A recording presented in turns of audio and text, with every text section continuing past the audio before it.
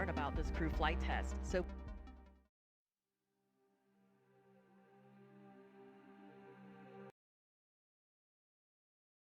from United Launch Alliance's Advanced Spaceflight Operations Center, or ASOC. Yeah, Dee, Dylan and I are in a really unique location here over at the ASOC. We have a great vantage point on all of the operations that are going on here today. We're able to actually see all of the launch control team down here behind us. We also have mission directors to one side and engineering support to the other side. So we are really right in the middle of what you might consider the game. It feels sort of like we're in a press box at a football game.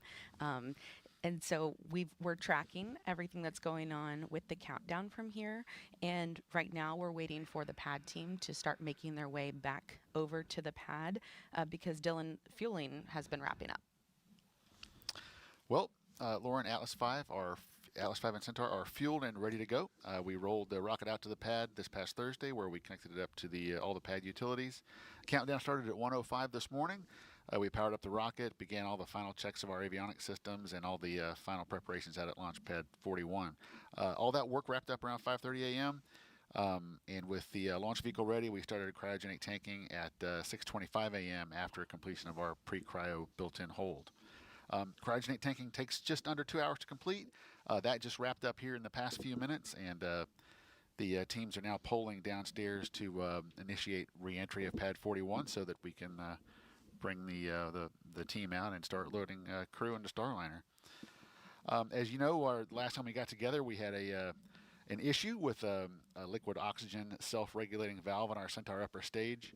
Once we get the launch vehicle fueled, one of our critical ground operation rules is that we do not change the status of the launch vehicle with any of the folks out on the pad or crew on board the spacecraft. So with the fueled rocket and a stable replenish configuration for the safety of the crew, we did not or would not change the state of the rocket. So significant troubleshooting of that valve really wasn't possible with people at the pad. So that's what led us to that scrub decision of our first launch attempt. Not working any issues today, and that valve was removed and replaced and retested during our downtime here. So that is the status of the rocket, Lauren. Yeah, and Dylan, Starliner really had a very clean countdown during the last launch attempt, but it wasn't until after that scrub that we started safing the propulsion system and closing the valves and observed a small helium leak in the port side manifold. So we decided to take a pause and investigate further, as we do in this business. And after testing all 8 of Starliner's helium manifolds, our team found the leak was isolated to one flange in one of the spacecraft's 28 reaction control system, or RCS thrusters as we call them, which makes small adjustments on orbit. And even more specifically to a tiny seal about the size of a button on a men's dress shirt. So that gives you a real perspective on how small we're talking. It's important to note that helium is not combustible or toxic. Thorough data analysis showed us this condition is acceptable for flight, and that Starliner could handle actually 4 more leaks, or this leak growing by 100 times its current size before actually needing to be managed in space. In fact, other spacecraft like the shuttle have launched with similar leaks in the past, and our teams will be checking the leak here soon, and we'll keep you posted on that. While investigating the cause of the leak, engineers also discovered that in an unlikely scenario of an adjacent helium manifolds failing, our deorbit burn during the spacecraft's return to Earth could be impacted. And because having layers of redundancy is imperative, our teams developed yet another way to perform that burn. If that option were needed, Starliner could do 2 burns about 10 minutes each and 80 minutes apart with only 4 RCS thrusters. In the last few weeks, the crew ran these scenarios in the simulator, and they feel confident with the plan.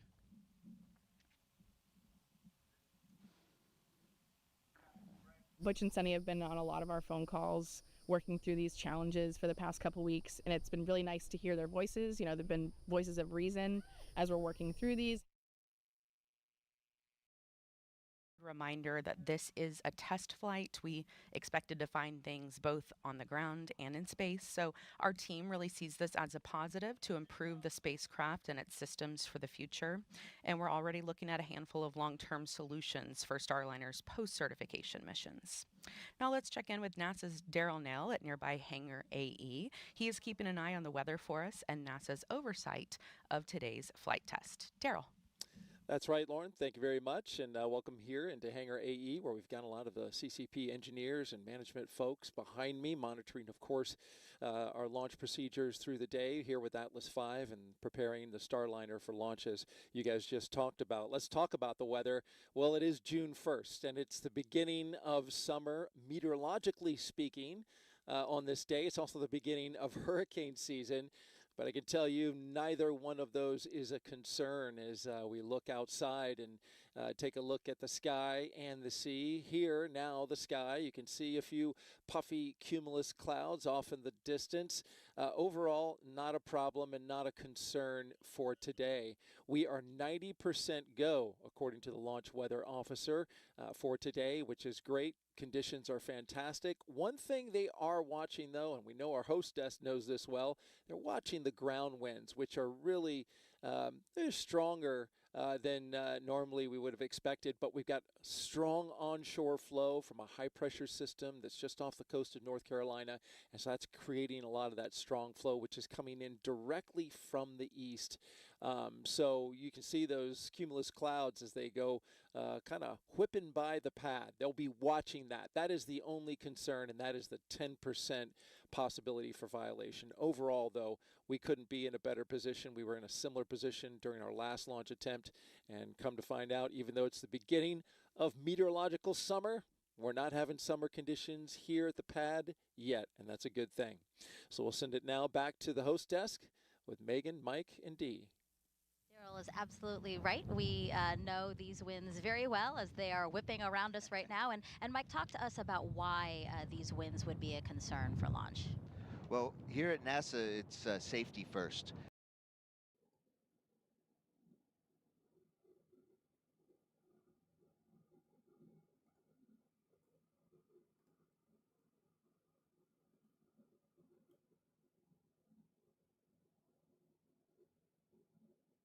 Good afternoon, everyone, and welcome to our live coverage of Starliner crew flight test.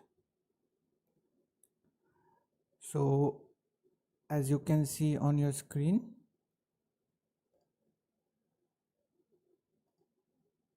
both the astronauts Sunita Williams and Butch Wilmore have donned their spacesuits.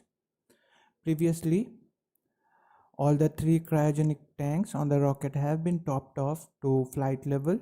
That gives up as a fully fueled 9,79,000 pound rocket to launch Starliner today.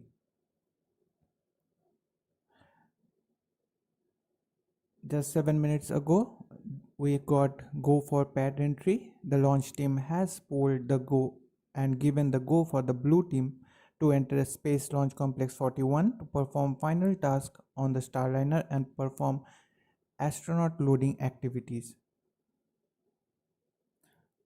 Console operators voiced that various systems are safe for pad entry.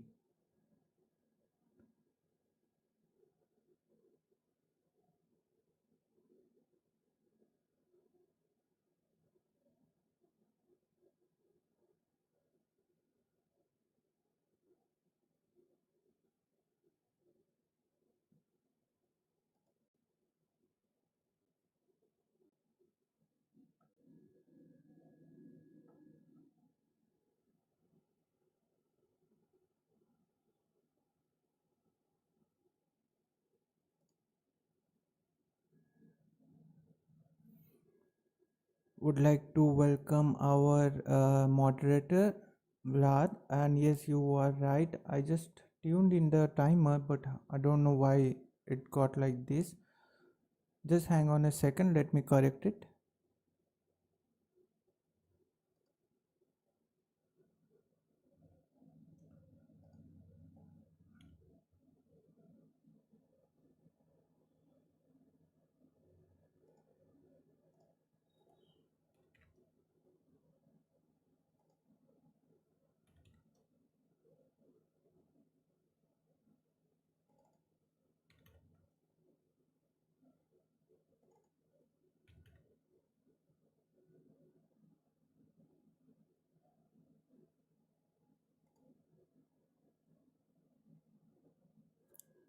I guess now the timer is right.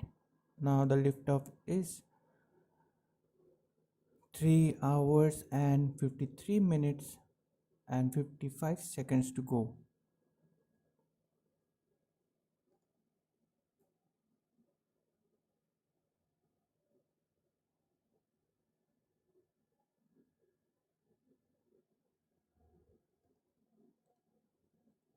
Today, a United Launch Alliance, that is ULA Atlas V rocket, will launch Boeing's Crew Space Transporter CST-100 Starliner spacecraft with two NASA astronauts, that is Butch Wilmore and Suni Williams, on the crew flight test.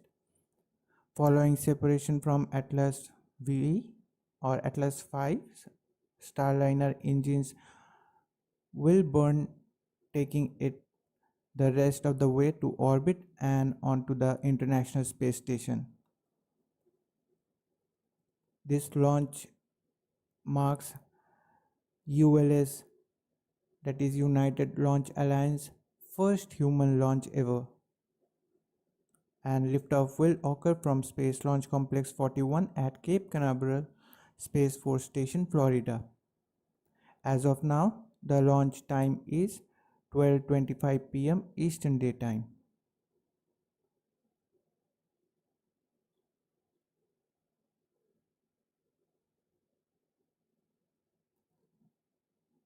I will be providing in between this stream some updates, so keep an ear to it. For now, the blue team has crossed into the hazard area.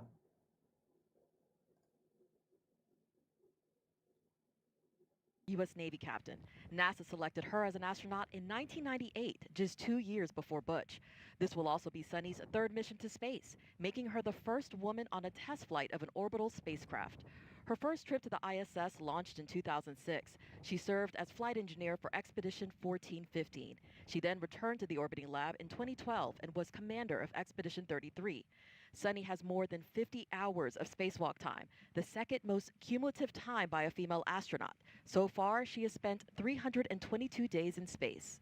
Before NASA, Suni was a former naval test pilot and instructor, logging more than 3,000 flight hours in more than 30 different aircraft.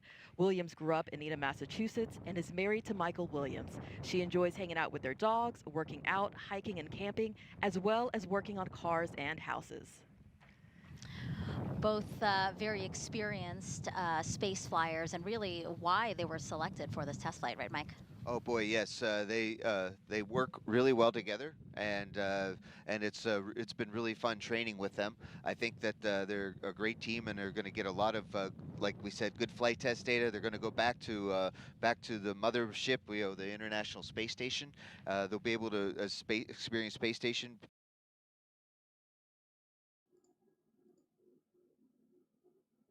Another update, the blue team has arrived at the base of the launch pad.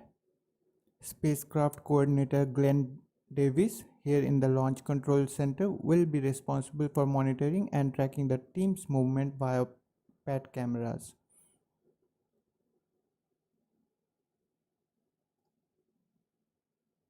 Talking about that helium leak that Boeing was able to resolve. They did a check of that system, they pressurized it, and so far all is looking good. Let's walk you through what you'll see over the next almost 5 hours on this broadcast.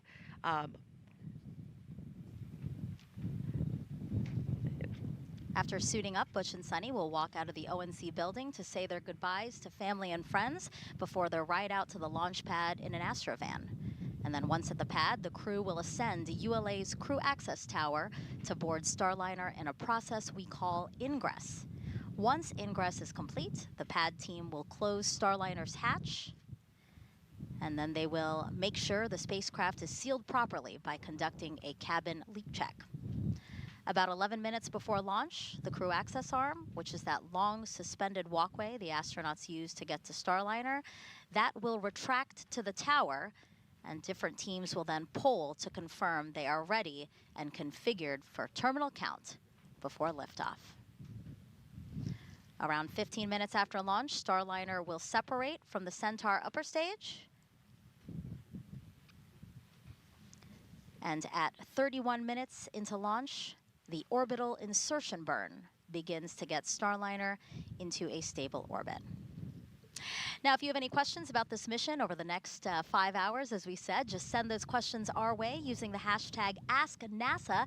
All you have to do is jump on Facebook, X, YouTube, Twitch, any of our social media platforms, and we look forward to hearing from you and answering those questions live. Now let's head back into the suit-up room again. That's where all the action is happening. And it looks like Suni also now has her helmet unzipped, and it looks like she's taking off her gloves. I believe both of them have had successful suit leak checks. Yeah, we saw, and we expected it because there's a lot of testing of the suits before the crew gets inside them, but you still have to check. We saw that Suni was fully inflated and looked kind of almost a little small inside the suit, and that's exactly how it's supposed to work. We even test the spacecraft that the crew could still push the buttons and do what they need to do to fly the spacecraft, even in an inflated condition. But you can see them there sitting in these Astro loungers, and you can see We have another update that the blue team has arrived on level 12 of the crew access tower to resume their work on Starliner following Atlas V, Atlas V fueling operations. The ULA technicians on the team will enter the White Room first to ensure safe working conditions, deploy the access platforms, and inflate the environmental seal against the capsule's exterior. Yeah, our timelines are built for the whole day in case for the case when we have 4 people. That's something we're checking out to see if a 4-person timeline is workable. But we only have 2 people, so it does give us a little bit of extra time. And Butch and Suni have really focused on the team because we realize as astronauts that we're part of a really big team, and that's really cool. It's like the biggest sports, bigger than regular sports teams, and we all work together, and it's the greatest team sport. So Butch and Suni did want to spend time to recognize our suit-up team that you can see working in the room, who are making sure and that they're ready to go. There's also another team in there that checks the equipment to make sure that they have what they need: their wrist mirrors and watches and pens and pencils, what's going on their knee board, and we check all that to double check to make sure, because once we're in the capsule, you got what you got. Yeah. A quick note about the suit. Again, this is a new suit that developed for this Starliner launch, and the full suit, which includes an integrated shoe, weighs about 20 pounds with all of its accessories, and that's about 10 pounds lighter than the launch and entry suits worn by space shuttle astronauts, right, Mike? Yes, it's definitely more lightweight. We took some really good ideas from previous spacesuits, and David Clark put together a great suit. Okay. And it's definitely more flexible, elbows and knees. You saw Suni kind of showing that. There's vents that come in right underneath our chins that allow us to be cooler and still pressurize this suit. All right, we have commentators at Mission Control in Houston monitoring Starliner's flight to the space station. Let's check in now with NASA's Brandy Dean and Boeing's Jim May.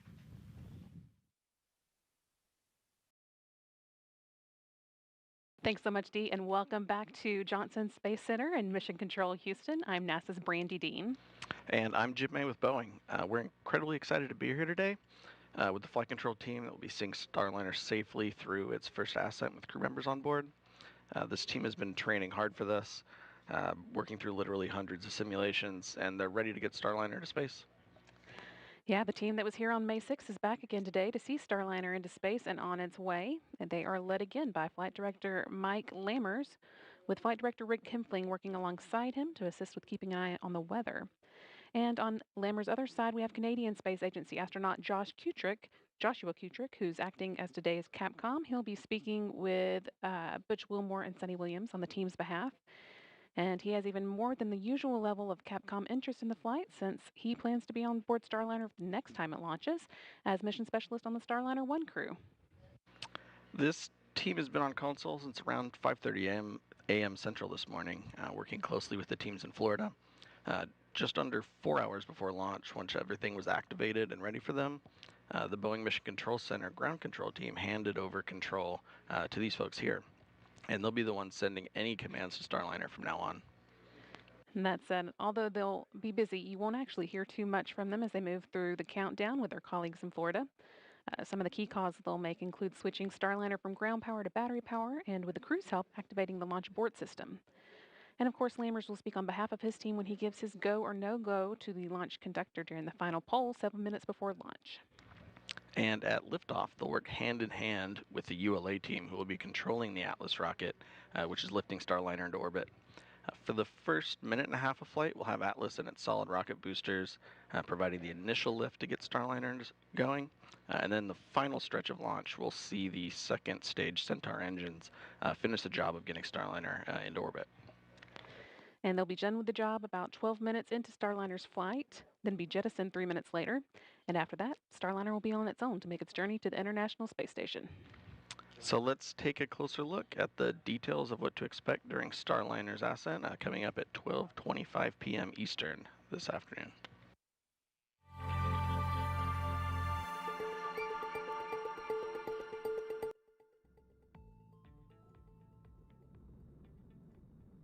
Now we have another update. The blue team has verified oxygen readings and confirmed no toxic vapors in the white room. They have received the go to proceed with their work. Then around T plus 40 seconds, max Q starts. That's also known as max aerodynamic pressure. This is a critical time when the atmospheric forces reach their highest. Next, at about plus 1 minute 35 seconds, the two solid rocket boosters run out of fuel and burn out, and about a minute later they separate from the booster. The Atlas booster engine continues to burn for almost 2 more minutes. Then at approximately plus 4:30, booster engine cutoff, or BECO. About 5 seconds later, the booster separates, and so does the ascent cover on top of Starliner. At around 4 minutes 45 seconds, the Centaur upper stage ignites, continuing the push to orbital speeds. Then a little after 5 minutes, Starliner is free of the atmosphere and doesn't need additional aerodynamic support, and the aeroskirt is jettisoned. After a long 6+ minute push from Centaur, main engine cutoff, or MECO, happens around 12 minutes after liftoff. Then, when Centaur successfully separates almost 15 minutes after launch, ULA's job is done. But Starliner is not quite in orbit yet. After a 16-minute coast, Starliner ignites 4 of its orbital maneuvering and attitude control, or OMAC engines, for the orbital insertion burn, and then 31 minutes after liftoff, the ascent profile is complete.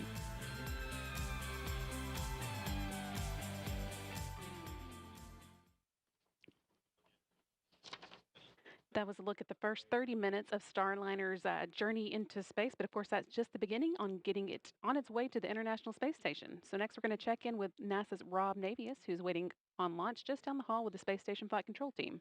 Rob? Thank you, Brandy, and good morning from Mission Control in Houston and the International Space Station Flight Control Room, where flight controllers are monitoring the countdown for the Atlas V launch and keeping tabs on the Expedition 71 crew aboard the orbital outpost. The 7 station crew members are awake at this hour on a Saturday, having just watched the unpiloted Progress 88 cargo craft dock to the Poisk module of the International Space Station. That flawless docking occurred at 6:43 a.m. Central Time, 7:43 a.m. Eastern Time.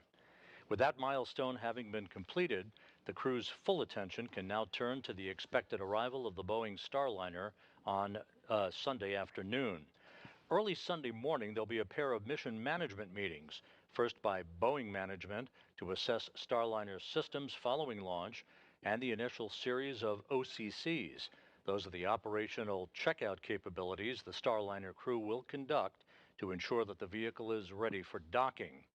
Following that meeting, the International Space Station partners will gather to give final approval for Starliner to press ahead with the critical phase of the rendezvous that will begin Sunday morning with the terminal phase initiation burn. By the way, at the time of launch today at 12:25 and 40 seconds p.m. Eastern Time, The International Space Station will be flying 260 miles over Western Germany. A busy 24 hours lies ahead. We'll be here every minute to keep you posted. With that, and with the Atlas V countdown proceeding smoothly, let's go back to the Cape. Thank you, Rob. Yes, a lot of moving parts over the next 24 hours to get Butch and Sunny to the space station. So let's head back now to the ASOC to hear another update from ULA's Dylan Rice and Boeing's Lauren Brennicke. Megan, we want to let viewers at home know that we are now going to be bringing up those public operational communications. You might hear us call them loops or nets. We have another update. The blue team will prepare Starliner crew cabin for flight. 8 specialists from ULA, that is United Launch Alliance, and the Boeing Corporation, known as the Blue Team, will load astronauts Butch Williams and Suni Williams, Butch Wilmore and Suni Williams into the Starliner spacecraft during the Atlas V rocket's countdown, then close the hatch and perform leak checks.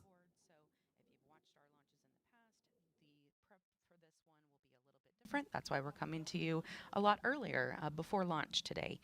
It is important to remember this is a test flight, so we are going to learn a lot to be more efficient in the future. Dylan, how are things progressing with the rocket?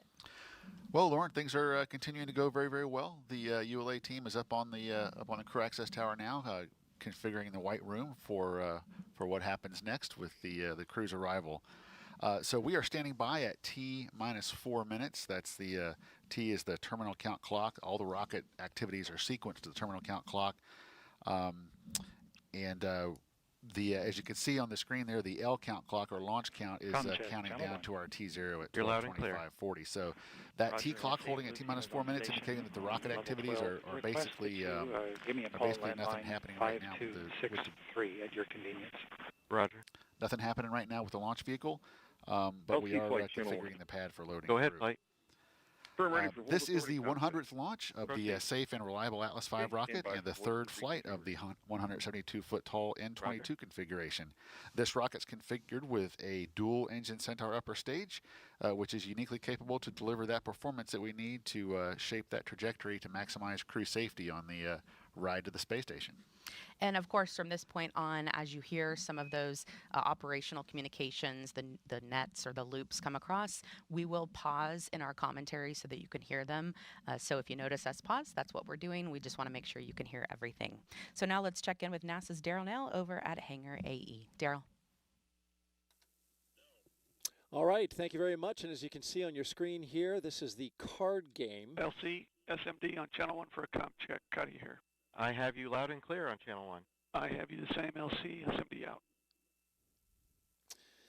You just heard the launch conductor there. Nothing too big to report. Com check on air to ground 1. I have you loud and clear on channel 1. Copy, I have you loud and clear on CST, air to ground 1. This completes hold call authority com check. Roger. Okay, so some comm checks that you can hear there. But again, this is the traditional card game. You see Sunny and Butch there with Joe Acaba, the lead there for the mission today. And I see 2 camera angles here for the first time, so we actually get to see their cards. But the point of this game, and of course Mike Fink and Megan can talk more about this, but as we're looking at it, since we're watching it now, they're playing a card game, and they're going to play this game until the commander, Butch, loses. And the whole point of this is to take all that any bad luck and get rid of it on the card game, right? So they want Joe there to win the hand, and they're playing the hand out. Now minus 3 hours, 35 minutes. So they're going to play another hand, because I think that they may have won. So we'll see what's going on. Anyways, we also want to talk weather, which is a factor. Not too much today. Only 10% no go. We are a 90% go, and so we're looking really good there outside. But we do want to continue to watch this tradition, which goes all the way back to the space shuttle program.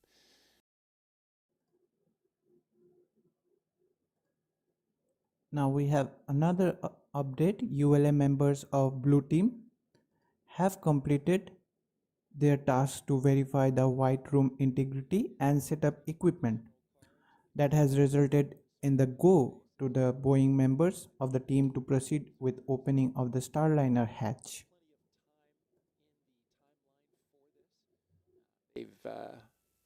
They're suited up. They've done their pressure checks, and so along the timeline, they've built in a period of time, of course, some margin just in case they have to do some extra checks. But there you go. Card game is complete.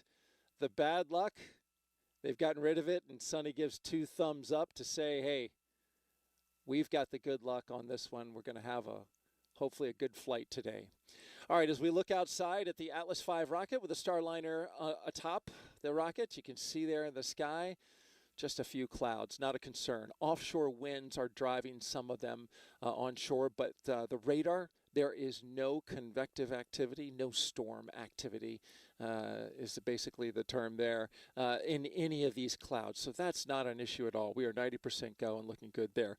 Also tracking NASA's oversight of the mission today, NASA Operations Manager Richard Jones just recently polled his team within the hour. They were all go. So we're looking good there as well.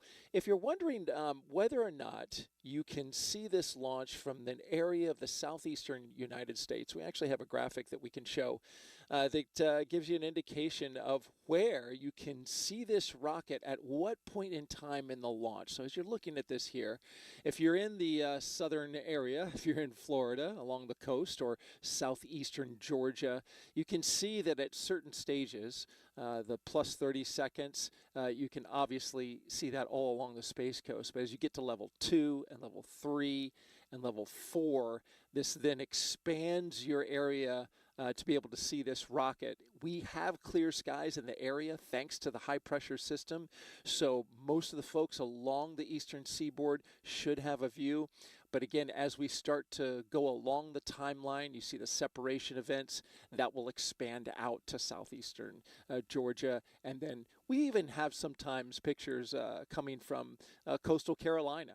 If you have those, of course, send those to us. #AskNASA. We'd love to see them.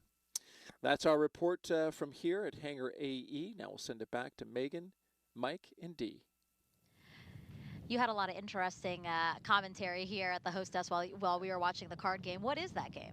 Yeah, so this game is called 31, or SCAT, although I think Sunny's niece and nephew, they call it CAT because Sunny likes dogs. So it's just a little jab. But the point of it is kind of a little bit like blackjack, except you're supposed to get 31 of the same suit. And you saw there that Butch and Sunny successfully got rid of the bad luck, and they're getting ready right now to walk downstairs and say hello to their families and get into the Astrovan. So I think that's coming up pretty soon.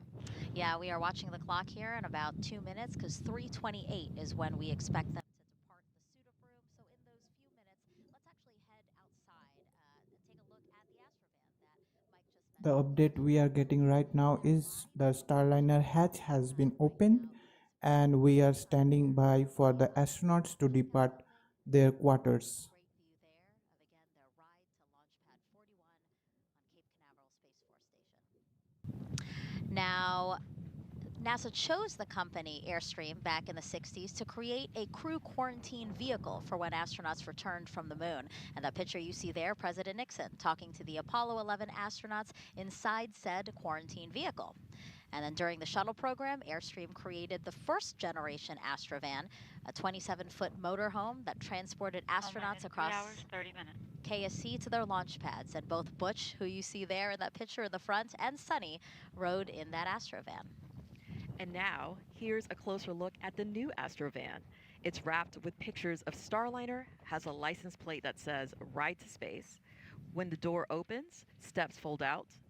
The inside can seat up to 8 people with room for the astronauts' portable air ventilators that keep the crew cool. The Astrovan also includes a TV and sound system, so crew can watch or listen to whatever they want on their way to the pad. Yeah, this Astrovan was it's super comfortable, and even though it held 8, there was just 3 of us last time, and Butch and Sunny are going to ride out today just by themselves. They told me last night that they'll miss me, but I'm not sure that they really will, because they're getting ready to go to launch. It's a very smooth ride. We have great drivers, and we even have a backup Astrovan. Oh, I didn't know that about a backup Astrovan, really. Yeah, well, it's not where the backups ride, because I rode in the, in the primary one. But, yeah, no, it's the really important thing is that we have to launch on time. So if some strange reason they got a flat tire or something, we'll just hop out of one van and go to the other one. Makes sense. All right, again, look at the clock. 3 hours, 28 minutes, and 40 seconds until liftoff of NASA's Boeing crew flight test. And in about 30 seconds, we expect Butch and Sunny to leave the suit-up room inside that building you see there. Here they are. Commander Butch Wilmore and pilot Suni Williams walking to an elevator at the end of the hallway to depart astronaut crew quarters. Looks like they have some roses in hand. Oh, that's really sweet, Mike. They're handing it out to some folks there in the ONC. Again, Butch and Sunny are really about the team, and Butch made sure that there were roses for the ladies, and I think even some of the guys. Yeah, one just got a rose right there. It's the thought that counts, really. And it's really they take such good care of us while in quarantine, and Butch and Sunny. LC Slick on channel 1. Longer quarantine than usual. Hatch open ops complete. Confined space checks are nominal. Roger. A wave there from Butch and Sunny as the elevator doors close. That elevator will then transport them down 3 floors, and we will soon see them walk out those doors you see there. And in the meantime, we heard that the capsule, the spacecraft hatch is open, ready to receive. You know, Butch and Sunny have been training on Starliner for years.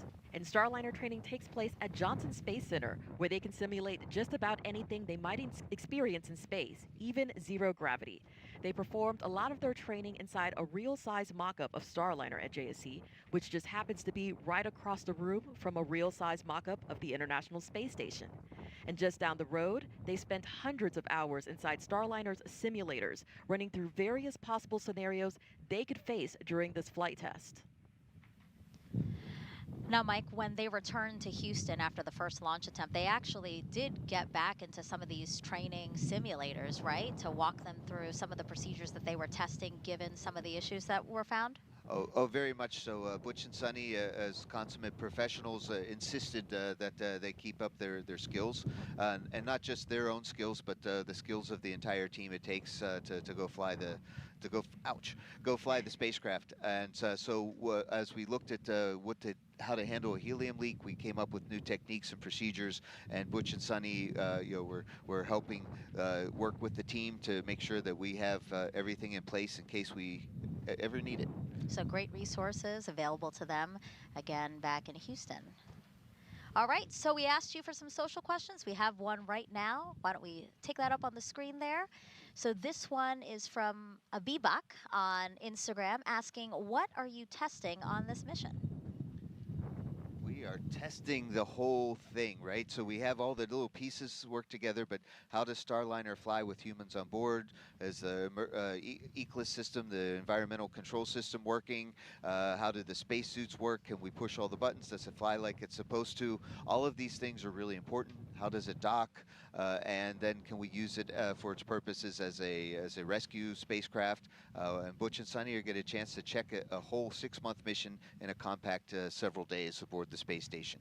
So this is really important. We'll take a lot of flight test data, talk about it when we get back, and add to the certification so that Starliner can fly on a regular basis. We have a minute before they walk out of those doors, so let's sneak in one more. Nor on Instagram asking, how do astronauts feel after coming back to Earth? Yeah, it's really amazing because you're weightless for a while and then you come back and you have 1G again, and your body is adapting. Some of us feel sick. Some of us just feel a little bit not well, but it's really amazing because within minutes to days we feel back normal again. And my experience was on my last flight was I was hungry when I came back, so they had some sandwiches ready, and here they are. Our CFT crew taking their first steps outside for their historic flight test to the International Space Station. Commander Butch Wilmore on your left and pilot Suni Williams to your right. Waving to the crowd there, their friend Mike here at the host desk applauding them from afar. Some roses still left in Butch's hand. I'm sure he'll hand them off to some of the crowd there that's outside of the ONC. I think his wife and daughters are there, so he definitely wants to show appreciation for how patient his family has been. Well, and you did say that Butch and Suni have been in quarantine for a very long time now. April 22nd is when they went into quarantine. Yeah, it's been a long time. They were allowed to see their family, but from a distance, so this is as close as they've been for a while. But we do really respect the health stabilization program. We don't want our friends aboard the space station to get sick and impact the mission for sure. Talk to us about the people who are here, right? And there's different tiers that talk about or that have to do with how close they can get to the astronauts, right? Yes, so if other people have been in quarantine along with Butch and Suni, like before, then they could get really close. At this point, the crew has to maintain at least a 6'2" distance, and they can see and talk to their friends. Especially we're outside, so and with this wind, you know, the chances of anything happening are very low. And then there's a lot of our team that are there, and we also have some very important people like the administrator and other folks too. And I think I might even see Chris Ferguson, the original commander of the CFT mission. I think he's there in the crowd also. So yeah, this is a lot of well-wishers and sending blessings to Butch and Suni for a successful flight. Yeah, it's great to see the crowd there, and also a number of your fellow NASA astronauts, right? They're there to support the crew's family. Yes, we have Jack Hathaway and Doug Wheelock. Now, Doug's a veteran astronaut. Jack is one of our new former ASCANs and now getting ready to go fly on a mission himself. We also see in the distance the Boeing NASA astronaut liaison, Megan Donaldson. She's been super helpful in getting this mission together and keeping the crew pointed in the right direction, and being a very good liaison with the Boeing management too, so that our voices are heard. Yeah, I think the scene here just shows again, a fraction of all the people that it takes to make this happen. The support of your family, the support of your friends, and then again, teams across both Boeing, NASA, and ULA to make this crew flight test happen. Lots of thumbs ups from Suni there, lots of waves. They're making their way through the crowd now. They have still about 1 minute and 30 seconds built into this opportunity to say their final goodbyes before they get into that Astrovan and head to the launch. Now, as you saw, the astronauts are en route to the launch site. Commander Butch Wilmore and pilot Suni Williams just emerged from NASA's crew quarters in the Neil Armstrong Operations and Checkout building at the Kennedy Space Center to board Boeing's crew transport vehicle that will drive the astronauts to the Atlas V launch pad. And best wishes so that for a successful mission. And if we're not enjoying spaceflight, if we're not seeing that it's a wonderment of humanity, then we're doing it wrong. And here they go, getting ready into the van. We can see their helmets there hanging off of their suits. I remember this story that Butch said. He had this recurring nightmare that it would be launch day and he'd forget his helmet. So I'm pretty sure he loves the fact that they're attached to him there. Yes, it's Butch-proof. Butch-proof. All right, so they're in the Astrovan now. A quick note about the other folks who are in with them. You have the driver, Rodney Perry, and he said he couldn't pass up the opportunity to drive astronauts to a launch pad. Pretty cool. 3 hours, 20 minutes. And then also the backup driver, his name is Sean Rose. He's basically going to be the communicator as well, just listening to all the communications that are going on behind the scenes, as again, everything is readied for the astronauts to arrive at launch pad 41. The drive will take about 15 to 20 minutes. There will be a full security escort. And here they go. NASA astronauts Butch Wilmore and Suni Williams now en route to Cape Canaveral Space Force Station's Launch Pad 41.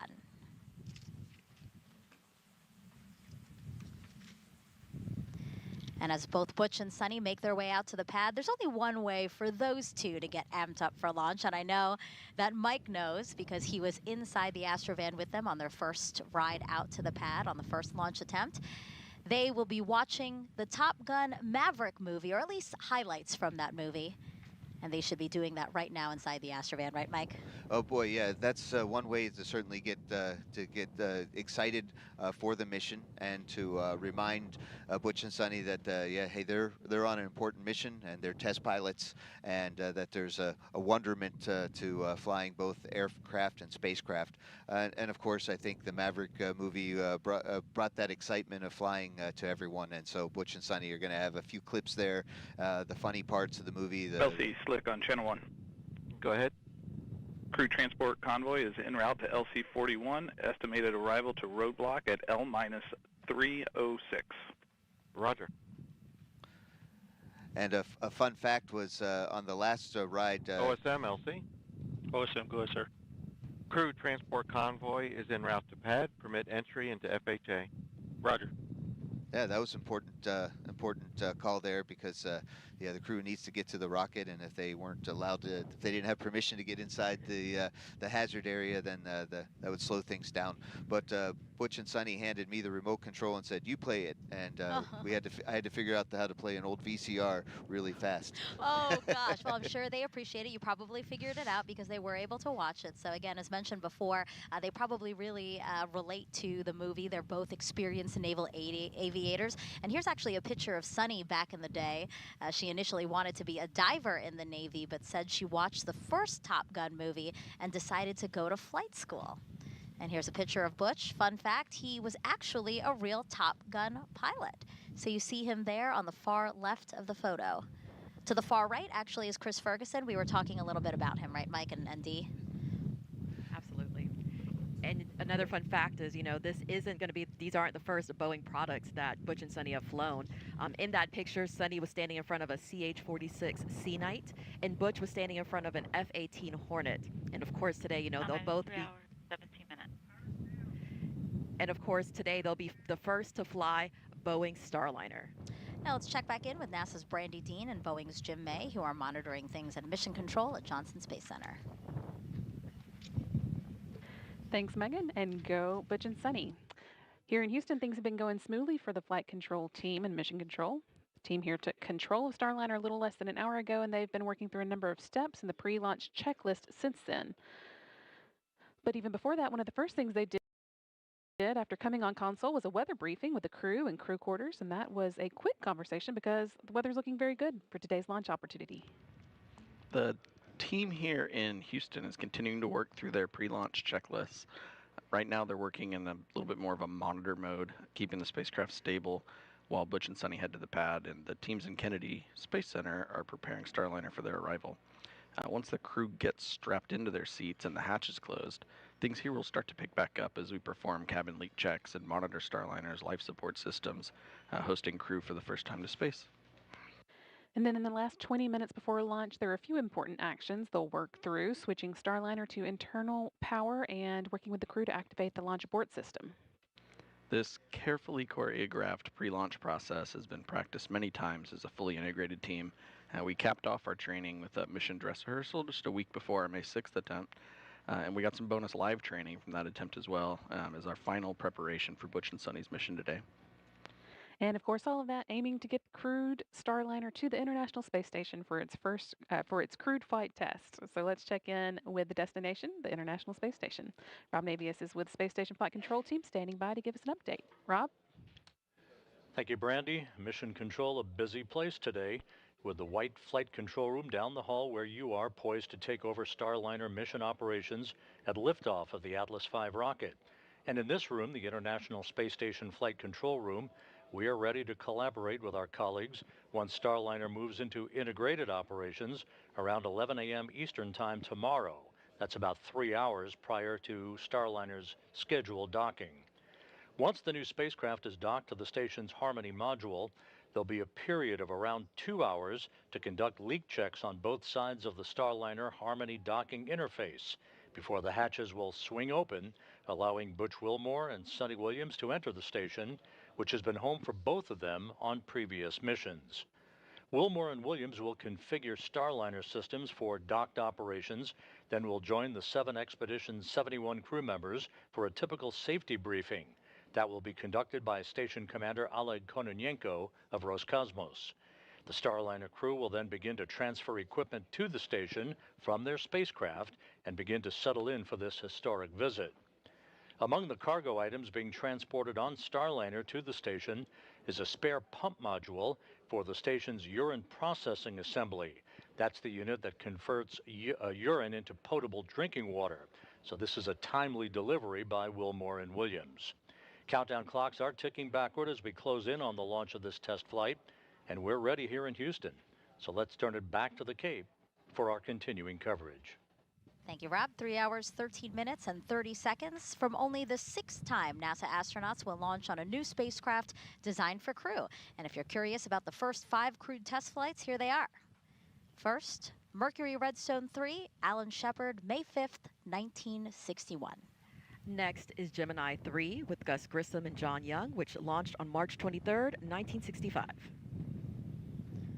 Great historical footage there.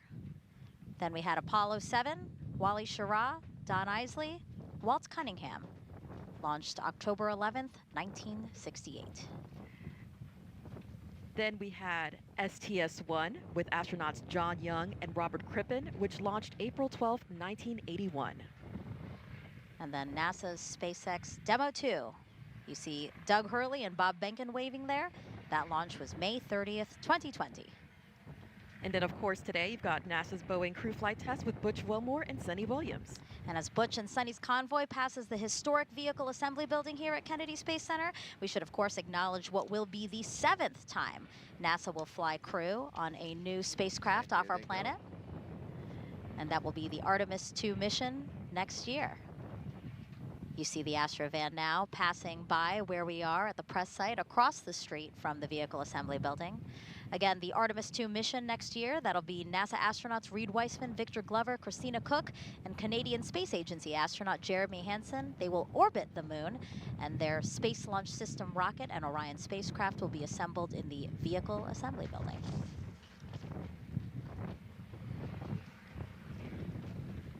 Check out what's already in work for NASA's return to the moon. Now, as we approach the final countdown, let's walk through the key events leading up to the launch. 3 hours and 10 minutes before launch, the crew module preparation begins, setting the stage for mission ahead. Next, at 2 hours and 50 minutes to launch, the crew arrives and get ready for insertion into the spacecraft. With 1 hour and 20 minutes remaining, the hatch closure is completed, sealing the crew inside the Starliner. Now I will take a pause for an update coming.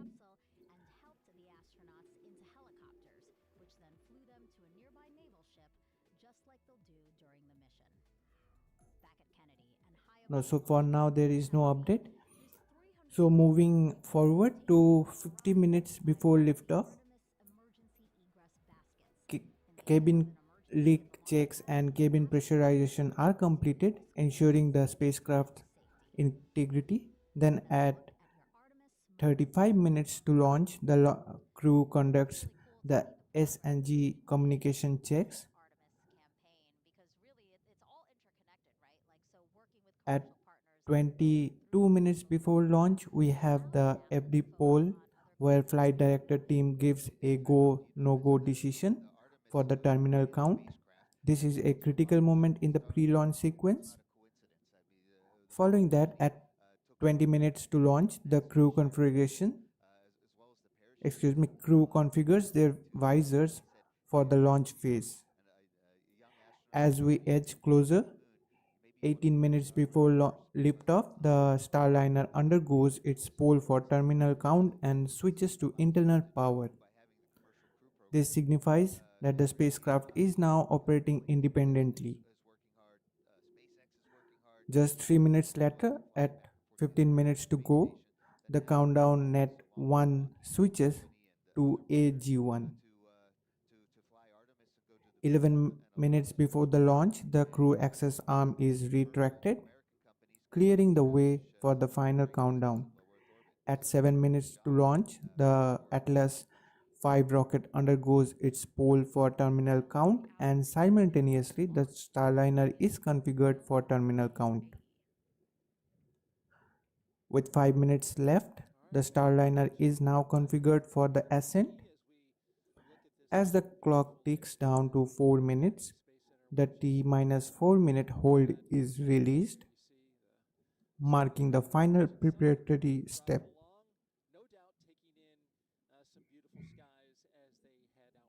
And now, with 0 seconds left on the clock, it's time for the Atlas V rocket and Starliner to launch, carrying the crew into space.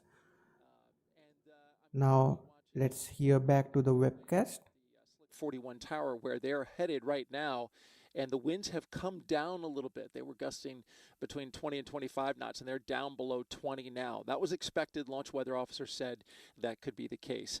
The other item that the launch team is making sure they keep their eyes on, and the mission team particularly, are the winds along the ascent corridor. So if we take a graphic here, we've got basically the path that the Atlas V and the Starliner will take across the eastern seaboard. That's the direction to the northeast. And you can see all along that eastern seaboard, it's important for the mission team to keep their eyes on the weather all along there, because there are areas in which, if there was something to go wrong with the rocket or the spacecraft, they could abort off the top of the rocket and come back down into a splashdown into the Atlantic Ocean. And you can see it travels all the way along the eastern coast of Canada, where they do have some cool water temperatures. That's a factor when the rescue teams, should they abort, have to go into the water. But as we understand it, the det teams, military. Go ahead. Yes, sir. For step 150, crew transport convoys clearing roadblock. 18 personnel are entering FHA at this time. Roger. A good call out there. We know the roadblock's clear because we can see the crew traveling unencumbered on their way to the launch pad. And so just to wrap up the graphic there, things are looking good. We're in a low condition. Basically, the status is low chance of probability that the ascent corridor could be a factor today. So the big picture is weather's great on the ground at the launch pad. It's looking good along the ascent corridor. LC Slick on channel 1. Go ahead. We're ready for pad support personnel to perform OSE radio comm checks and to proceed to ground level. Roger. Proceed. And the team is on the way to the pad. Let's send it back to the host desk. Let's actually send it back to Lauren and Dylan in the ASOC as we continue to watch Butch and Sunny drive out to the launch pad. And Megan, we do have an update now for viewers on the helium leak situation. We are told by teams, we have confirmation the leak rate remains acceptable. In fact, they tell us it looks better than before. So good news there. We've been waiting to hear how that leak check went this morning, and all things look good. So we are moving ahead in the countdown. Everything is on time as we see the crew head over to the pad at this moment. And our pad team has been inside Starliner, making sure everything's ready for the crew. Their inspections are complete. The pad team today is made up of 5 people from Boeing and 3 from ULA. You may also hear them referred to as the blue team. And we did just hear a call moments ago that one of those pad team members has been cleared to head down to escort the crew up. So we will see Butch and Sunny get out here shortly and head to the elevator, escorted by one of those pad team members. This is, of course, the 3rd time for both of them to go through these motions. They have done it with now Roger. 3 different rockets and 3 different spacecraft, including shuttle and Soyuz. Crew transport vehicles entered pad. Roger. Crew is clear to proceed to level 12. Roger. And Sunny says that this is a test pilot's dream to be on this flight. She says she feels like she won the golden ticket. We've also heard Butch talk about how much he loves this spacecraft for its agility. He has even joked at times saying that he could do barrel rolls around the ISS if he wanted to. Of course, we won't see that happen, but he likes to say that that is just how nimble the spacecraft is. And of course, they have a lot of experience in different spacecraft. Crew transport vehicle has arrived at CAD. Roger. And Dylan, this crew feels very confident with the ride to space on the Atlas, which has a 100% mission success rate. Yeah, Lauren, that's right. The Atlas V Starliner configuration was designed. Now another update. Astronauts arrive at pad. Boeing crew transport vehicle with astronaut Butch Wilmore and Suni Williams has arrived at the Space Launch Complex 41 to begin boarding their Starliner spacecraft atop the Atlas V rocket. Launch remains scheduled for just under 3 hours from now. The astronauts will take the elevator to level 12 of the pad's crew access tower while the CTV convoy departs the complex and heads to safe fallback area. And that CTV, it means that crew transport vehicle.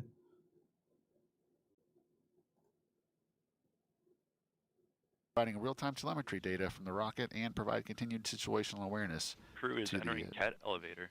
All right, Dylan, Roger. as the crew is heading into the elevator, we are going to send it back over to Megan, Dee, and Mike. Now, Mike, this is different from the first launch attempt. Before they got out, you were with them, you took pictures of them viewing the rocket. Today, they opted to just go straight to the elevator. Yeah, I think they, well, they probably miss me a little bit, but it's also, they've been there and done that.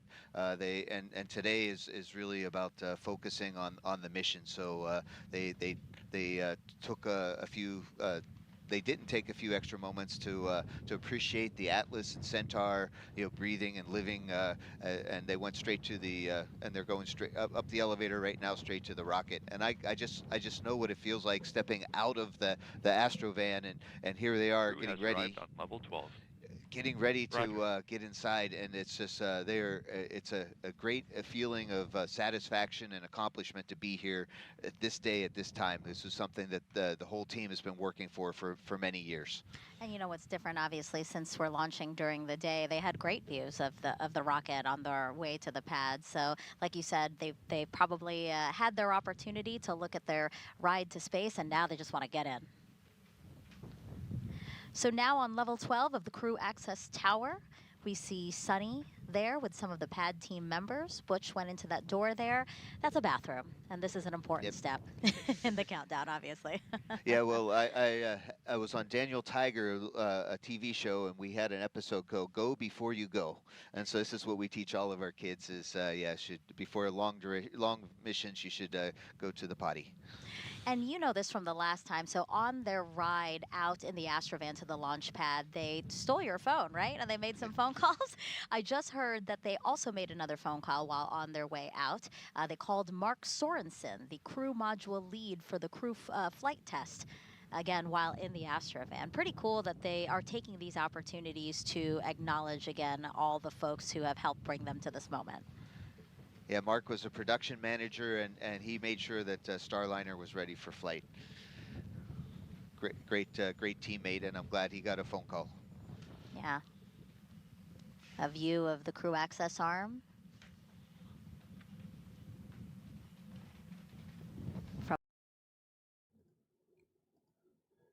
As you just saw now, the astronauts have ascended to level 12 of the crew access tower to board their spacecraft.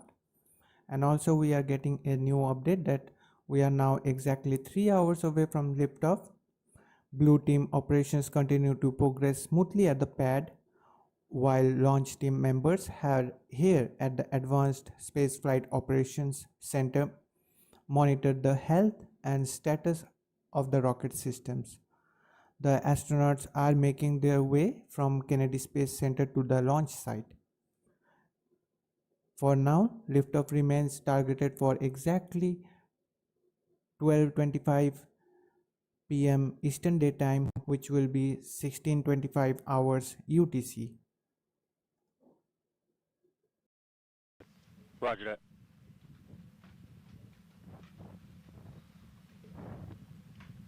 A nice moment here before the hard work of ingressing into the spacecraft and launching to the International Space Station. Well, they just cleared the crew transport vehicle to go away, so Butch and Sunny are stuck there now, so they might as well go launch. And here they are walking across the crew access arm.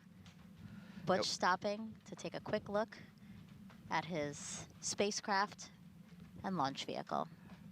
And you can see they stepped on that little white sticky mat to make sure that anything that they may have had on their boots doesn't get inside the spacecraft and possibly into the space station. We do try to keep a very clean ship both up and down and aboard the space station. Looks like they're saying a quick prayer for a successful mission. Yeah, these are other pad team members who are in the white room now with Butch and Sunny. The white room, a literal name for this room from back in the Gemini era to quite literally describe this room that will be the last stop before they get into the Starliner spacecraft. It's environmentally controlled to keep out dust and dirt and humidity. It's actually a little bit overpressured, so it has more pressure inside so that no air can come inside and, to the white room, and it all blows out. So even the door that goes to the white room was always cracked open a little bit to let the extra air out. And this is how to keep the particles from getting inside the spacecraft. So for the first launch attempt, to the left of the hatch was a mission patch for CFT, and Butch and Sunny took the time to sign that. Now for the updates, Blue Team specialists are standing by to welcome NASA astronauts Butch Wilmore and Sunita Williams as they arrive at the Space Launch Complex 41. These specialists from ULA team and ULA launch prepare the crew module and assist the Starliner ingress, safety checks and hatch closure. The flight crew is heading across the crew access arm to the white room now. Now head back to the webcast. It looks like Butch's wrist light is working. He has a good sense of humor, and so he showed it to us that his wrist light was working. It is a little bit dark sometimes in the capsule, so inside the spacecraft, so having an extra source of light, like we all do at home, we have our cell phones. We use that to light the way, but we don't have cell phones, so of course we have an extra wrist light. Yeah, off to the left side, off camera a bit, pad team members are going through what's called his helmet bag, right, Mike? Yeah, Boeing designed and manufactured this helmet bag that has everything that you need: the gloves, the crew head protection, the chippa, as well as any wristwatches and wrist lights and things like that, and as well as the ascent and entry checklists that were needed, and the crew knee boards. So everything that you need is in one place, and you know where, and they bring it to the pad with them. There's also a spare helmet bag that has a few extra things in case a chippa. Request permission to perform Centaur LO2 transfer line reach. Roger. Proceed. Yeah, in case a chippa gets broken or glove is missing, we have a few spares available. Team lead, LC.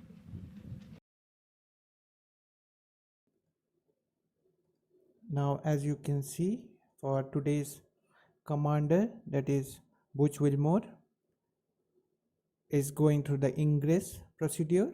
First to board Starliner tonight is CFT mission Commander Butch Wilmore, a retired US Navy captain and veteran of 2 previous space flights to the space station.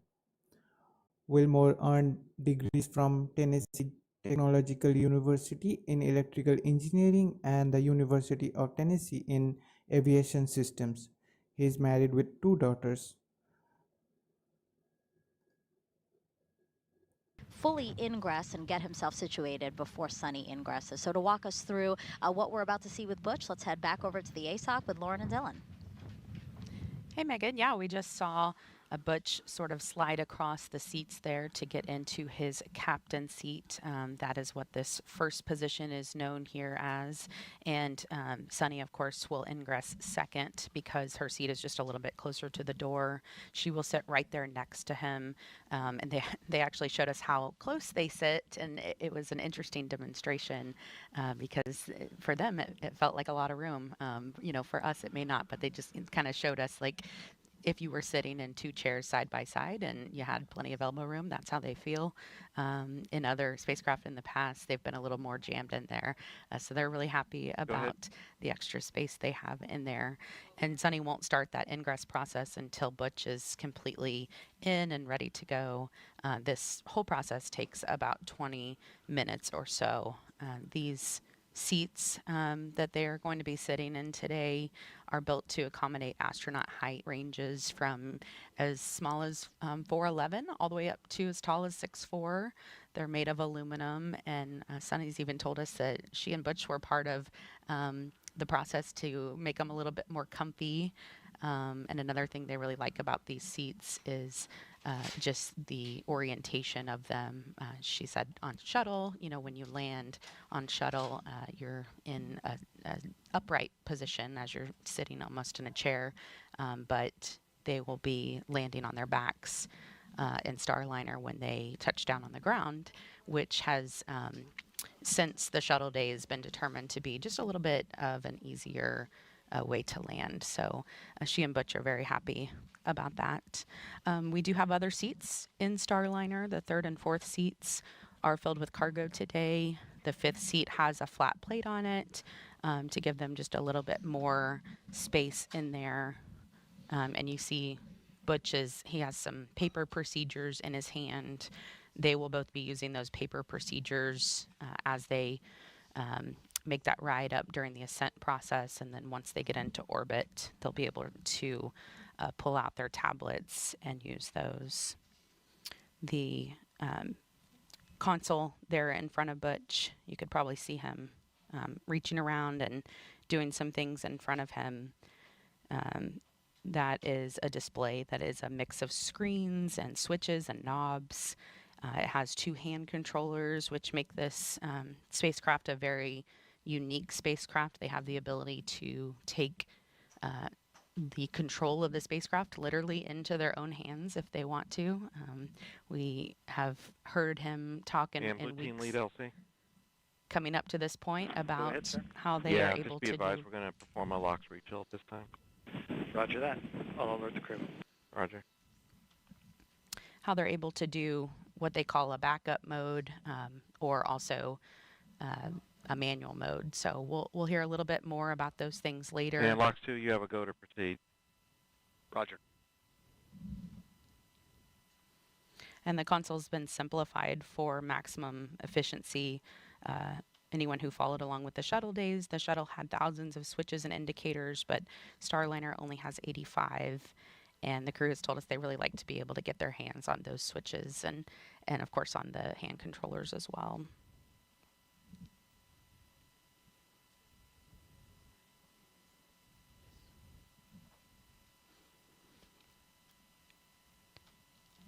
And we have confirmation that the prop system is activated and the pressures are as we expected. So things are going smoothly in the countdown. And Dylan, our team's really started working several days ago. The countdown didn't just start this morning for us. Yeah, that's right, Lauren.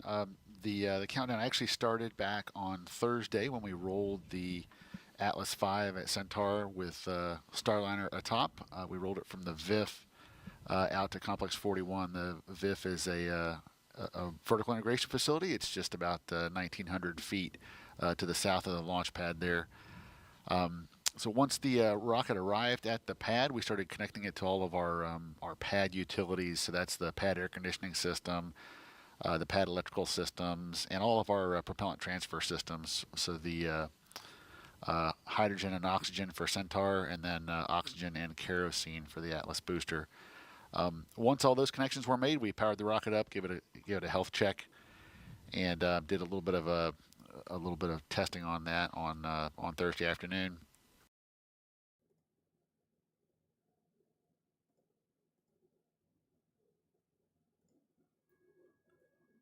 Now a little more about our today's CFT commander.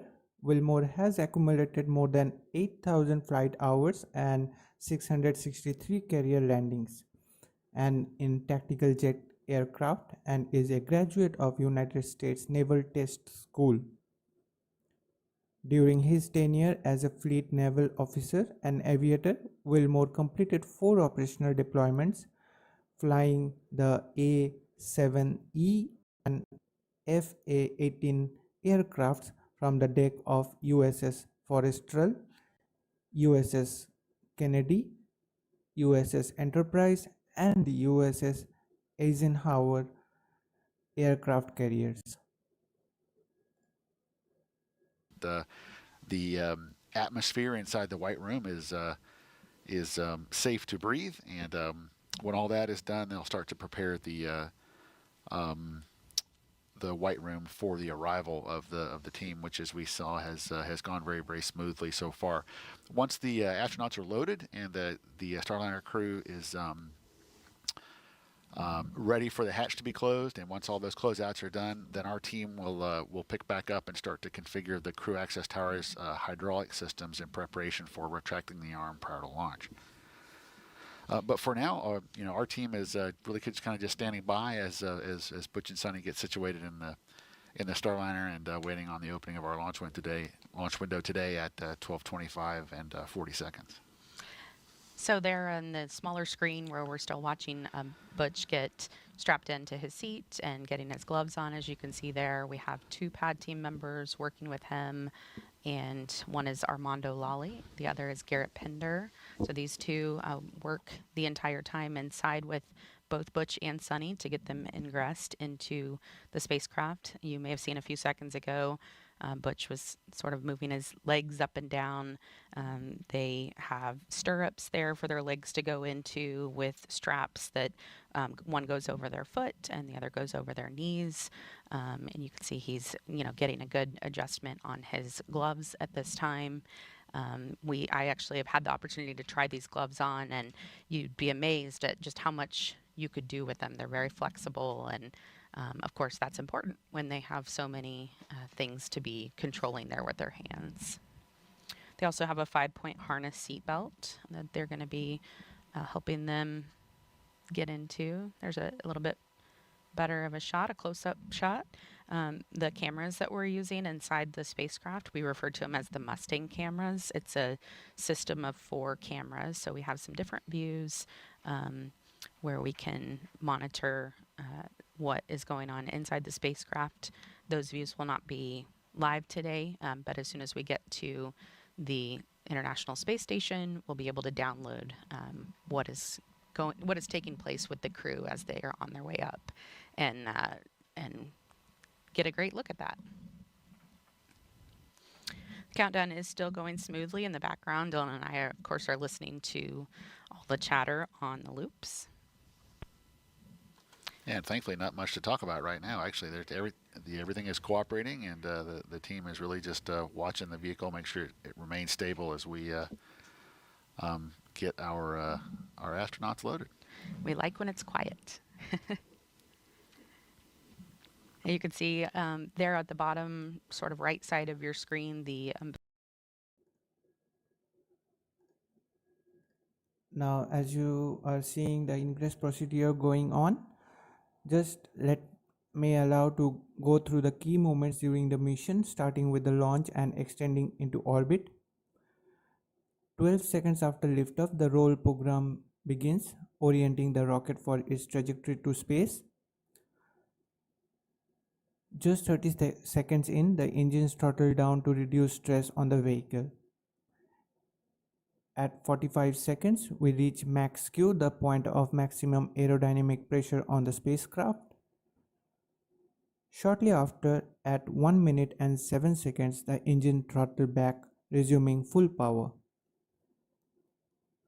1 minute and 30 seconds into the flight, the solid rocket boosters, that is the SRBs, burn out, having completed their job.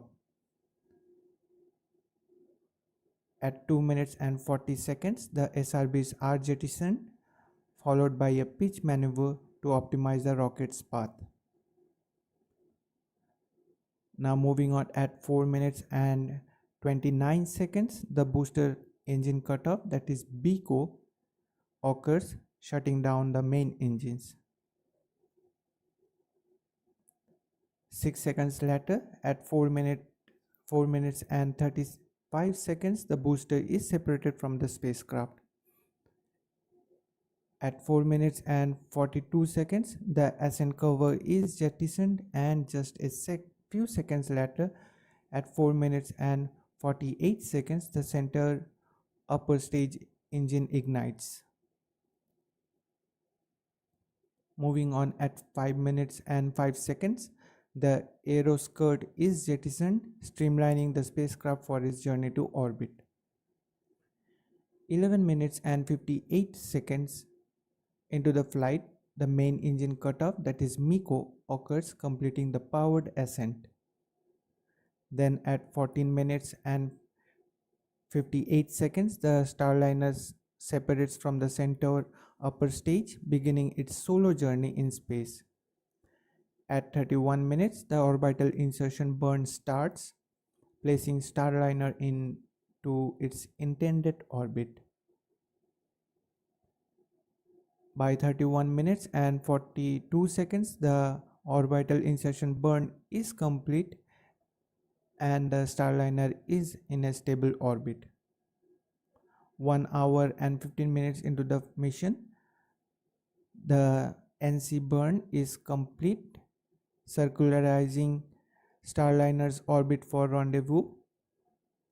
At 1 hour and 20 minutes, the crew begins doffing their suits, transitioning to a more comfortable state for their journey ahead. Finally, at 2 hours and 5 minutes, the crew will make their first live audio remarks, sharing their initial experience and status updates from space. How things should be, but then there's the reality of how things need to be. And that's what this test is all. Everything we do is test. It's been a process over years that is such a benefit in all aspects of the capabilities of this spacecraft. And we're excited to be a part of it.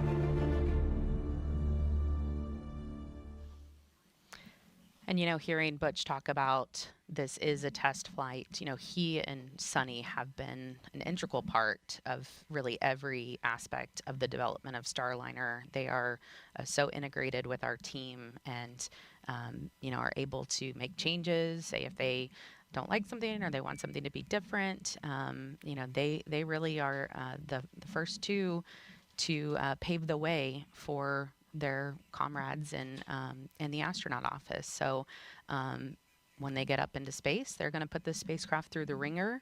They are both test pilots at heart. It's what they did in the Navy, and they love this job. I think I mentioned earlier that as Suni said, she feels like she won the golden ticket. So that's pretty cool to hear that from the very first person and first woman to be doing this test flight on a spacecraft that's going to the ISS. Want to tell you a little bit more about these pad team members because they work very closely with Butch and Suni. And the two that I mentioned that are inside the spacecraft, Armando Lawley, he is there just to Butch's right. If you happen to see, he'll have the number 5 on his back. You can't see it in this shot, but you might be able to in other times. He's the senior project engineer covering Boeing's Florida Space Coast. He's also a private pilot, so they have that in common. And in the past, he's worked on F-15s, F-18 Super Hornets, and 777, all for Boeing. He has been part of the build and development of Starliner really since the beginning. So he's been waiting a long time for this day, just like many others on the program, and he could not be more excited. It's pretty cool to interview him because he just really beams with excitement over this flight and this crew. And he has a great relationship with them. And then our number 6 is Garrett Pender. He is over there toward the back of the screen. You might be able to see the 6 on his back as he's sort of turned around there. He's a mechanical technician, and he's the one who will actually close the hatch today.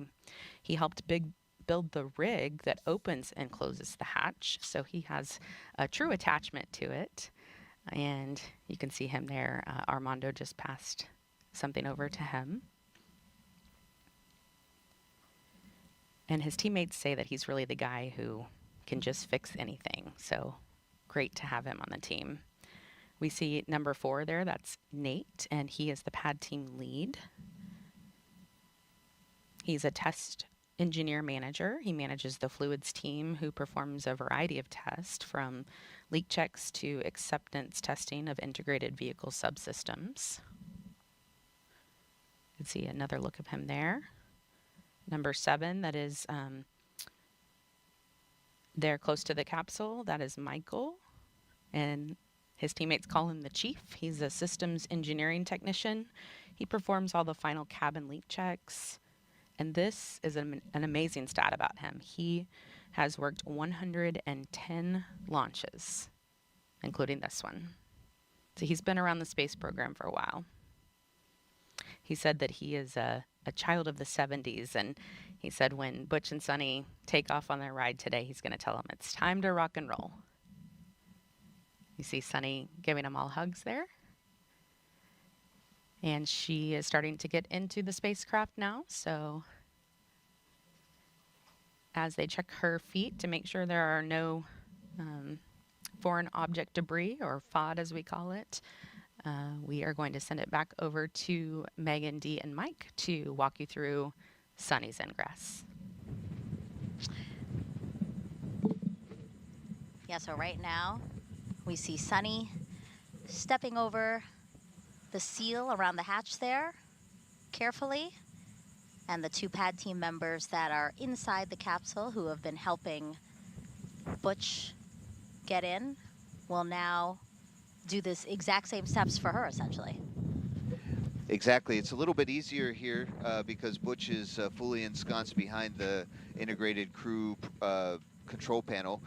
They have a little bit extra room from the side to work with Sunny, so that's going to make it a little bit easier process. But the nice thing about this is that we've practiced this a lot now, and I know Sunny's feeling happy, and we just got to watch out Butch. He might take a small micro nap here because he's all set and ready to go. But Sunny's still getting strapped in, and we've gone through this procedure a lot. A micro nap, so just an opportunity to kind of, you know, decompress a little bit, or? It's a little bit of a Zen moment, and it just helps. It's scientifically proven that I've read that it helps a quick recharge, because they still have a whole full day in front of them to get into orbit and to get headed towards the space station. They'll have a chance to sleep overnight, and it's always hard to sleep in a new place, especially when you're adapting to zero gravity. I do want to mention that they were in Starliner just yesterday, right, Mike? They were specifically going in there to see if, one of the things, to see if the configuration would be different because Starliner is now carrying up that urine processor, correct? Yes, they had to kind of move things around on the inside of Starliner. So, and Butch and Sunny hadn't seen the spacecraft since the first launch attempt on May 6th. So yesterday they climbed in, not with their flight suits on. I mean, not their space suits, but their regular flight suits, and they got a chance to do the comm checks, make sure everything's going to be good for today. And then they also checked out the cargo configuration, because it is a little bit different. But it is important that the space station program has this 150-pound-ish bag urine processing pump, because that'll help the water to keep getting recycled aboard the International Space Station. Yeah, talk to us a little bit about this urine processor and how important it is, and how great it is that we do have a Starliner flying up there today. Yeah, it is. It is really cool what we've done by having the International Space Station as a test bed for exploration, which means that we've learned how to recycle over 97% of our water. So especially like during the shuttle program and early space station, we didn't recycle all of our water. We were like at 30%. Now it's up over to 97%, and this regenerative Eclipse technology, the good things and the bad things we've learned from it, we can definitely use for the Moon and Mars. So for the International Space Station, it takes about $5,000 to send a liter of water to the space station. So it's good that we recycle it over and over. But 97% is great. On the Moon, it's going to be really hard to get water there, so we're looking to use the water that we find in the south pole of the Moon. So this is all really interesting and exciting. But one of the things we recycle is urine, right? So this urine processor has a pump to move the urine fluid to get fully purified. And so it broke recently, and the space station program was very fortunate to have Starliner available as the next ride up to space station. So this urine processor will help us aboard space station not to have to keep a lot.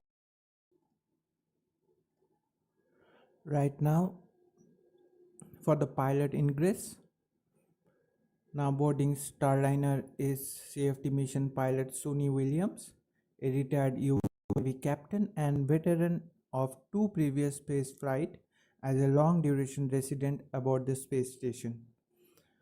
Williams is from Needham, Massachusetts, and earned a physical science degree from U.S. Naval Academy and a master's in engineering management from Florida Institute of Technology. She is married and is a dog mom. Suni was born on September 19, 1965 in Euclid, Ohio, to Dr. Deepak and Bonnie Pandya, but considers Needham, Massachusetts to be her hometown. Suni and her husband Michael enjoy hanging out with their dogs, working out, working on houses, working on cars, working on airplanes, hiking and camping. She is a member of Society of Experimental Test Pilots, Society of Flight Test Engineers, and American Helicopter Association. Begins to float, it's that visual indicator that they have reached the weightlessness of microgravity, because again, they are buckled in, snug, safely in Starliner, so really the only thing that should be floating around is that zero-G indicator. And Sunny's niece and nephew helped her choose this zero-gravity indicator.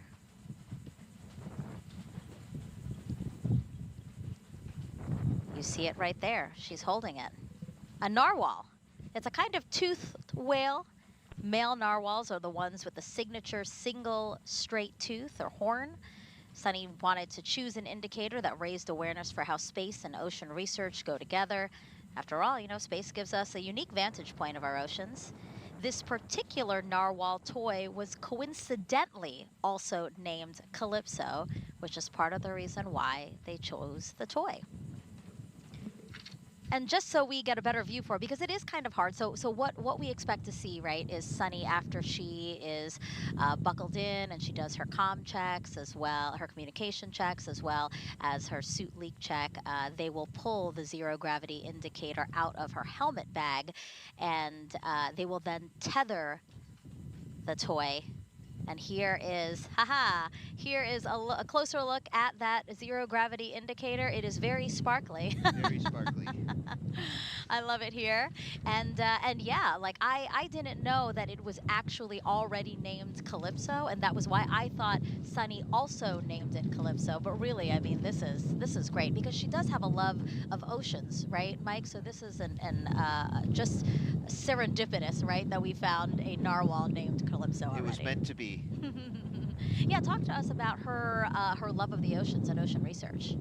So Suni grew up in both Ohio and Massachusetts, and she's very close to the Woods Hole Oceanographic Institute, and she's spent a lot of time as a Navy person and a graduate of the U.S. Naval Academy on the ocean. I actually had a chance to live with Suni under the ocean in the NASA's NEMO Extreme Environment Mission Operations program. We lived 50,000 millimeters under the sea, and it was great to see her love of. She was our science officer. It was great to see her love of the ocean and how well she scuba dives. So yeah, this connection with the Navy, with narwhals, with nature, with Earth, as well as the name of the exploration vessel that got to know the oceans better with Jacques Cousteau is a perfect name for an exploratory spacecraft that's going to go fly soon.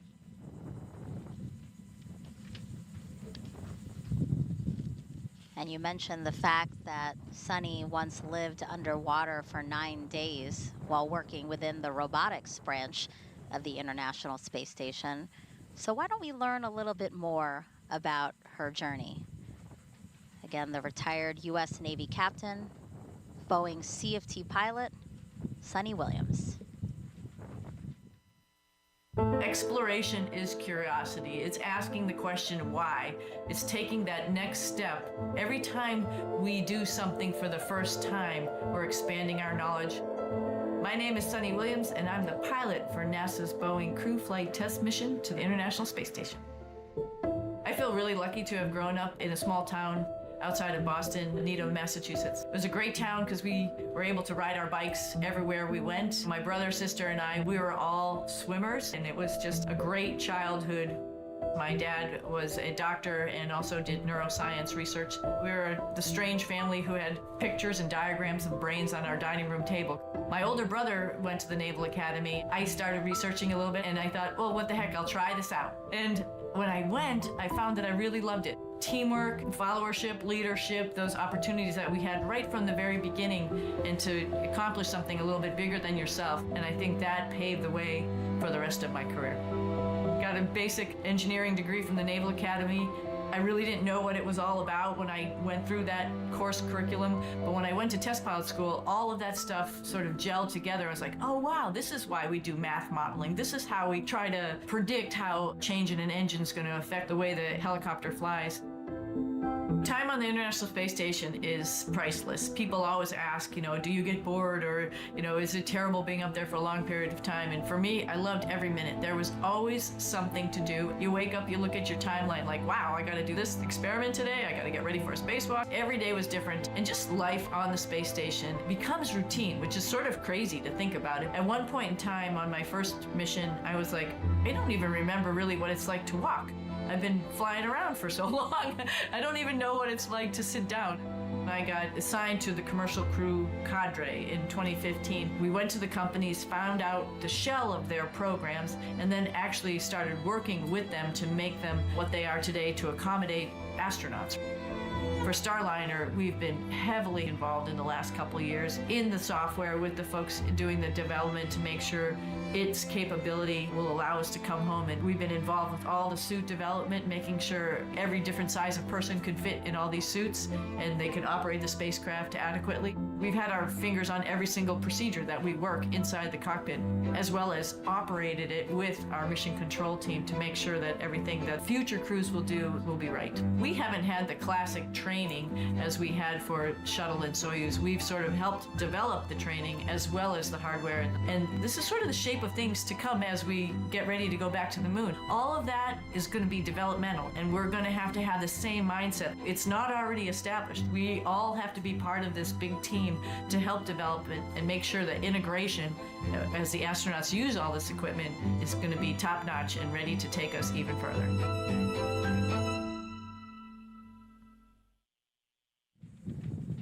Really cool to see both Suni and Butch's background, and again, how they've got to this moment.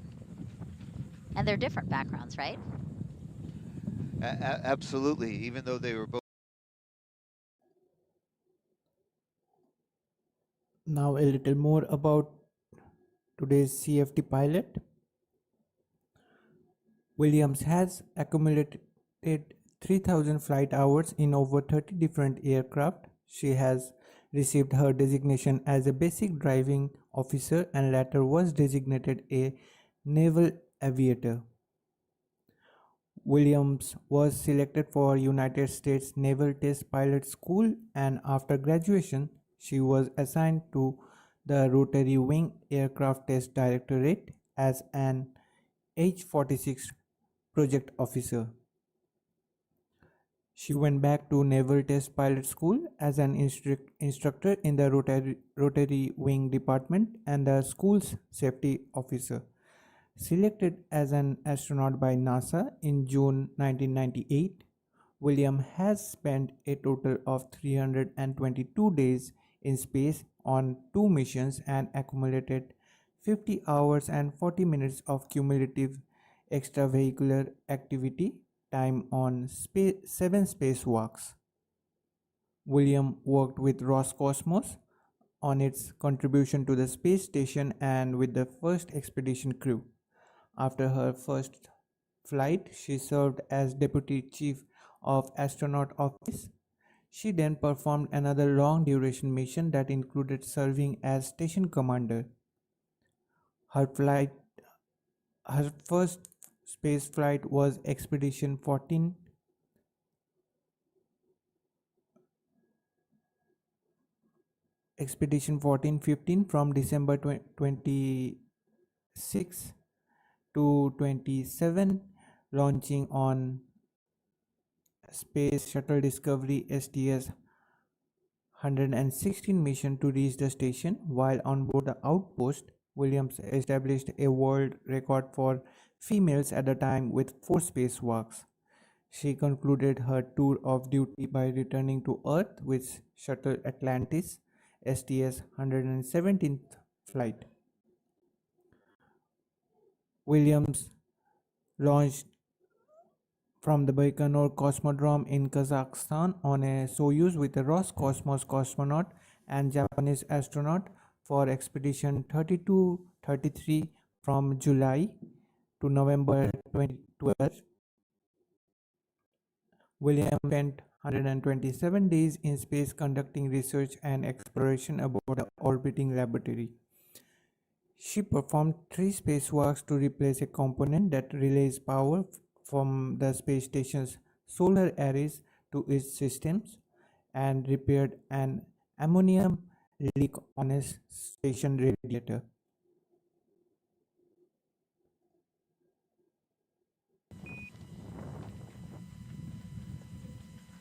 This is Armando Lolli, one of our closeout crew, and we're really good friends, and he definitely is, along with the rest of the team, is making sure that Butch and Sunny are ready to go.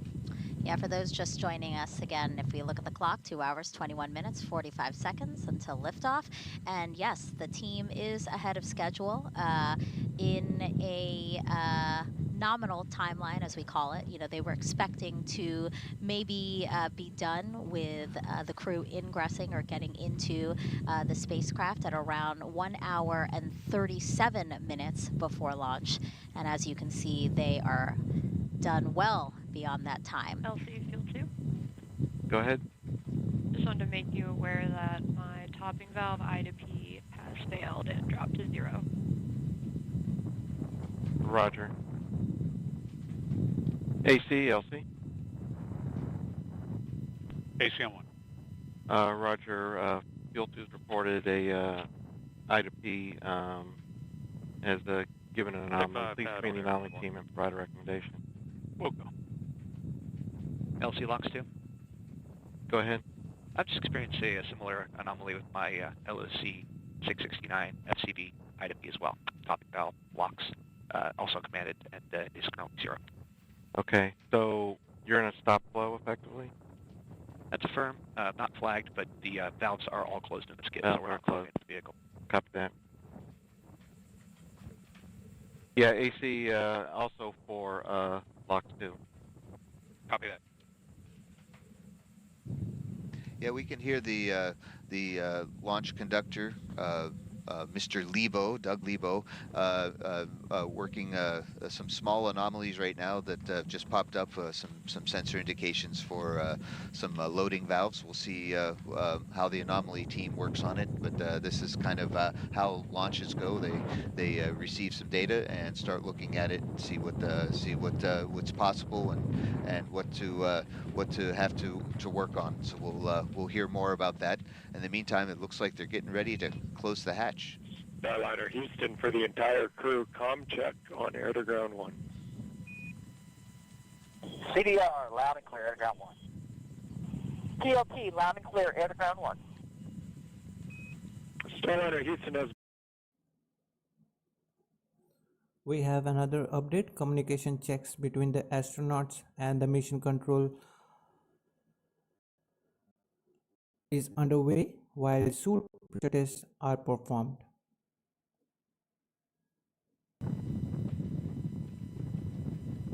These continued comm checks to make sure that everyone who needs to talk to one another can. Well, communication is important, especially in a big team sport, so like spaceflight. So it's good that it all CDR, loud works. and clear, air to ground 2. And Houston, TLT, loud and clear, air to ground 2.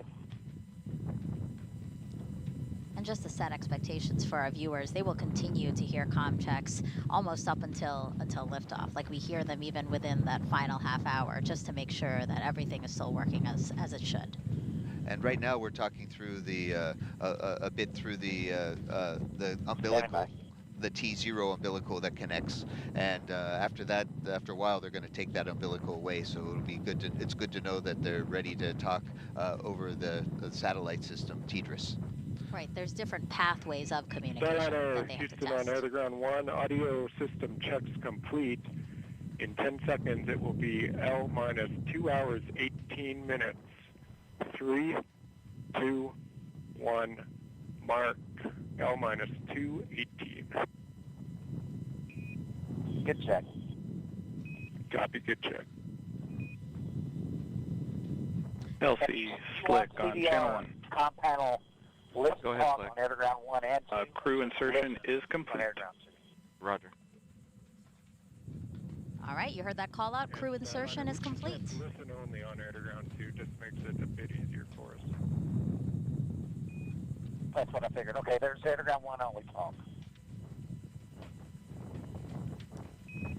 Okay, copy. So You're field two, sounding LC. real good and clear here, so it's all working. One other note from us is a thank you. Everyone here is enjoying a lot of breakfast, and we understand that you two had something to do with that. Roger, so you also behalf of command a FCC, stop thanks. with this one. We'll go.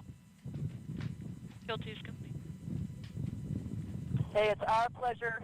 A well-fed team is a well-ready team, so we are happy you guys are well-fed. You heard those communications there, Mission Control in Houston, thanking Butch and Sunny for sending a taco breakfast to them. And Sunny. Now, as we heard from the comms, that crew insertion has been completed, and the next major milestone will be hatch closure completion. After that, cabin leak checks, that is cabin pressurization, also will be completed.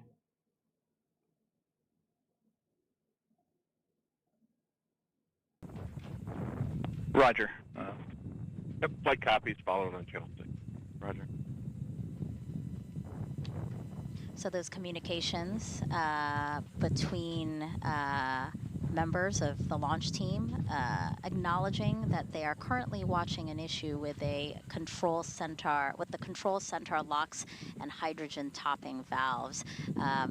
Mike, can you talk to us about what topping is? What are these valves? Really break it down for our viewers. Certainly, the Centaur is the second stage. We're kind of looking at it right in the center of the screen right now. It's a little bit thinner than the rest of the rocket and spacecraft. It has two. This one's a dual-engine Centaur, meaning it has two RL-10 engines, and that allows the Starliner, after it gets off the booster phase, the first stage, it goes. It can fly us in a really nice shallow trajectory over the North Atlantic exclusion zone to to give the crews more chances in case of abort. So the Centaur is a well-proven upper stage. We've used it quite a bit in the U.S. space program as well as for national security launches. It uses its engines use liquid oxygen and liquid hydrogen, which is super efficient. Tory Bruno, the president, calls it of the United Launch Alliance, calls it a Porsche or a sports car of engines, very high specific impulse, so it gets great quote-unquote gas mileage.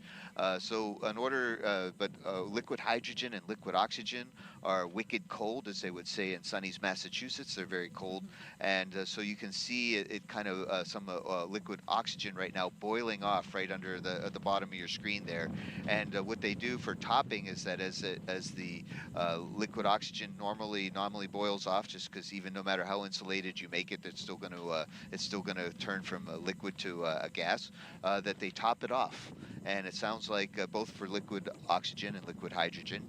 And so in this case, it sounds like that the top off valves, they were having some issues with them, and they're looking into it.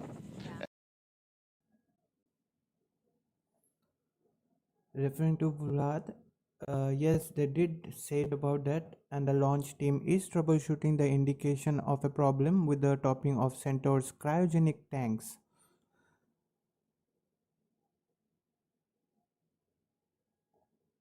Nets between the different members of the teams monitoring today's launch, and essentially you hear some of the public loops, public communications that go out, but they also go to different channels so that they can work all of these different issues. So that's what the team is doing right now, but in the meantime we are still proceeding towards launch, and again are early in the countdown. They were expecting to be closing the hatch around 1 hour and 37 minutes to launch. But here we are at 2 hours and 13 minutes to launch.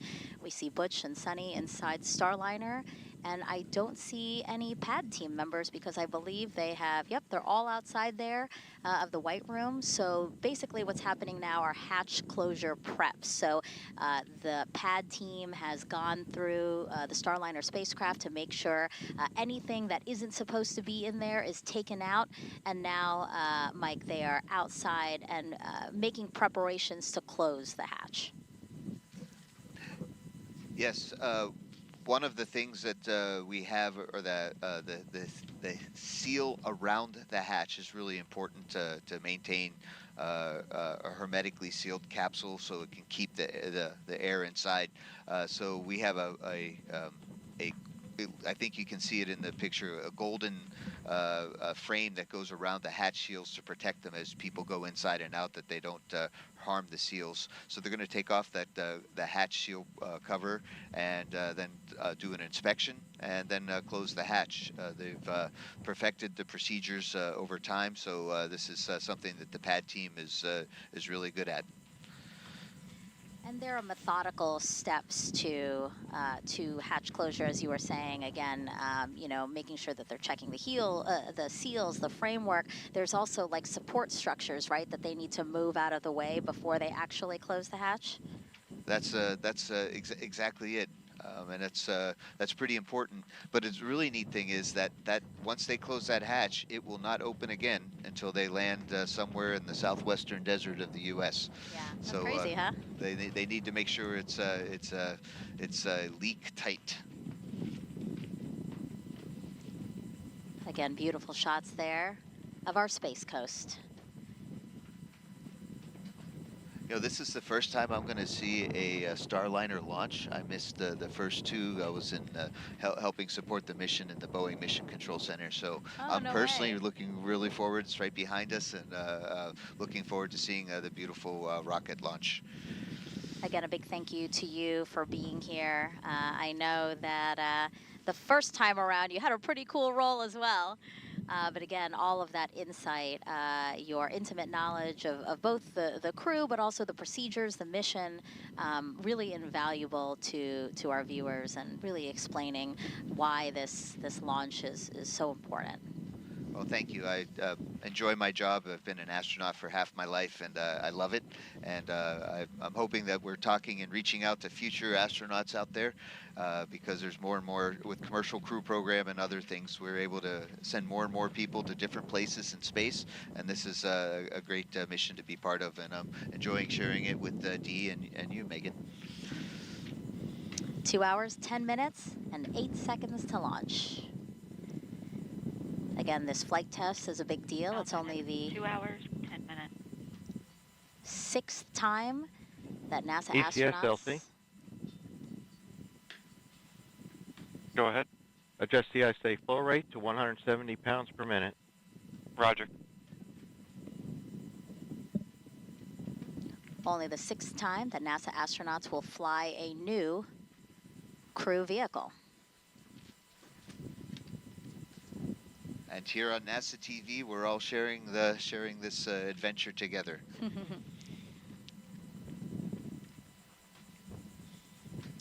You know, when last asked how Butch and Suni, each of them respectively, might feel once they're in Starliner on launch day, Butch said he couldn't wait to get in there and see real data and telemetry. I see that he's woken up from his micro nap, as he said, and now he's looking at telemetry there. Yes, we have a really nice simulator system back in Houston, and with the Boeing company, they have... LC on one, this is RLM. Go ahead, RLM. Yes, sir. I have received, it appears, 4 OTCs at this time. The first one is line item 326, and LH2 Delta P. Looks like they all 4 are. Roger. Data's out of tolerance. Roger. Understand, and that's a result of us not topping at this point.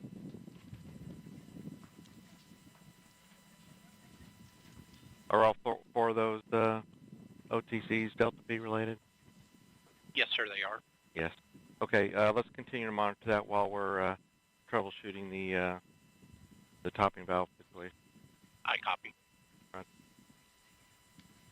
I think that was some conversation that talked about you know, with they stopped topping the second stage, the Centaur tanks, so they were receiving some more telemetry saying, hey, we're not being topped right now, and so they're saying, yep, that makes sense to us.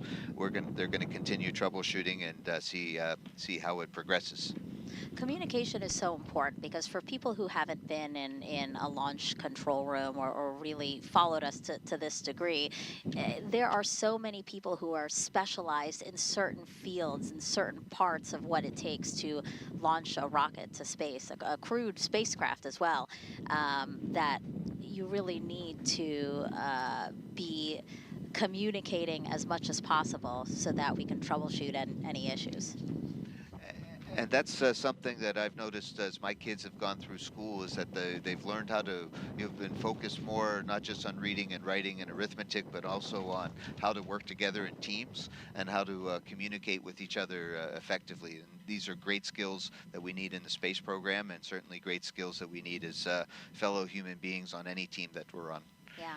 So we're looking inside of Mission Control at Houston, and again, all these different consoles have different teams that are specifically monitoring certain things, certain aspects of the launch. So again, it takes a lot of people to do what we're doing today. And here's inside ULA's room as well. Well, sorry for replying late to you, Vlad, that about the valves. Yes, it is about on the second stage, that is on the Centaur. They are having issue with the valve on the second stage, that is the Centaur.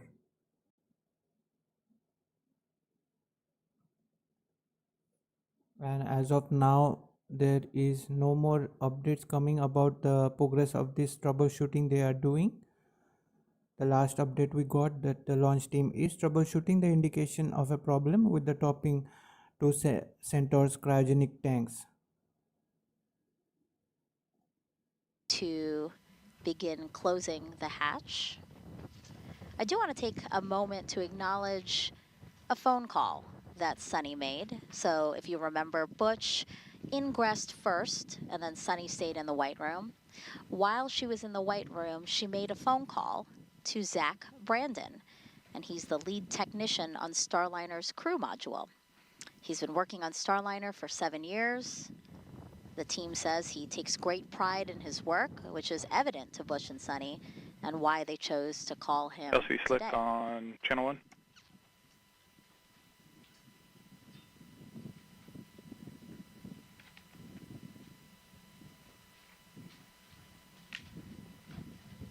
Brandon now watching the launch with family and other Starliner coworkers. Yeah, no, I gave you crew insertion is complete, so the team did exit the vehicle, put the last couple bags in, and they're starting hatch closure preps, and we'll stand by for approval to close hatch. Roger.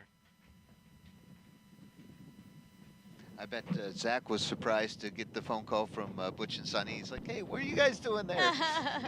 Yeah, again, I think this crew has been so great about acknowledging everyone. I mean, Dee, this must be great, again, to see them take these opportunities to acknowledge some Starliner and Boeing employees.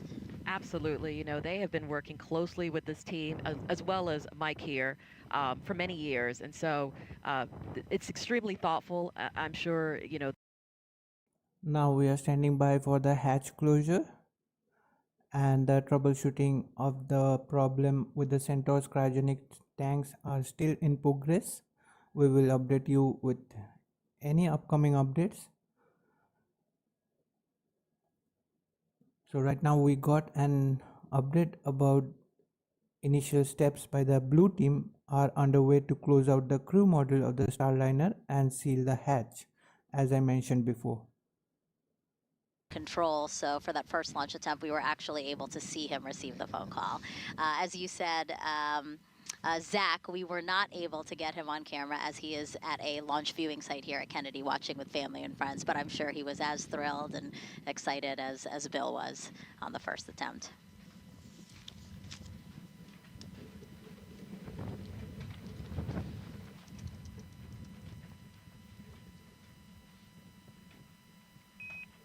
Starliner, Houston 01. Go on one.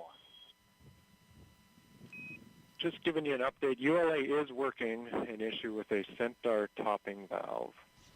No safety concerns we're monitoring, and we'll let you know where it goes, but that's the reason for the delay on hatch closure. We'll keep you abreast. All right, thanks for the heads up. And that was Capcom, right, Mike, calling out to the crew? Yeah, that's Josh Kutrick, my crewmate, and launch and entry Capcom for Starliner. So he won't be able to do both of those tasks at the same time for Starliner 1. In the meantime, it's amazing as a crew member at the tip of the spear, as Butch likes to say, sometimes we don't get the information that we can hear down here on the ground. So that was really nice of Josh to step in and give the crew an update and say, hey, you know, the hatch isn't closing because we're working on something. We still have time to sort this out, and so we'll just delay closing the hatch. Yeah, two important things there for sure, that there is still a lot of time, a lot of pad built into the countdown to still have them close the hatch and launch on time. Again, 12:25 and 40 seconds p.m. Eastern Time, an instantaneous opportunity today. And two, no safety concerns as ULA works this issue. Yes, Vlad, you are right that the initial flight was cancelled on the first launch attempt due to the valve problem only, and that time it was for the helium tank leaks, and now they are still again having this issue. But as you heard from the Capcoms that there is no safety issues being monitored for now, but still they are troubleshooting the problem so that everything goes swiftly and as planned.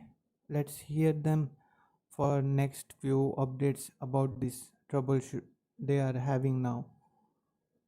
Also, I will be updating if any update is coming right away. Certifying a second spacecraft for regular flights to the International Space Station will greatly benefit the orbiting lab. For more on that, here's NASA's Antonia Jaramillo.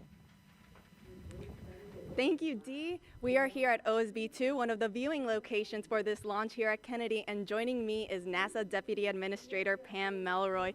Deputy Administrator, can you tell us why is it having multiple spacecraft available to send humans to space, helping advance, scientific research on board the International Space Station? Yes, it's going to make a tremendous difference for us. You know, the station has been operating for more than 20 years. We've done thousands of experiments, but really in some cases we're limited by the amount of time the crew can spend. By having 4 crew members instead of 3, we're literally going to be able to double the amount of time that our astronauts can spend doing science. Also, our crew vehicles can carry more science. We also have a diversity of locations that we're landing, meaning that we're bringing science back faster to the ground. And of course, one of the most important aspects of this is as we have more astronauts in space, we can do more human research. And that's really important.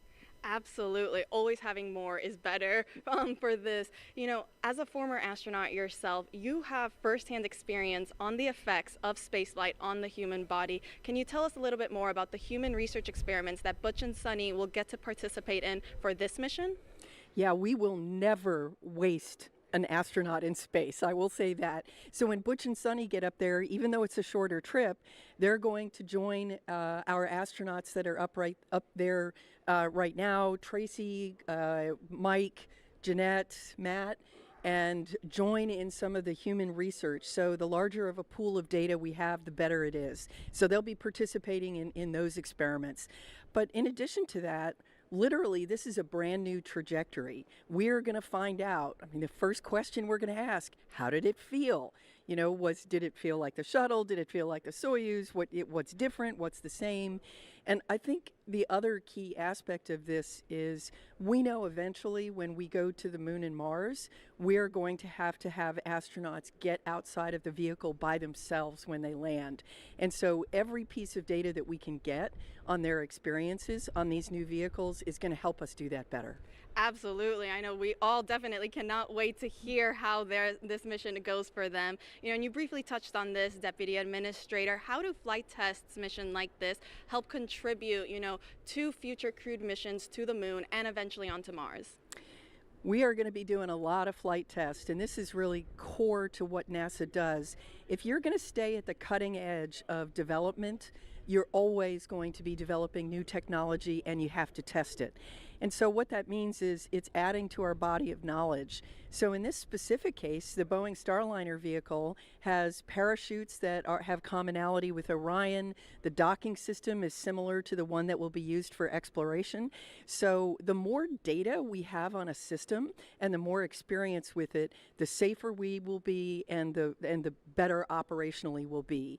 But in addition to that, I think, again, so much of the human research aspect is really important to try to understand and go forward. And there's so much happening on the space station that is supporting both the science and technology, whether it's water reclamation and other technologies that we are going to need to go to the moon and Mars. Absolutely. Well, Deputy Administrator, thank you so much for joining us. Megan, D, Mike, back over to you.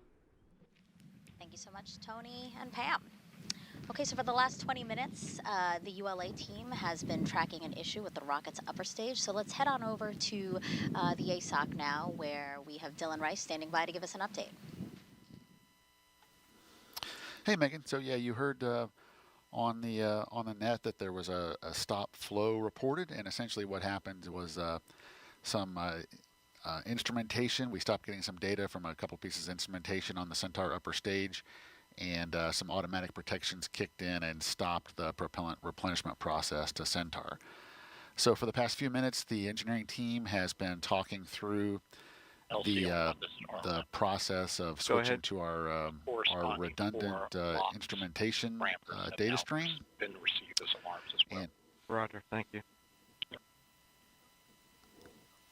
And as we do that, one of the things that that we do is communicate that full process with everybody so that everybody understands what to expect when we take action like that. These contingencies are pre-planned, but when it comes to human spaceflight, we like to ensure that the broader team is really familiar with what to expect as we make changes to the Adjust the data ISA streams. temperature to 145 degrees Fahrenheit. Roger. Because those data streams will change during the switch to the redundant circuits. So the team now is finalizing that plan, and they're going to get the approval for that. And then here shortly, we'll hear the team switch that instrumentation to the backup data stream, and we expect that to resolve the issue.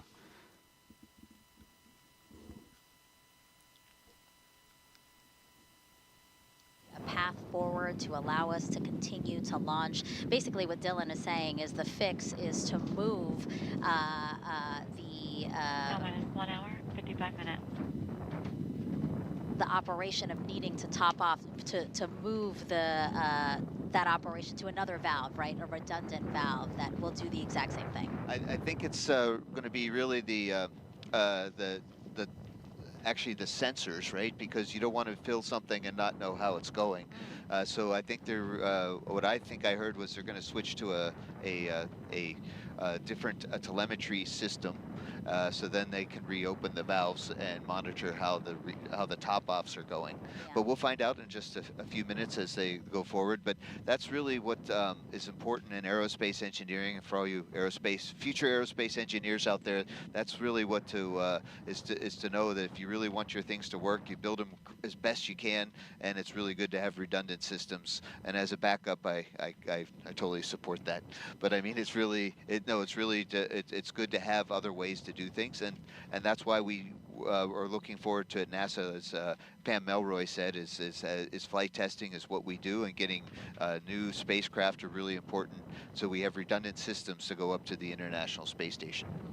And even if you look at this in the larger view of the commercial crew program, I mean, the reason why we want at least 2 dissimilar spacecraft to be able to ferry astronauts to and from the International Space Station is, again, because of redundancy. Because if something were wrong with one of the vehicles or one of the spacecraft, there is another one to go to. And we ran into that trouble in 2003 with the loss of Columbia and our friends. Thank goodness our Russian partners stepped up, and we started flying people up and down regularly on the Soyuz, where up to that point all of our crew members were being really launched on the space shuttle. So having a redundancy, or sometimes as we say dissimilar redundancy, really helps to keep the mission going forward. Again, we are now 1 hour, 52 minutes, and 55 seconds to liftoff of NASA's Boeing crew flight test. The ULA team working to transfer to a redundant system to allow the countdown to continue, to allow a topping of the Centaur, of the rocket's upper. Right now we are getting an update that a solution to the problem that the ULA team was troubleshooting, that is to the Centaur's cryogenic tank. So a solution to the Centaur instrumentation issue has been analyzed. We will be looking forward for any upcoming updates. Role has been around at as long as NASA has been sending people into space. It's shorthand for capsule communicator, but it's used even when there's not a capsule to communicate with. For instance, there's a Capcom today in the International Space Station room working with the space station crew. In this case, though, the name is entirely accurate since Starliner is a capsule. Yeah, historically, Capcom was a role exclusively held by astronauts, with the thought being that an astronaut would know best what another astronaut in space needs to know in any given situation. But when the International Space Station began operating 24/7, 365 days a year, NASA no longer had enough astronauts to constantly fill the Capcom position. So now it's often held by training instructors, mission controllers who have worked closely with the astronauts previously and have a good understanding of the information that they need. But for extremely dynamic situations like launch and landing, you'll often see an astronaut back in that seat. Yeah, and that's the case today. You've actually heard Canadian Space Agency astronaut Joshua Kutrick's voice a few times already today. He did some communication checkouts with the crew. You also heard him giving them an update on the hatch closure being delayed while the ground teams work through this issue on the Centaur valves. So you'll be hearing him a little bit. Once we have that thumbs up from Sil, what we're planning to do is to disable her safety. We need to run option 354 to disable the fluid monitor testing. Then we need to switch from VRIC 3 to VRIC 1. That'll be an SYS function. Once that's complete, we can go ahead and reestablish fluid monitor and the first safing capability, and that should put us into a position to proceed. Roger. And do we have an estimate when the still test be complete? I was told 5 minutes ago, about 5 minutes, so it should be imminent. Roger. And LC concurs with this. LD? LD concurs. Roger. And AC, could we get an update on the still test? I'll get that right now. And SYS LC? Go. Roger. Do you have the steps as were outlined for executing this That's affirmative. switch? Okay.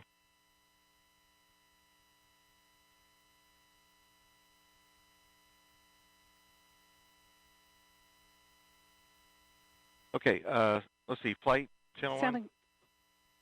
Flight here. Yeah, Roger, understand we kind of want to give the broader team a little insight to what we're planning to do here, so if we want to merge the nets, we could do that at this time. In work.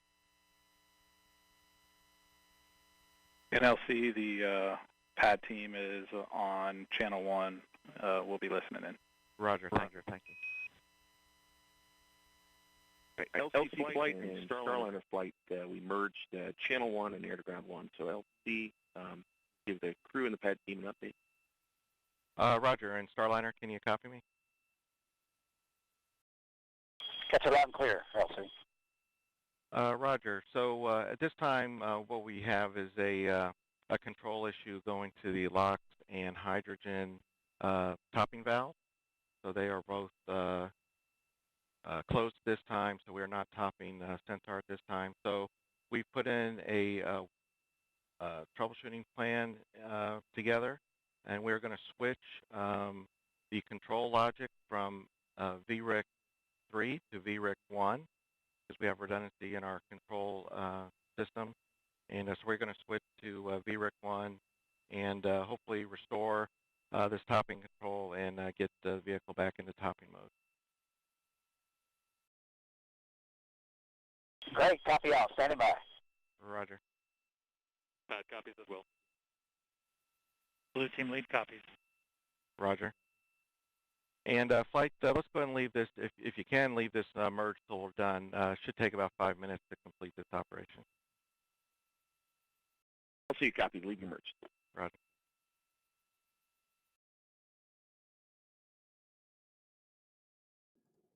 Now, as you heard from the Capcoms, that they are working an issue with the topping valves on the ground side and running the fix through the SIL before executing the crew flight test.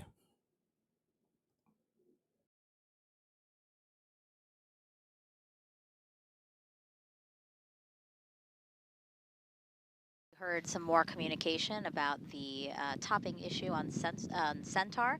So let's head back over to ULA's Dylan Rice to walk us through any other updates from the team. Hey, Megan. Yeah, so we did get quite a bit of an update there just a few moments ago as Chief Launch Conductor Doug Lebo briefed the crew and Starliner, and I can add to that a little bit.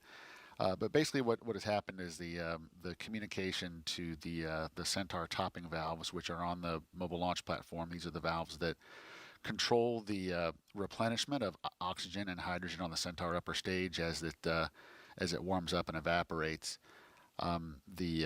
We stopped getting some data from those valves, and the team has talked through the troubleshooting steps to switch to our redundant control circuitry on those valves. So we'll be using the same valves on the mobile launch platform, but using our redundant control circuitry. But as I said a few moments ago, anytime we're going to be interrupting data or changing a configuration, we brief the entire team to include the flight crew. And you also may have heard in the background there that we're the word SIL test, and so we actually are simulating that activity in a lab prior to performing it on the pad, just to double verify the procedures for switching to those redundant control circuits. So that will be taking just a couple of minutes to wrap up that test. And once that procedure's been verified, then the team will implement that corrective action to switch to the backup control circuitry on those Centaur topping valves on the mobile launch platform. So for now, the rocket remains stable. Again, the only impact here is that we're not currently replenishing propellant on Centaur, but with our schedule today, we do have quite a bit of time to get this issue resolved and resume topping on Centaur, which would only take a couple of minutes to get us topped back up to our flight levels where we'd expect. So we will continue to listen and stand by as the team wraps up that exercise and just verifying. And Starliner, LC on channel 1. Flight here. Starliner, go ahead. Yeah, Roger. So right now we are exercising the steps to do the transfer from VRIC 3 to VRIC 1. We're executing that in our SIL test, in the SIL lab, just to make sure that we have the proper procedure steps before we execute it here on the pad. So team's asking for a few more minutes to complete that test. Starliner, copy. Standing by. Flight copy. And so, Megan, as you just heard there, that was again the chief launch conductor, informing the broader team there that the team in the lab is just taking some additional time to exercise those procedure steps before we implement those and switch to that redundant control circuitry. So that's the update from the ASOC, Megan. I'll give it back to you, and then we'll get back together here in a few minutes when we have another update and the situation's been resolved. Yeah, Dylan, thank you so much. That was really helpful, Mike, the way that Dylan really broke that down for us. Oh boy, yeah, I'm so glad I'm here today. We're learning more about our NASA for crew. Haven't flown before on an Atlas, and we're learning and gaining great confidence in our team. They're doing all the right things to make sure that you can always make something worse, so they're double checking their work before they actually do it.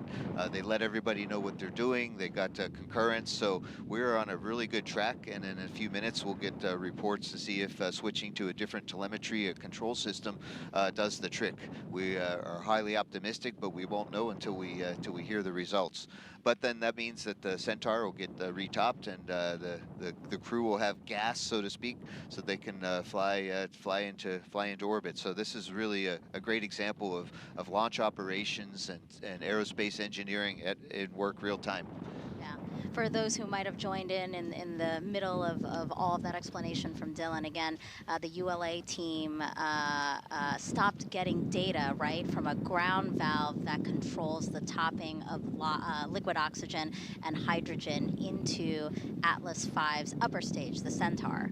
So the fix, right, is they'll still use the same valve, but they're basically switching over to a redundant control system, which will allow them to, again, regain data from that valve as it tops off. Exactly, both because right now the filling system doesn't know if they're going to overfill or underfill. It doesn't have any insight for a closed loop feedback system. So without the insight to the sensors, it said, all right, I'm going to close both the hydrogen and oxygen valve until I know what's going on, and they're going to put a new sensor system, and then they should be able to refill. Great. All right, and again, we are still good in terms of the countdown, hatch closure. On 1. Go ahead, SYS. Step 200, L2 balloon cycle task is complete. Roger. Hatch closure was scheduled for an hour and 10 minutes before launch. So again, we still have about 30 minutes to close this hatch and get everything ready for launch. But for now, let's head on over to Daryl Nail. He is in Hangar AE with some NASA leadership of the Commercial Crew Program, and basically they're monitoring everything that's happening, right, Daryl?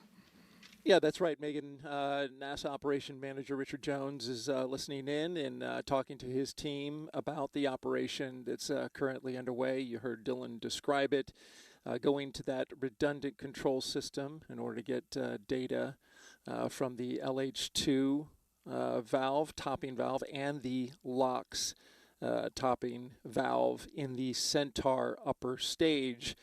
And as you also heard over the nets, they are currently still running that test in a lab where they execute that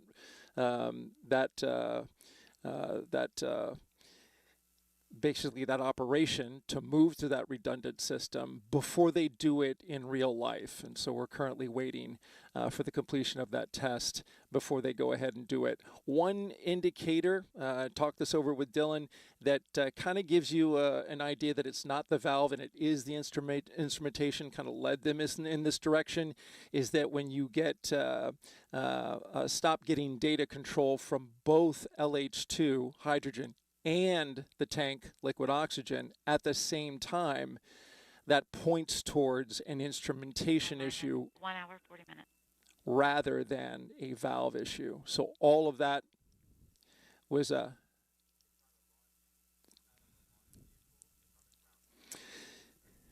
right, and just to, so that we're all clear, this is on the ground side feeding the propellants into the rocket, but the valve is on the ground side. Again, propellant flowing into the vehicle, and so that's an important note there. But again, it looks like all indications are that we're making that switch to that redundant system, and then we should know here momentarily, and they're going to communicate this to the crew, so we'd expect to hear this over the nets when they tell them that they've made the switch, and then what kind of data are they getting once they've made that switch to the redundant system. This all kicked off around 10:20 a.m. Eastern time when the Capcom reported out that or rather the launch conductor took a report that the Centaur topping valve had gone into a stop flow. So stop flow was initiated as a safety parameter for both the liquid hydrogen tank on the upper stage and the liquid oxygen tank. So they are no longer in replenish. And remember, they're in replenish for the entire time up until just before liftoff, when they cut those, when they turn it off and pressurize the tanks to flight level in order to fly.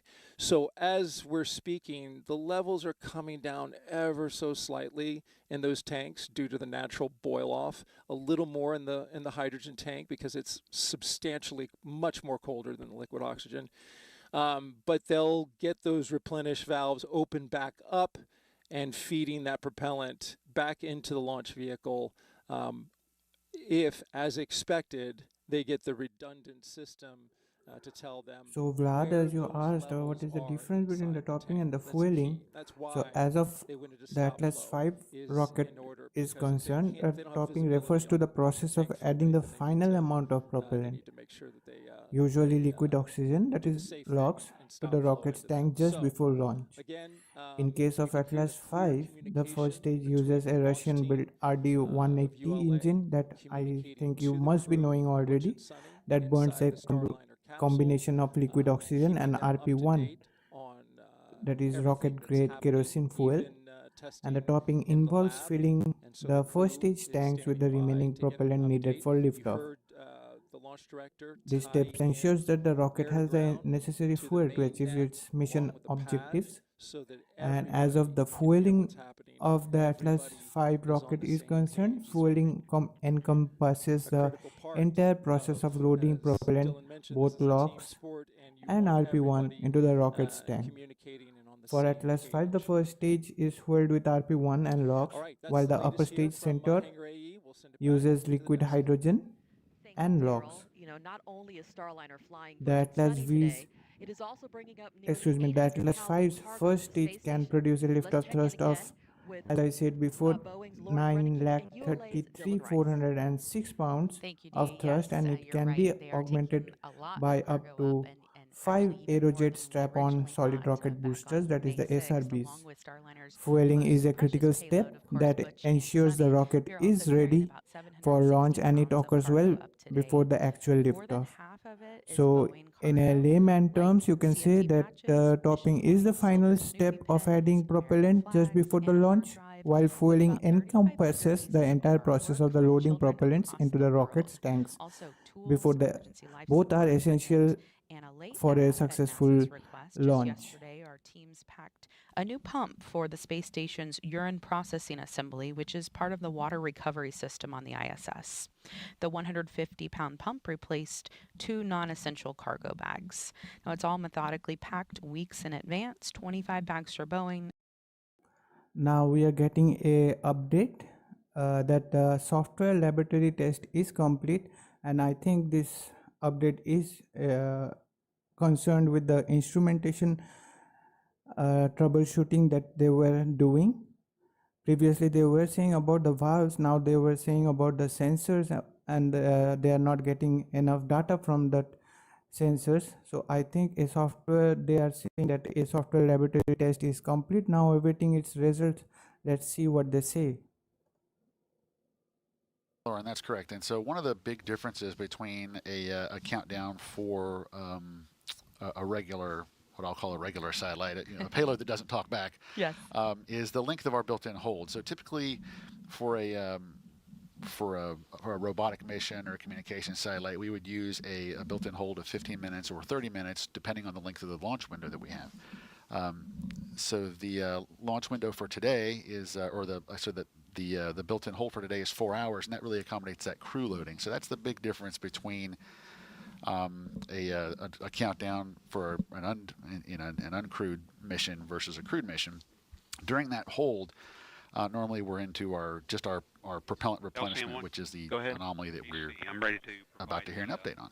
Steps to switch the card on the VREC. Roger. LD, gentlemen. LD on 1. Proceed, AC. Okay, we did run through this through the SIL. Slight modification from what I described earlier. First, SOS option 547 to disable her safety. Option 548 to switch VREC 3 to 1 for both the analog and PCM. Then there is a couple command lines that the SYS has that will be utilized during the switch. Finally, re-enabling the her safing using option 547. I'd like to implement that this time. Roger. And understand and concur. LD? LD concur. Roger. SYS LC? Yeah. Roger. Are you ready to implement at this time? Affirmative. Roger. Proceed. In work. We'll report when complete. Roger. And Fuel 2 and LOX 1 LC? LOX 1. Fuel 2.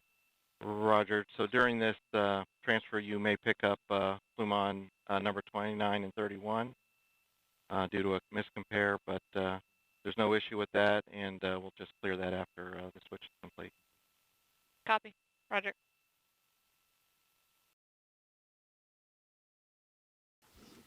Okay, with that update, then the launch conductor and the launch director have approved the plan to switch the redundant data stream that will allow us to resume our Centaur propellant replenishment.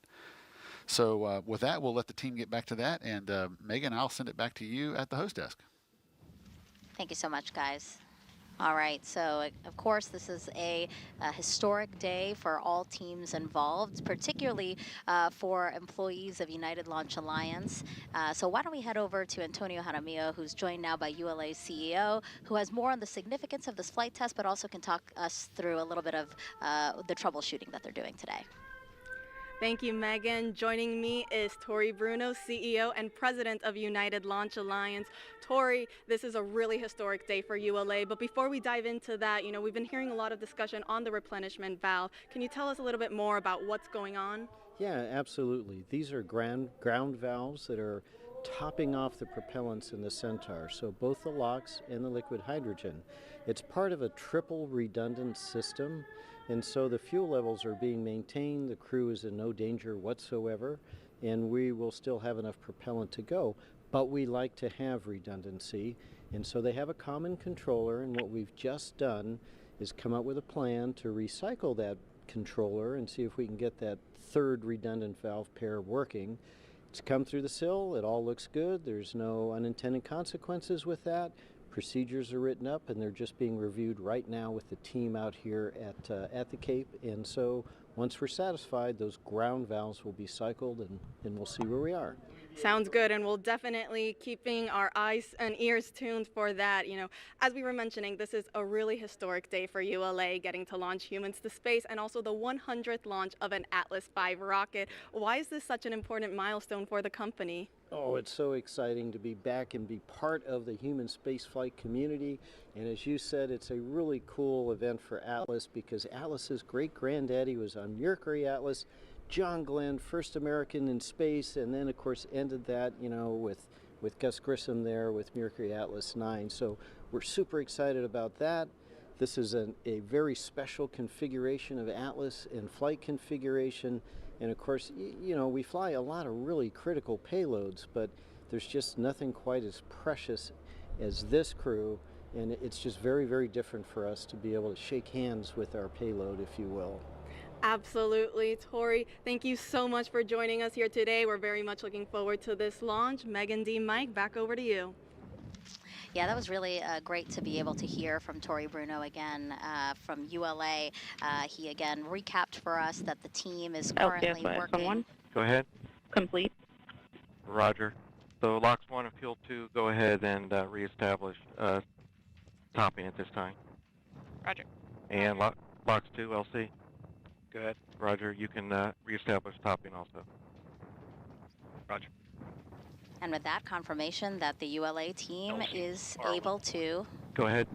I just received an OTC for the second stage gaseous helium model mass, line item 260.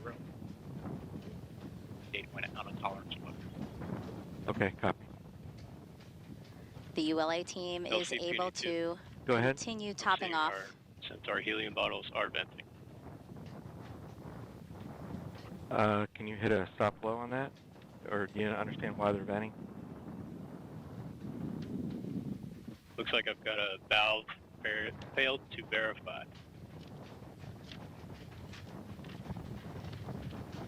And IFS LC channel 1. SN1. Right, is there an action we can take to stop venting? Occur with a stop flow. Roger, Peony 2, did you copy stop flow? I copy inward.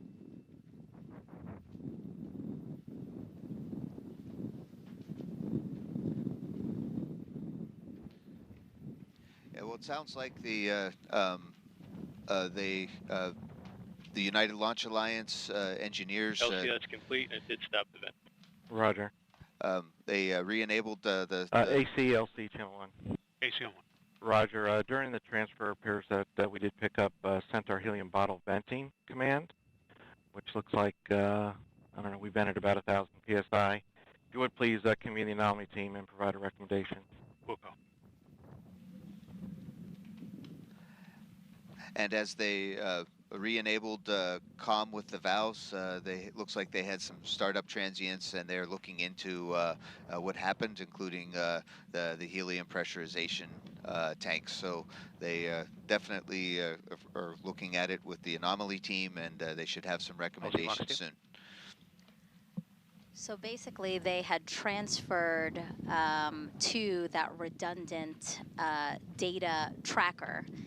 And when they did that, they felt confident to start topping off liquid oxygen and hydrogen in the Centaur again. But in doing that, they got another Go ahead, LOX 2. At this time, I'm about indicator. to resume topping, but I will need to perform the transfer line shuffle. Roger, proceed.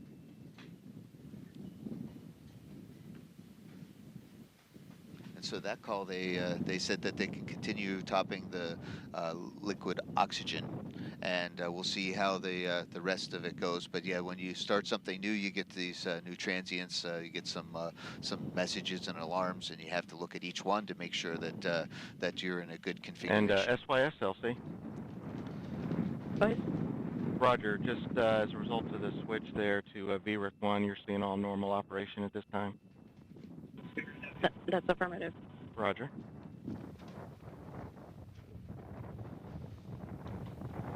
And LOX 1, advise when you're reestablished topping.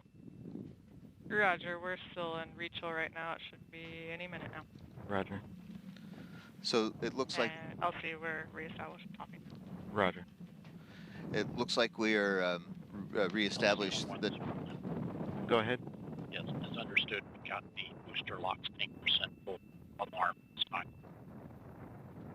tolerance. Roger. And we've reestablished topping, so we should get that restored here shortly. Understand. Just wanted to make you aware. Thank you. So right now, as you heard from the Capcoms, the circuitry switch has occurred and the Atlas V launch team implemented a workaround to resolve the ground instrumentation issue with Centaur topping by switching to redundant circuitry. This is a good sign. Now let's hear for the further communications. People a little more insight again. You know, we have these loops, and our commentators, as you've heard throughout the show, they're listening to those back channel conversations that us here at the hostess, as well as you guys, the viewers, we are not hearing all of those conversations. So it's really nice when we do get to hear updates from our commentators, because they can really fill us in on what we're hearing, because what we're hearing is in real time, and we're trying to translate it as best as possible for you. So again, about an hour ago is when this issue was initially flagged again, that maybe they weren't receiving the right telemetry, or that the data they had stopped receiving data from a particular ground valve that is responsible for topping off liquid oxygen and hydrogen into the Atlas V's second stage, the upper stage. They have been able to reestablish topping on the LOX side of things, the liquid oxygen side of things, but we're still troubleshooting the helium side of the system, yeah? The helium that's pressurizing the hydrogen. Lots of elements on the periodic table today. And so, like I said, we have teams listening in to the chatter, the communications between the different folks who are monitoring this issue. So we should have an update there soon. P&E 2, LC. Go ahead. Start Centaur and chill down. Roger. LC Slick on channel 1. Go ahead. Looking for approval to go ahead and move the hatch frame and continue with hatch closure preps. Roger, proceed. Copy. So that call out you heard there is from the pad team, who are still in the white room just outside of where Butch and Sunny are sitting inside Starliner. You can see a live view of them there. They just... LC1 AC. Go ahead. I'm ready for provide a recommendation for the Centaur bottle repress. Roger. LD, channel 1. LD on 1. Proceed, AC. Okay, so we need to have the PNE2 use option 350 to reset the stop flow, and then option 320 to deselect resume. That will get us back in configuration and recharge the bottle. Roger. Understand and concur. LD? LD concurs. And PNE2, LC? Go ahead. Roger, you ready to execute that at this time? Can you please repeat the steps? I was initiating CEC. Roger. That's option 350 to reset the stop flow, and then 320 to deselect and resume. Copy. I'm prepared. Roger, proceed. Roger. Now the LD has given the go for the hatch closure, as you heard from the Capcoms. That's a good sign for today's launch. And that allows the pad team to begin hatch closing. Go ahead. Without Roger. actually closing the hatch. Have you They're been just able getting to, ready. Restart topping at this time? Affirmative. In topping. Roger. And everything's nominal? Affirmative. At some point, could you give me an estimate when you think you'd be back at flight level? Affirmative. I will get back to you. Thank you. All right, that was a good call And out lock there. 2, LC. Go ahead. Roger, have you initiated topping yet? That's firm rechill was successful, currently at 98. Now we got an official update that the center topping has resumed, and with that approval has been radioed to close the Starliner hatch for flight. Roger. So at this time, we've completed the transfer from VREC 3 to VREC 1, and all our systems are back active topping and returning Centaur helium to flight pressure. So at this time, I think we're on track to continue with the countdown, and in flight, I think we can demerge these nets for the time being. Good news, LC. Nice work. Roger. Thanks, Starliner. Good news, flight copies will deconfigure. All right, a lot of good call-outs there, a lot of good updates. So why don't we toss it Go back ahead. over to ULA's Should be Dylan Rice. approximately 20 minutes. Roger.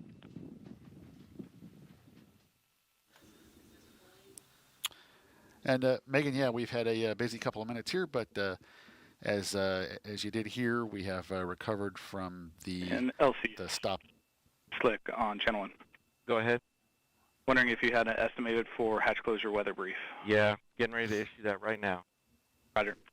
RC, LC? RC on 1. Conduct weather briefing on channel 8 weather conference net. Roger. LC Locks 2. Go ahead. Center LO2 at flight level. Roger. LC Peony 2. Go ahead. Bottles have returned to flight mass and flight pressure. Roger.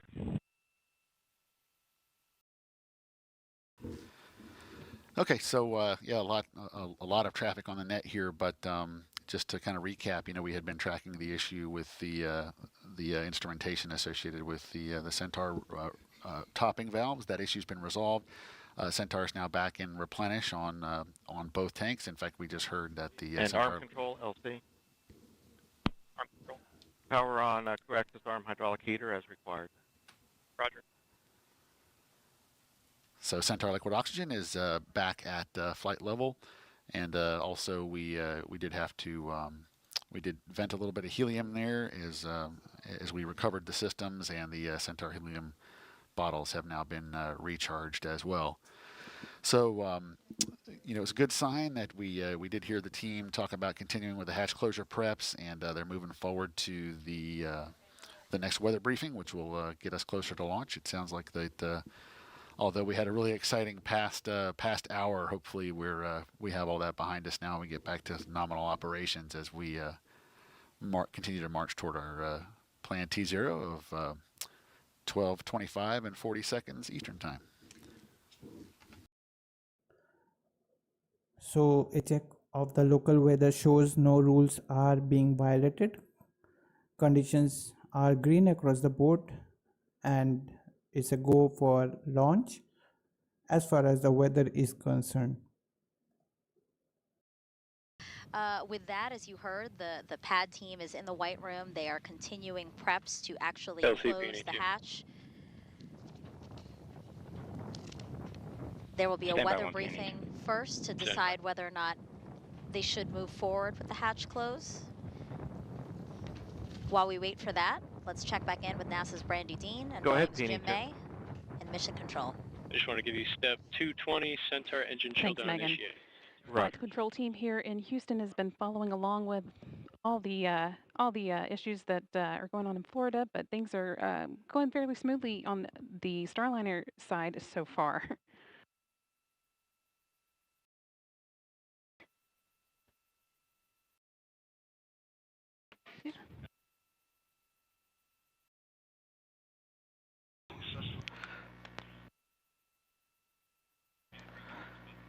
So once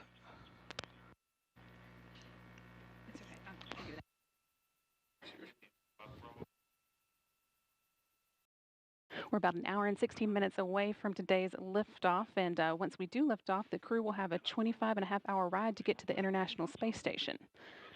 And with this being the crewed flight, they'll have a number of test or flight test objectives to work through, putting the Starliner systems through its paces to prove them out before operational flight begins.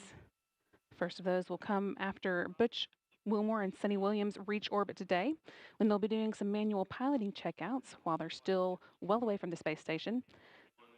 They'll be flying some attitude maneuvers, changing Starliner's orientation, using only visual cues to start with, and then using Starliner's attitude direction indicator, which will be used for all of those other planned attitude maneuvers.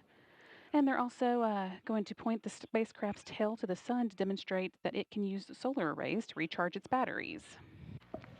And once they arrive near station, they'll take over with manual control again to demonstrate their ability to station keep for about 5 minutes at the opening of the approach corridor, and this corridor reaches out to about 260 meters away from the forward docking port on the ISS Harmony node, or as you may hear later on the broadcast, node 2 forward.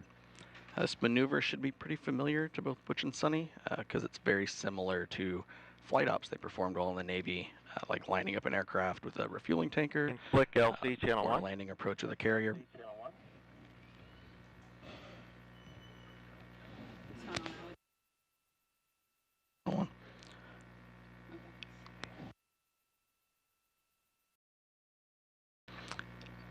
Like lining up an aircraft with a refueling tanker, landing on LC, a this is carrier, Slick on or channel also hovering. Roger, Slick. You have a go to proceed with hatch closure. Roger. Just heard the teams across the country, they're pulling to go ahead with the hatch closure. So that's good news moving forward with the countdown. I'm sorry, Jim, go ahead with what you were saying. No worries.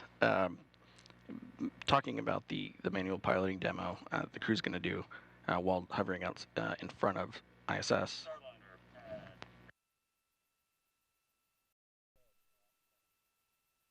Starliner, be advised we've been given a go to proceed with final hatch closure. Outstanding. Nice job, guys. We'll see you in a couple of weeks. Much appreciated. See you when you Or longer. That's a nice and good call out that they are giving a final go for the hatch closure. And with Butch planning on staying up there longer, maybe he'll do a couple extra manual piloting demos for us while he's around there. But when they fly with these manual flight controls, it'll be 6 degree of freedom control using both joysticks. One called the rotational hand controller for changing direction. The other called the translational hand controller, similar to a throttle in an aircraft, but instead of one direction, you can go up, down, left, right, forward, and back.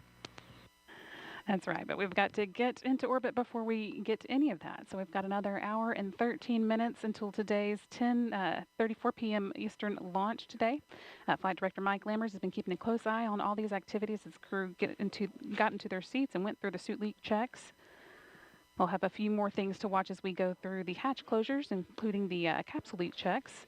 And in about an hour, Lammers will be polling for a go or no-go here in Houston, hoping to get a thumbs up across the board for today's launch. He'll be speaking for this team when he gives his final go or no-go to the launch conductor about 7 minutes before launch.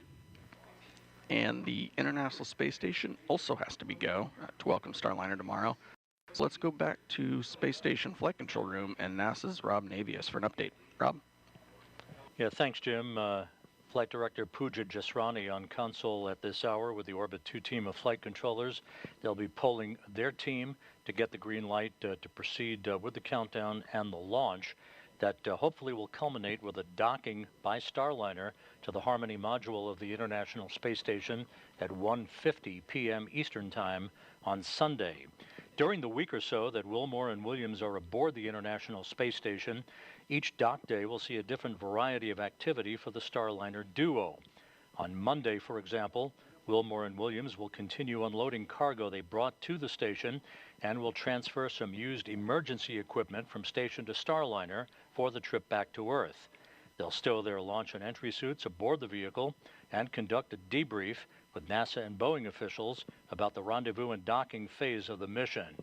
Once Starliner's batteries are charged through station power resources, Starliner will be configured for quiescent operations. So with hatch closure in the offing and the countdown proceeding for a liftoff 1 hour, 11 minutes, and 40 seconds from now, we'll toss it back from the Space Station Flight Control Room to you folks down at the Cape. Now, speaking of ISS and docking, the unpiloted Progress 88 spacecraft, that is Progress MS-27 spacecraft, arrived at the space-facing port of the orbiting laboratory at 7:43 a.m. Eastern Daytime on June 1st.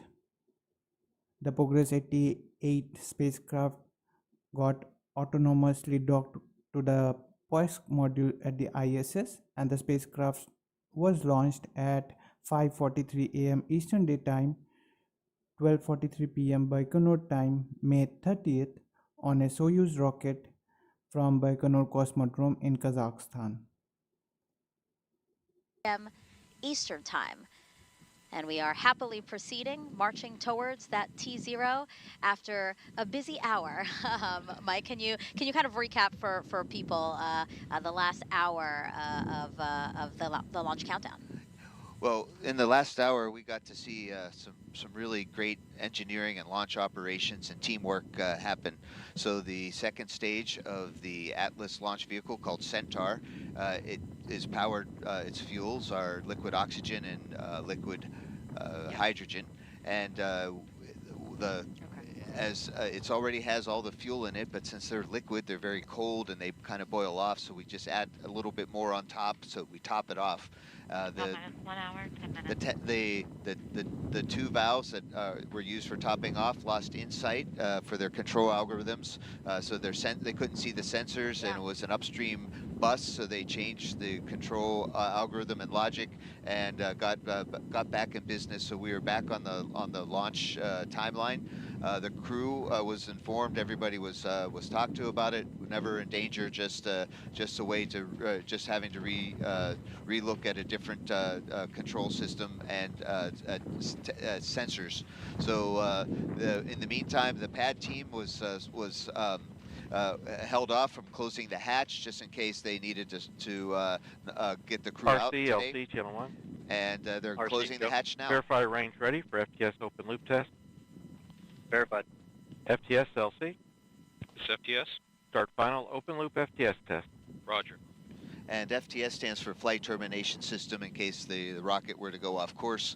Of course, by that time, the Starliner, if the FTS were needed, the Starliner would fly out of the way. And but that's just a normal test right now. And you can see they're closing the hatch. We're getting ready to launch in 1 hour and 8 minutes. Very exciting. Yes, very exciting. Also, upon the hatch closure completion, then we will be having a cabin leak checks procedure to be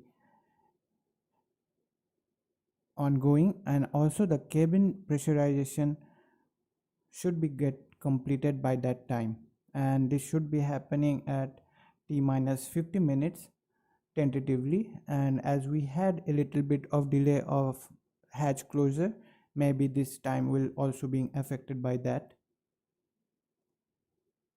Onshore flow. That is what's driving these winds. You see the clouds going by overhead. So this image from College of DuPage, they've got our GOES 16 data streaming through, and it's a great representation. You can also see the ascent corridor as a result of that high pressure system is also fairly clear all the way up the eastern seaboard. That's the track that Starliner will take. That's good as well. Only some moderate concerns for high sea states because of those winds. But overall, we are looking good in the corridor. We are 90% LC go. Slick on Channel 1. Go ahead. Hatch closure is complete, and we're moving into hatch gross leak checks. Roger. All right, hatch closure is complete, a great milestone that we've reached in this operation to get to liftoff. And just to wrap up, 90% go here at the pad. We're good to go along the ascent corridor, and so for weather, we're looking fantastic for a June 1st day, and which is the first meteorological day of summer. Usually we have rain and thunderstorms this time of day. Unfortunately, we don't. There you see the graphic, 90% go. And everything look weather-wise. Starliner Houston back with you, ready for pre-launch cabin leak check. You can prepare for cabin pressurization per your checklist. Configure the HIU Vox sensitivity knobs to maximum.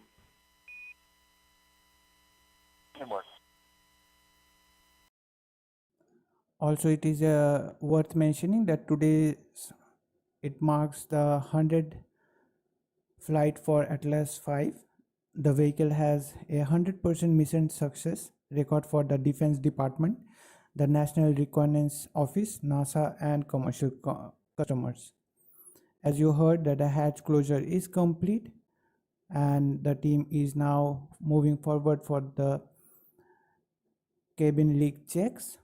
Also, as I said before, the cabin pressurization will also be completed with that same milestones together. Teams, both ULA and Boeing, as they prepare this rocket and spacecraft to go. It's been a little exciting over the last hour or so. Talk a little bit about that, what you observed from ULA team and your team in getting through the ground valve issue where they were able to do the redundant system. And they were able to get that stabilized, get back into flow. Yeah, it's been an exciting last hour or so, I guess, on the count. It's really cool to see the teams reacting to any anomaly that's been popping up, and they've been able to work through it. They've ran tests offline to validate the procedures and been able to jump right back into it to be able to get us back into the flow and the process. So it's really neat to see how everyone is ready for this launch and on point and just getting everything together for this launch today. I was particularly impressed in listening to the ULA team and how quickly they worked through the problem and how fast they were able to bring the flow back in after resolving that redundant data issue that they had. That was impressive. Let's go over to the Boeing team. Earlier in the count, they pressurized the thruster manifold that had the issue with the helium leak. How did that go? They everything went nominal. We expected to see some leak, and it was about the same. All the other checks came out nominal as well. So I believe that we are all systems go in that front. Haven't seen any other issues that have alerted us or alarmed us as well. So we're happy that we've discussed that at length, and we've planned out our procedures and our process of how we would react to that. But so far, everything is looking good with the helium system as well. You mentioned discussed at length. This team, your team, along with ULA and Boeing, have worked extremely hard in the weeks leading up to this. I've sat in on a few of the meetings. It is amazing to me the amount of detail, the amount of work that has been done in order to verify and make sure this is safe to fly. Talk a little bit about how hard the team was working. Oh, the team is just all the teams. You remember we started off with working with the ULA with the valve replacement. So that started our process from the time we scrubbed in early May. So from there, we've moved into the working with the spacecraft and the helium anomaly. The teams have been working night and day to resolve that, to make sure that we've stepped through every procedure, every process, and making sure that we're okay. It's been phenomenal to watch the team and to see the camaraderie across all the boards and listening to all the experts and making sure that we are good to go. We've had to pull in a lot of extra boards and actually had another flight readiness review as well to make sure that the whole agency at NASA and then Boeing and ULA, everyone is ready to go. Very awesome to see this teamwork and the seamless teamwork across the board. That Delta FRR just a couple days ago that was held, and we had a press conference yesterday, and the team reported out that everything is moving forward. You're talking about how hard the team worked. They deserved a little time off, so you guys took Memorial Day weekend to kind of recharge a little bit. Yes, we did. We allowed some the folks to go and take a little bit of a break, have a barbecue if they needed to, and get a little bit of a recharge, as you said, to be able to get back into and have a clear mind and be able to get back into the procedures for this week. Further proof that you are indeed a human being. These are human people that are working on all this. I just got to flash this really quick. This is Dana Hutcherson on a local community magazine in our city.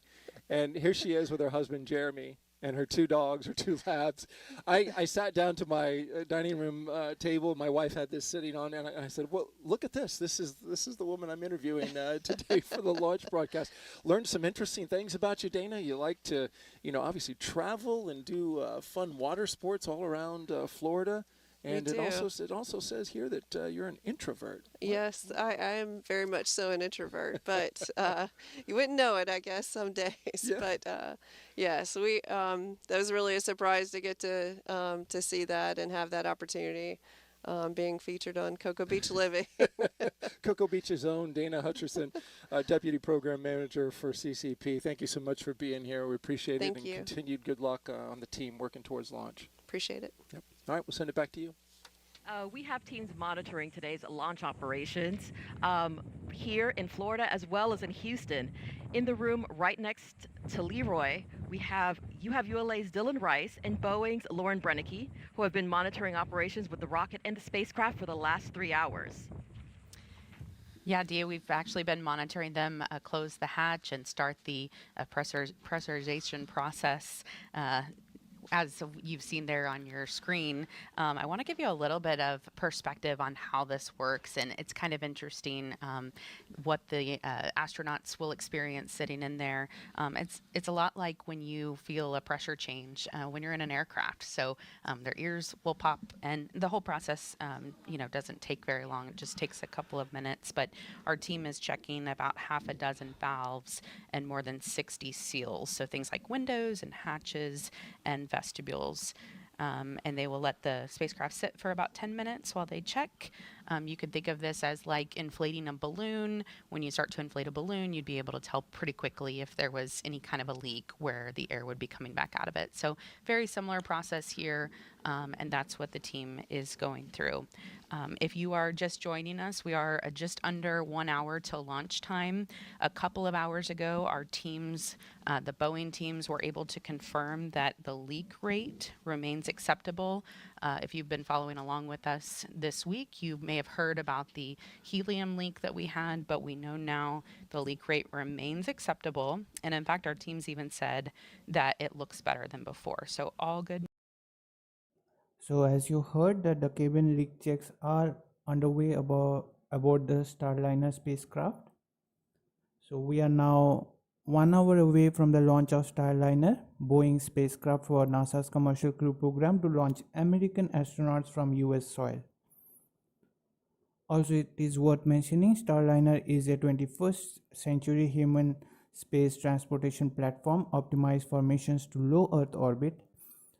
In its design, Boeing leveraged decades of heritage in human spaceflight as well as incorporate new technologies to make sure a safe and reliable vehicle.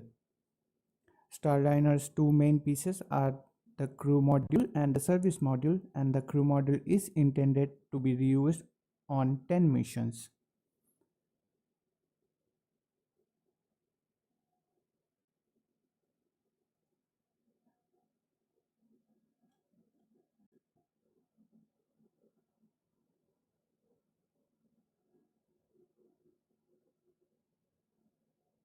Now the targeted docking of the Starliner is expected on June 2nd, that is Sunday, at 1:50 p.m. Eastern Time, and the docking will be occurring to the forward-facing port of the station's Harmony module, and at 3:35 p.m. Eastern Time, hatch opening will occur. With that, 3:55 p.m. Eastern Time, we will be having welcome remarks from the crew, that is Suni Williams and Barry Wilmore aboarding the ISS.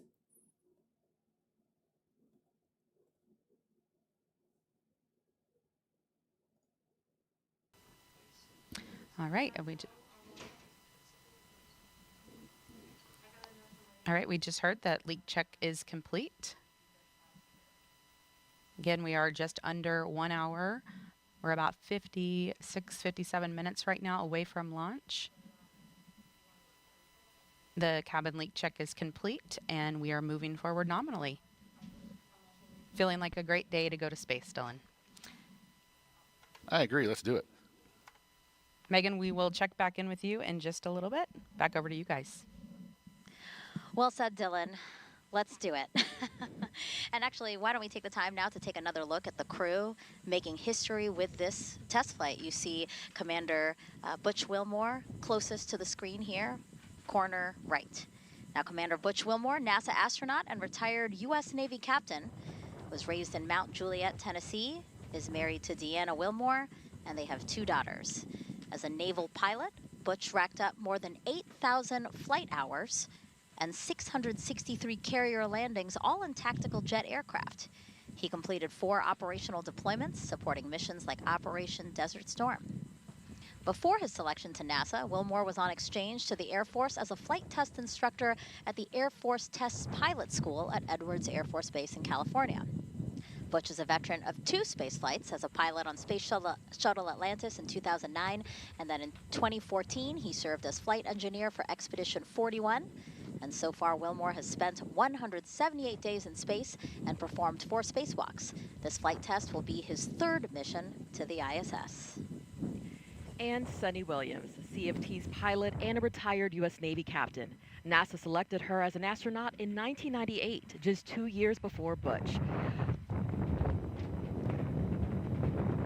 This will be Suni's 3rd mission to space, making her the first woman on a test flight of an orbital spacecraft. Her first trip to the ISS launched in 2006. She served as flight engineer for Expeditions 14-15. She then returned to the orbiting lab in 2012 and was commander of Expedition 33. Suni has more than 50 hours of spacewalk time, the 2nd most cumulative time by a female astronaut. So far, she has spent 322 days in space. Before NASA, Suni was a former naval test pilot and instructor, logging more than 3,000 flight hours in more than 30 different aircraft. Williams grew up in Needham, Massachusetts, and is married to Michael Williams. Starliner at Houston on 1. Good pressure. The side hatch is being configured now. Audible noises may be heard. Standing by, thanks. She enjoys hanging out with her dogs, working out, hiking, and camping, as well as working on cars and houses. What do these 2 not do, Mike? No, they are some of NASA's finest, and were chosen to fly on this mission so that we can get Starliner certified and fly more Starliners to the space station in the future.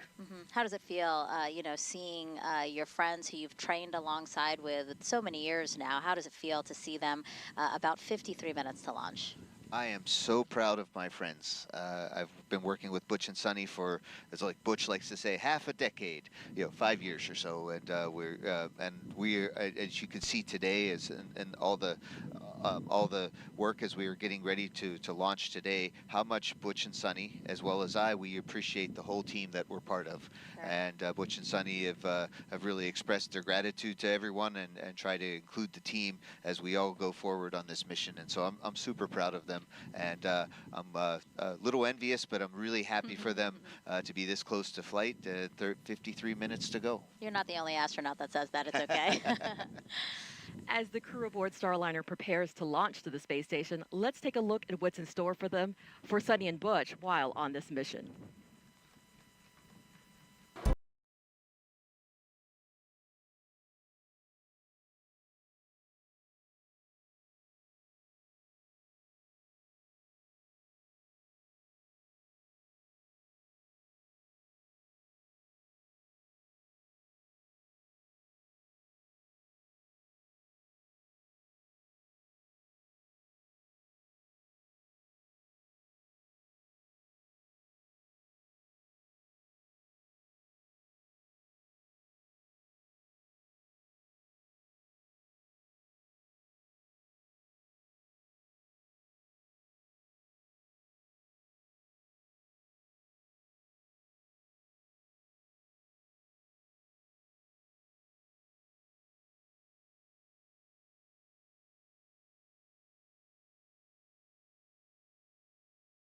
On orbit, all the way to entry and landing. We're testing out the environmental control system. We're testing out the manual flying of the spacecraft.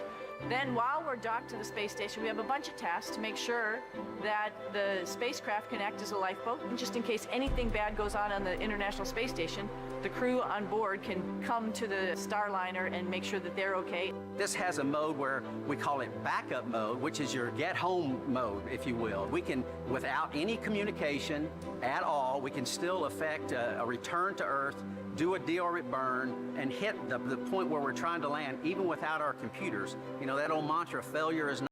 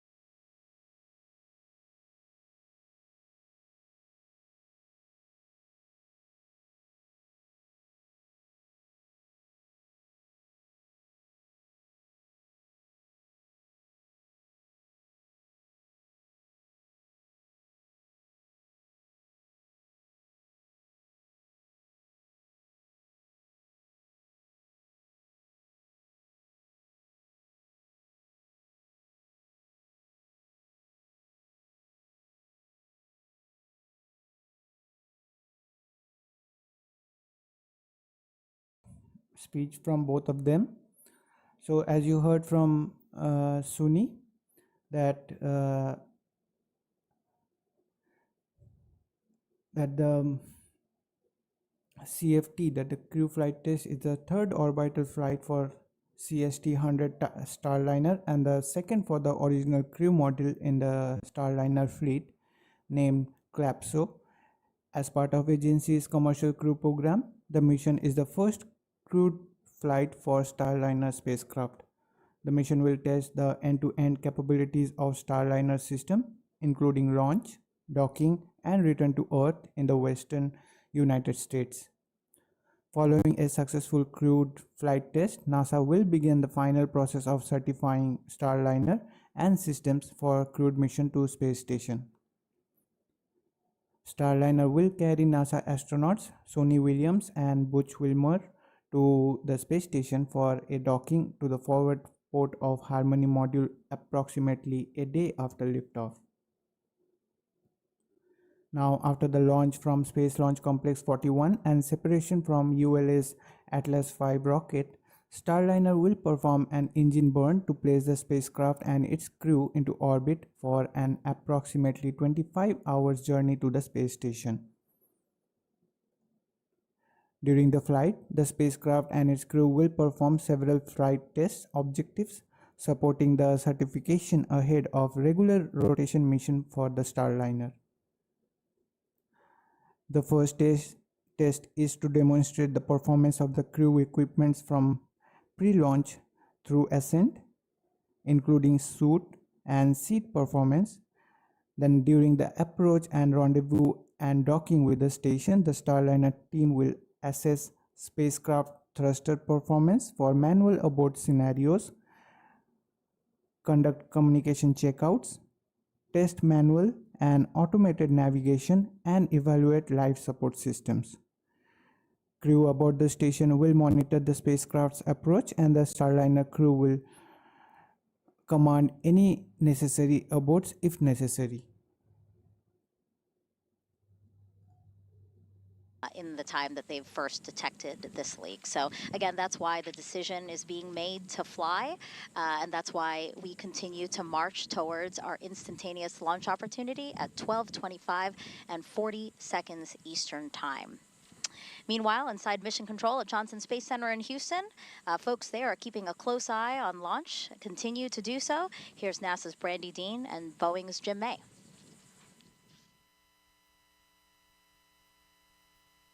Thanks, Megan, and welcome back to the Starliner Flight Control Room in Mission Control Houston, where the flight control team is continuing to follow along with all the activities going on in Florida now that we are 46 minutes away from today's launch.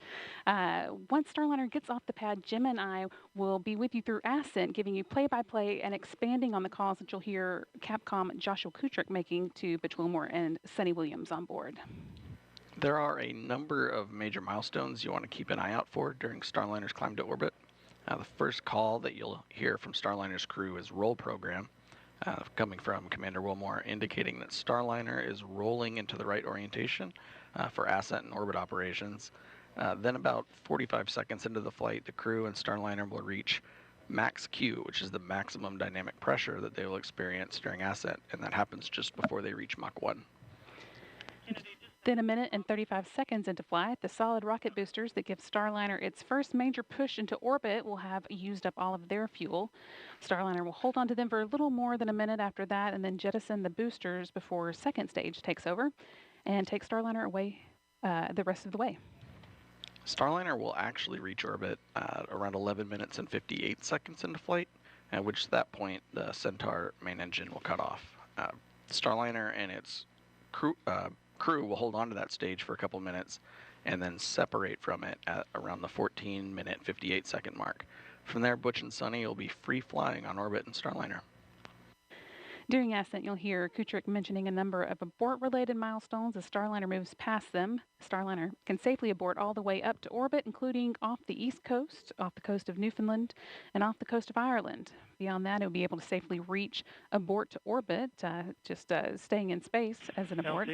And of course, we're hoping not to need any of those. Request permission to begin white room closeout. Slick. Roger, thanks, Slick. Blue team, perform toxic vapor and O2 checks when raising the environmental seal and configure white room for launch. Roger. And Slick, if you get a annulus purge disconnect time.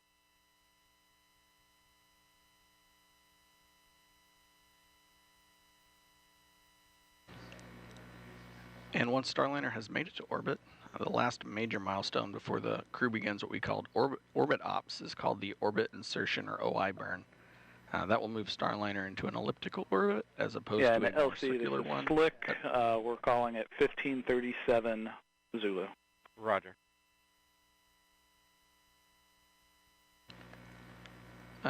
Going from a circular orbit, which they get off of after separating from Atlas, into an elliptical orbit, and then from there Starliner will be on its way to International Space Station.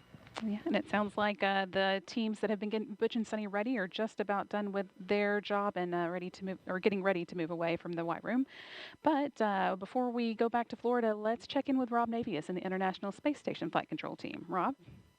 Thanks, Brandy. Just inside 44 minutes until launch, and back here in the ISS Flight Control Room, flight controllers are keeping tabs on the countdown and monitoring the work on board in the aftermath of the docking of the unpiloted Progress resupply craft earlier today at 7:43 a.m. Eastern Time.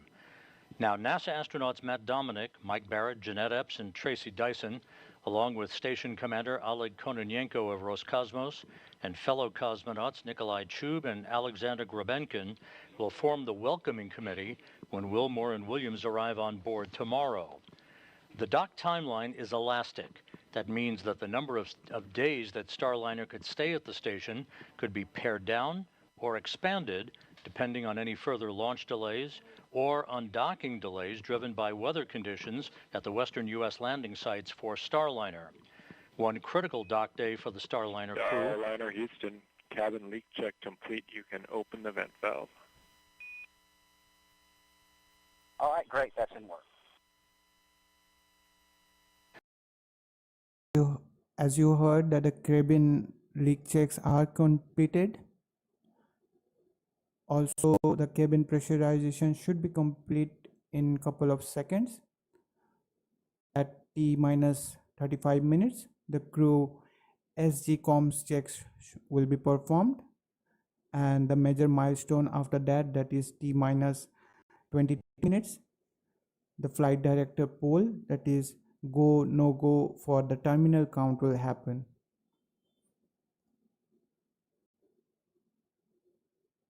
Now the Starliner operations have been completed for the blue team, clearing the way to begin configuring the white room for launch.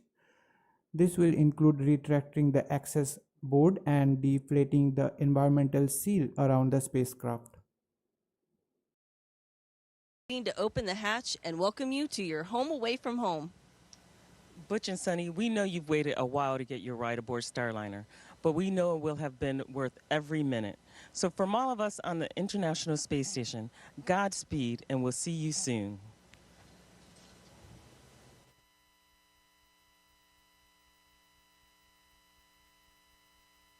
As we prepare in less than an hour to launch 2 astronauts to space during this test flight, let's check back in with NASA's Antonio Jaramillo, who spoke earlier today with NASA's top administrator about this mission. It's always an honor to be joined by NASA leadership, and joining me today is NASA Administrator Bill Nelson. Administrator Nelson, can you tell us why it's so important for the space agency that we have another American space company launching from American soil?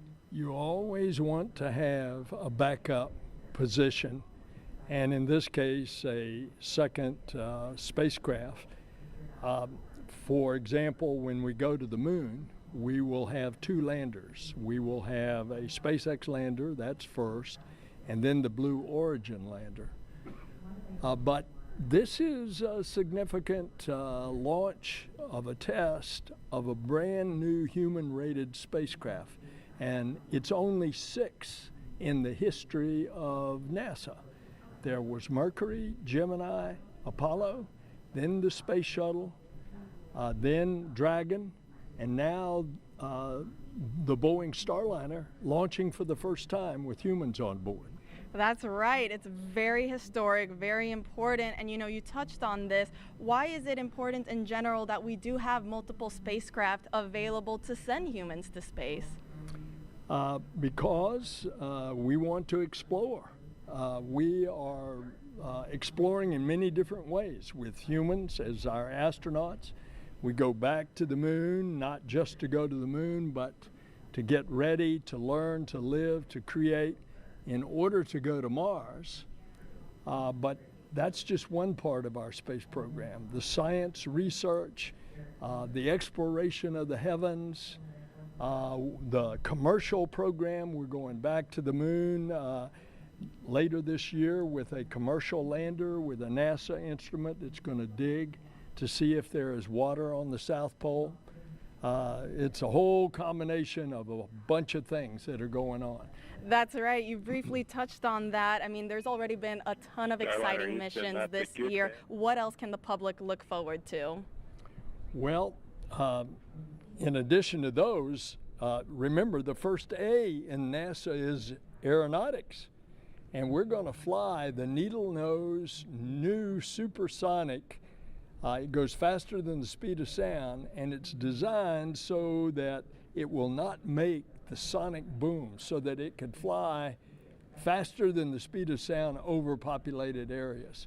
That's one. We got another aviation project to improve the fuel efficiency by 30% of a mid-range single-aisle transport aircraft like the Boeing 737. That is fascinating. Administrator Nelson, thank you so much for joining us here today. We'll send it back over to you. We interviewed the administrator earlier because he is currently at the ASOC with the launch team as we watch the crew access arm moving away from the Starliner spacecraft. Now, the plan is for Butch and Suni to be docked to the ISS for at least 8 days, and after they will return to Earth with a soft touchdown in the American Southwest.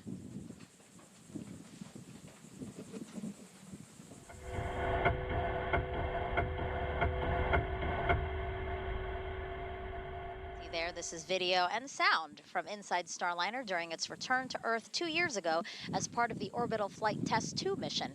Its heat shield reaches 3,000 degrees Fahrenheit during re-entry, and parachutes are then deployed, and the heat shield discarded to expose Starliner's airbags.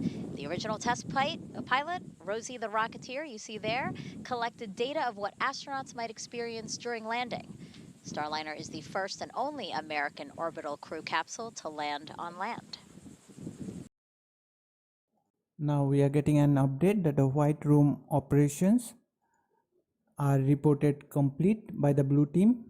Starliner's crew hatch is closed and the cabin is pressurized for its launch into space. We will see the Blue Team departing the launch pad shortly. To ask Butch and Suni how good those are, but in case of emergency, we can land on water. And we have a central airbag, another one. Seconds, excess burn duration, and we'll go north to triage 6 if necessary. The crew was just calling in. They just got some data. Yeah, those are all good work, Starliner. Good readback. One additional item for you. In the commander's folio, you'll recall you have your 2 tablets. You've got a serial number 12 and a serial number 13.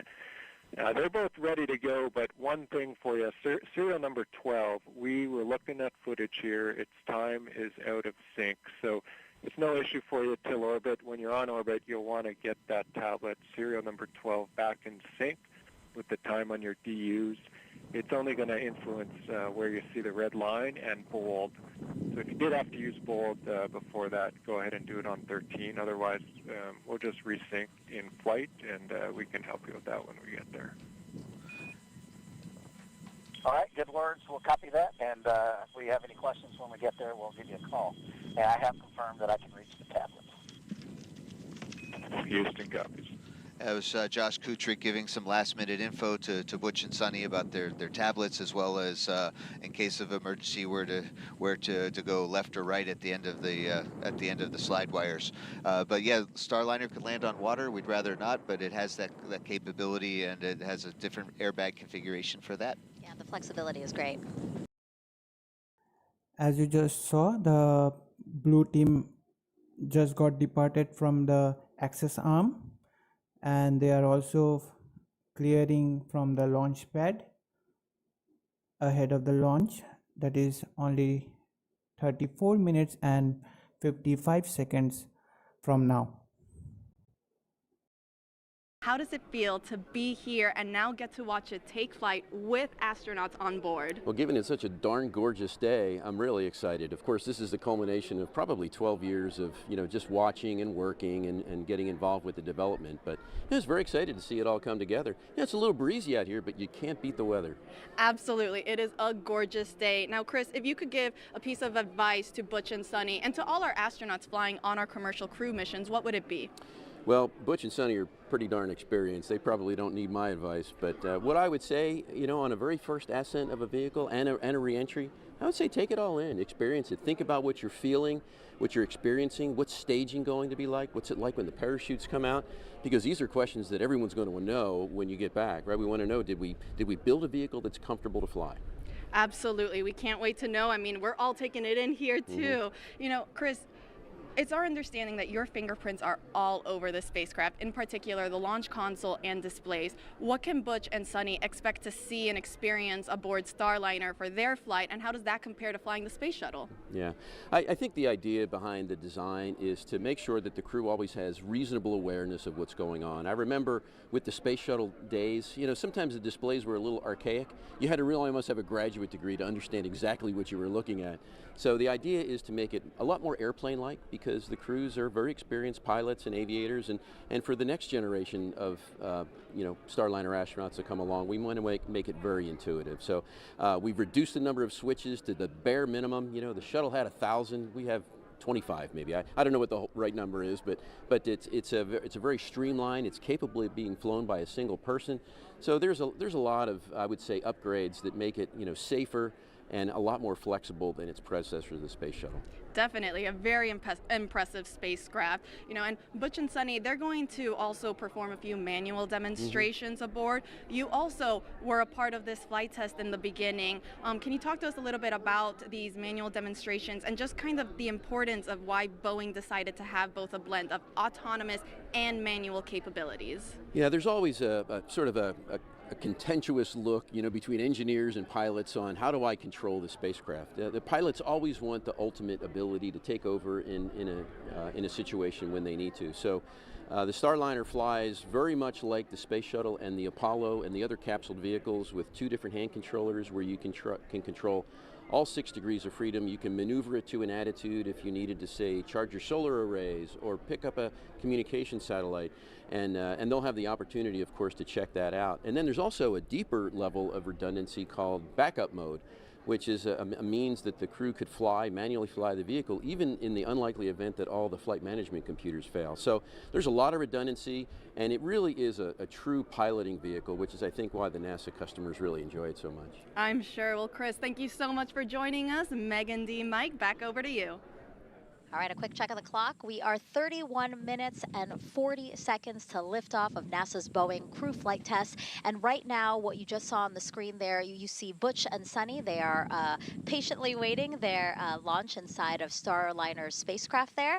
And then also, we did see the pad team who've been helping Butch and Sunny into their spacecraft, as well as securing the spacecraft and closing the doors. They have since left the pad, right, Mike? Absolutely. So only thing that's left is we have a rocket and a spacecraft and 2 human beings sitting on top, getting ready for launch in 31 minutes. Yeah. Now Wilmore and Williams will live and work alongside the Expedition 71 crew for about a week before boarding Starliner for return to Earth. Also, as you heard, that the undocking or the stay of the Starliner crew is expandable. It can be elongated or can be reduced depending on the need. And after undocking, the next flight test objective will assess manual piloting of Starliner before switching back to autonomous operations. The crew will spend approximately 6 hours in the spacecraft from undocking until its first landing opportunity.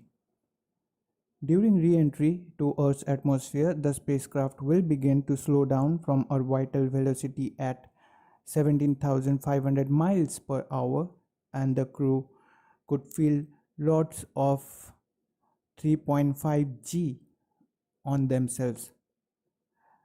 The spacecraft forward heat shield will be jettisoned after re-entry, having completed its work protecting the parachute system, and 2 drogues and 3 main parachutes will further slow Starliner descent. The base heat shield will deploy, exposing the dual airbag system, and the 6 primary airbags will deploy at the base of the capsule, cushioning its landing at approximately 4 miles per hour in the western United States. Now, speaking of the landing locations, the potential landing locations include 2 targets in the vast White Sands Missile Range, New Mexico, that is Wilcox, Arizona, Dugway Providing Ground, Utah, and Edwards Air Force Base in California is available as contingency landing site. B is in a closed condition. Roger. Minus 29 minutes. Flight control, start flight control, final prep. Roger.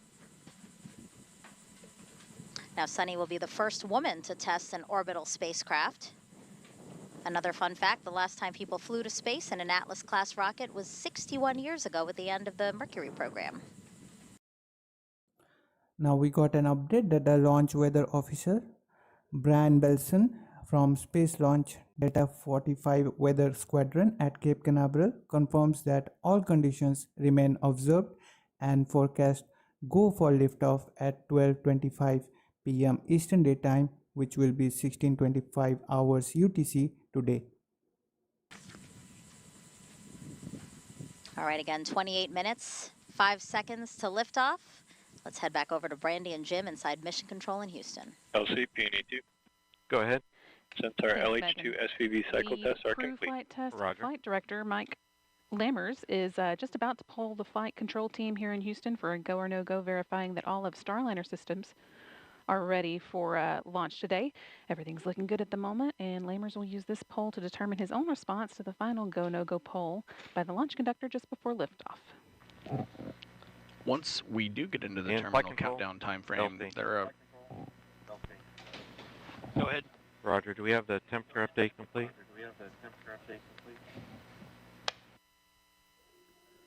Upper level winds Roger, have the been RP1 verified. temperature update complete. Roger. Prop 1, initiate fuel fill sequence. Roger.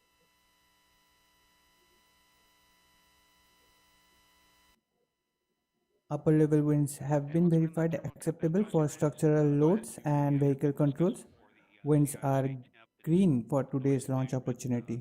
Take this to 6, get a recommendation probably to disable. Roger, convene the anomaly team and provide a recommendation. We'll go. L minus 27 minutes.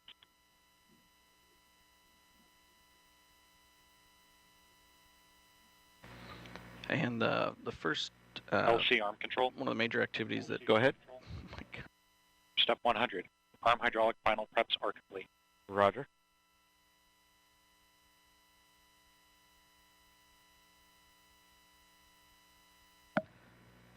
One of the first activities Mike Lammer's team will be doing is transitioning Starliner from ground power to battery power. That'll come about 18 minutes before launch. We leave it about as late as possible so that the team can launch with those batteries as close to full power as possible. A few minutes later, with less than 10 minutes to go before liftoff, Starliner's ordnance will be armed, and that activates the critical systems that are needed to detach all the things from Starliner that will ultimately jettison as it climbs to orbit, and if it were needed to abort. And finally, just 1 minute and 15 seconds before launch, they'll work with the crew to activate the launch abort system, which would rocket the crew to safety in the case of an abort, or on the pad, or early in the ascent. Right now the fuel fill sequence is underway. The procedure releases RP1, that is the rocket grade kerosene fuel, into the RD-180 main engine in preparation for ignition. Next-generation crew capsule measures 16.5 feet tall with a diameter of 15 feet. That's about the size of a mid-size SUV. It was designed to carry up to 7 astronauts or a mix of crew and cargo for missions to the International Space Station. After today's test flight, NASA will fly crews of 4 or 5 with cargo, and Starliner is also reusable up to 10 times. Yeah, we're looking LCOSM. to getting... Go ahead. Yes, sir. Per step 60, flight hazard area has been cleared. All personnel accounted for. Roger. All right, everybody is in place for launch. Starliner, we're looking forward to getting it certified so we can continue our missions to the International Space Station with 4 NASA astronauts. And Boeing will have the option to use Starliner to fly to other space stations and to help build the low Earth economy, low Earth orbit economy. Hey, Mike, let's squeeze in a social question since we've invited viewers to send them to us. This is from John on YouTube asking, how did the astronaut train for this mission? It's actually a question from a 10-year-old named Maddie. Well, hi, Maddie. Hi, John. Yeah, so we spend a lot of time practicing exactly what's going on today. We sit inside Now coming up less than 2 minutes, we will be having the flight director poll, that is the go, no-go for terminal counts. Sometimes they even give us After that, at T-minus 20 minutes, crew visors will be configured for launch. And then at T-minus 18 minutes, Starliner poll for terminal count will initiate.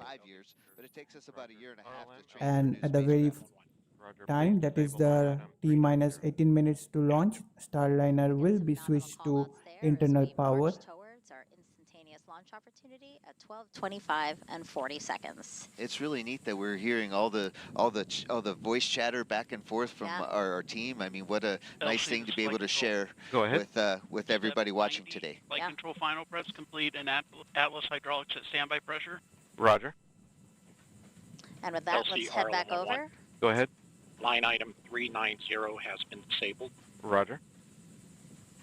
Let's head back over to ULA's Dylan Rice and Boeing's Lauren Brennicke from the ASOC. Thank you, Megan. So you may have heard just a few minutes ago the team talking about they're actually telling Butch and Sunny once they get up into space that they will need to sync their tablet. Wanted to give a little bit of a perspective on that. Basically, it's just the system clock in that tablet. You could think of it as it's just like going down to the start menu on Windows and syncing up the clock. It's been, of course, turned off for a little bit, and not connected to internet. So it's just something like you would do at home to re-establish the new time on your microwave. But Dylan, they've also heard about an anomaly on the ULA side. Not a big deal, but let's give them a little bit of perspective on that. Sure, Lauren. So we had, we did hear a report of a noisy temperature measurement, and this particular measurement is the interstage adapter, but that's the adapter between Atlas and Centaur. And this measurement is something that's automatically disabled when we enter our terminal count at T-minus 4 minutes. But over the past few minutes, we've observed this measurement bouncing around a little bit. So now that the vehicle is fully loaded with propellants and we've been stable for quite a while, this measurement is really not something that we rely heavily on when we're fully tanked and stable. So we're going to go ahead and disable it early rather than waiting for the automatic disable as we approach terminal count. And that just would prevent any what we'd consider to be a nuisance alarm at this point. So nothing major there. It's kind of a standard operating procedure for a noisy measurement like this. And we are just a little over 21 minutes out from launch. Logo suppressor charge is complete. Roger. As I was saying, just a little over, right now, about 21 minutes out from launch. And I've been thinking a lot about Butch and Sunny going back to the ISS for a third time for both of them. Sunny told us that really the ISS feels like home for them. If you think about it, they've both spent a good portion of time there. They both spent 6 months in their first trip up and 6 months in their second trip up. So now going back for their third time, they're going to a place that they consider home. If you think about living somewhere for literally a year out of your life, it means a lot to you. It's very special. And Sunny even told us that...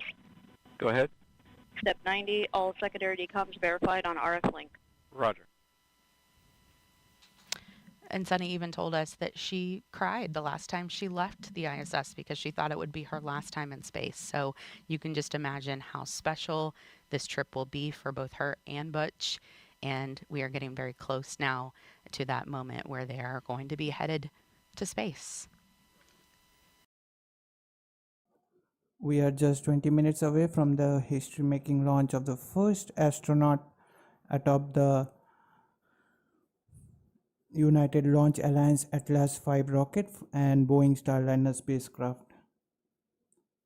ULA's Atlas V rocket is launching Butch Wilmore and Suni Williams aboard Boeing Crew Space Transportation, that is CST-100 Starliner spacecraft, on its crew flight test to the International Space Station.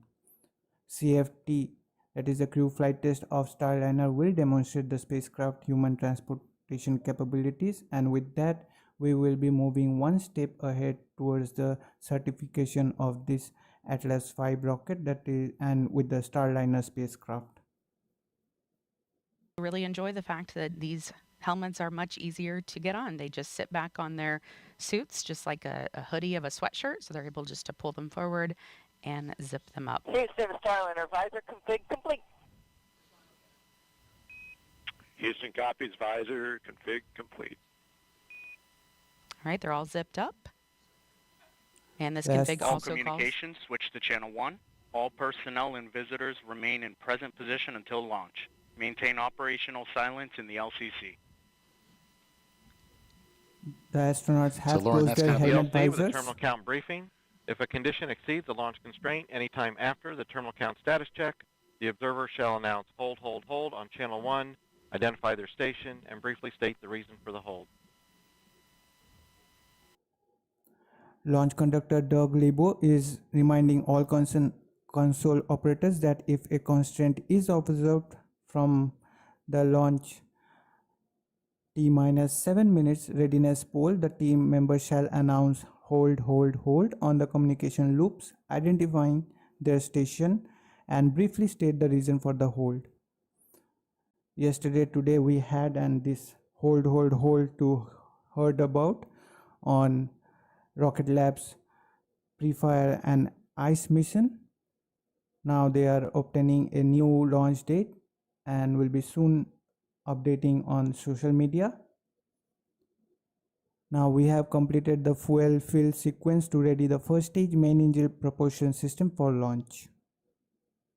Aren't public on your TV screen right now, so we'll be listening for a few polls. One that's called the Starliner Readiness Poll for terminal count, and that is one of the shorter polls, and it will be coming from the Boeing Mission Control Center, or we call it the BMCC here in Florida.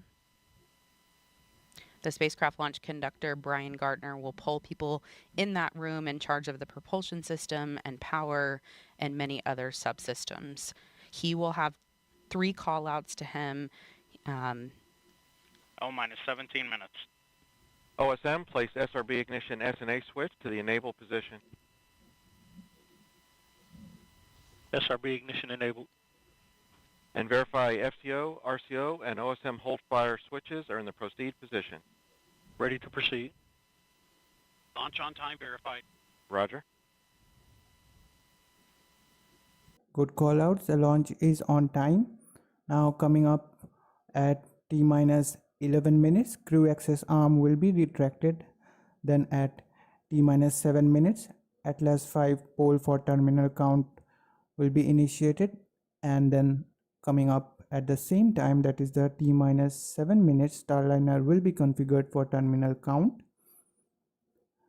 Moving on at T-5 minutes, Starliner will be configured for ascent. Then at T-4 minute mark, we will have the T-4 minute hold to be released. And then finally at T0, we will have the Atlas V Starliner crew launch. And if any of the range safety representatives see an issue, they can press a button and stop our countdown remotely. So those switches have been enabled as well. All right, you are taking a live look at Atlas V and Starliner stacked on top with astronauts Butch Wilmore and Suni Williams inside, ready to go to space. We are just coming up on about 15 minutes from launch, and we are going to send it over to NASA's Daryl Nell at Hangar AE. Daryl. Thank you very much, Lauren. And you've heard the polls from ULA, also polling a go. The NASA operations manager, Richard Jones, checked with his team, gave them the go. As far as weather is concerned, you heard it mentioned on the nets, there was an L-30 weather brief. We see your CM Essential. That's just to do with the internal power transition. No action. Okay, no action. We got the suit fan VP low. It's back on now. Looking.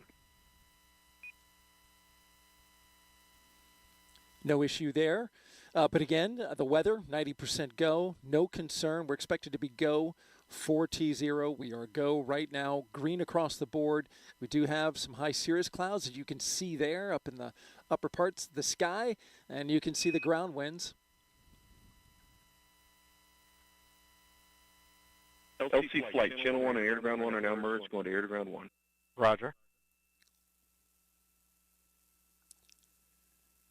LC flight, air to ground 1, ready for comm check with Starliner and channel 1. Roger. Starliner, LC, comm check on channel 1. See, we got you loud and clear. Looks like we got all suit fans failed a warning.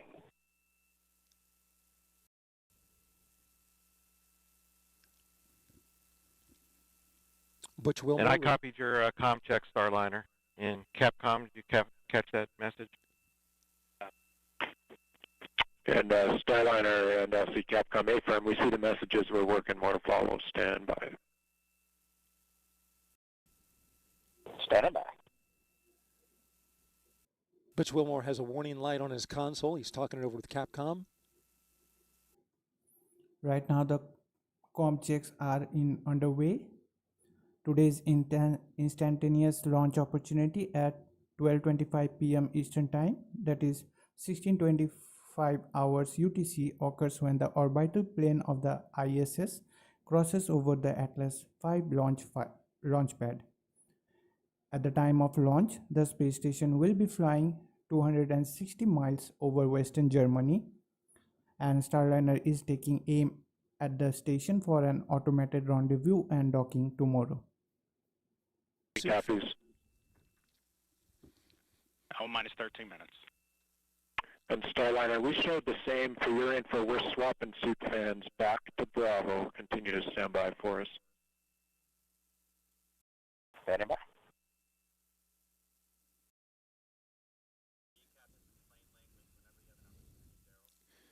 So the issue here is a problem with the primary suit fan operation. They got to have that suit fan to keep the air circulating inside their suits. With that having a warning, they've asked, Capcom has asked the astronauts to pop open their visors so they can get some fresh air, and they'll work it into a redundant mode, going into a redundant suit fan. So they continue to work that.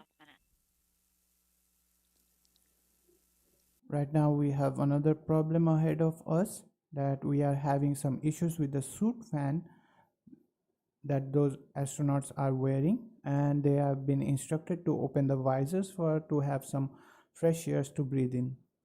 The Boeing team working an issue in real time right now. LC flight channel 1. Go ahead. Yeah, the condition we're in an LCT condition with both suit fans down. We're trying to get these reactivated, but we're going to proceed. Roger. So good to stow the crew access arm. I'm go. Roger.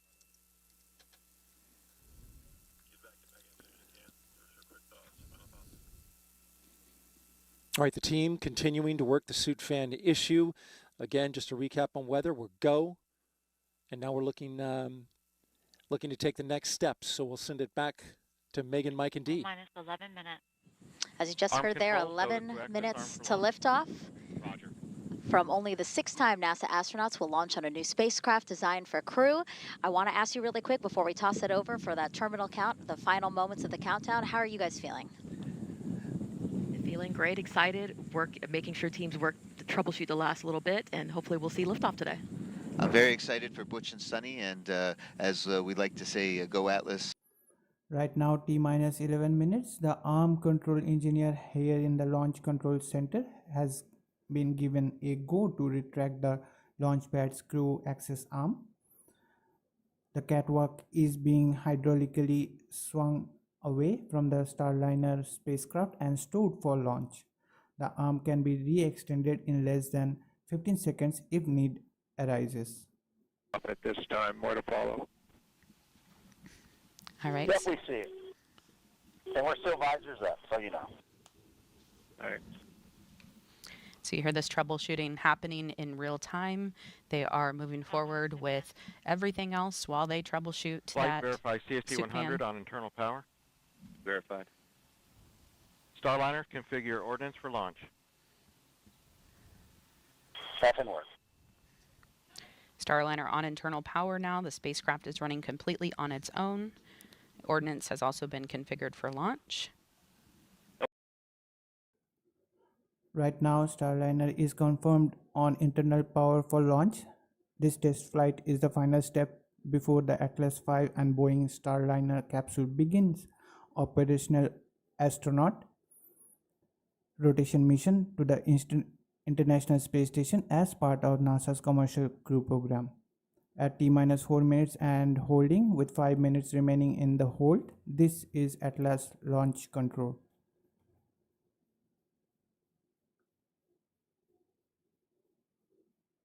Access tower. In the event of an emergency, it can be redeployed in less than 15 seconds. Yeah, it's pretty amazing. We don't want to see it do that, but we're glad it can if it needs to. And we have a couple of polls coming up here in about 2 minutes. The launch vehicle poll, launch vehicle management poll. Yeah, Lauren, that's right at L-minus 8 minutes. Next door to us in the Mission Director Center, that's going to be the mission management team poll for launch. And at L-minus 7 minutes, the final terminal count status check down in the LCC. And that is where Chief Launch Director Doug Lebo will poll his team, verify their readiness, and then the launch director next door to us will give him permission to launch today. LC arm control. Go ahead. Crew access arms stowed for launch. Roger.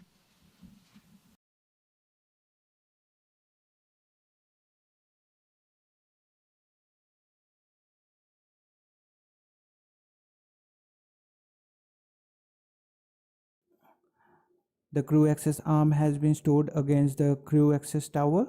We are standing by for the readiness poll to proceed with the terminal count. Launch conductor Doug Lebo will poll 29 engineers and managers for the go to launch today. But first, Launch Director Tom Heather is receiving status inputs from the Director of Engineering and the Starliner Mission Director Leroy Kane, the results of which will feed into the readiness poll shortly.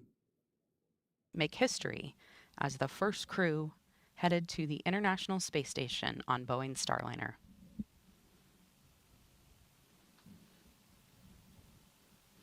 L-minus 7 minutes.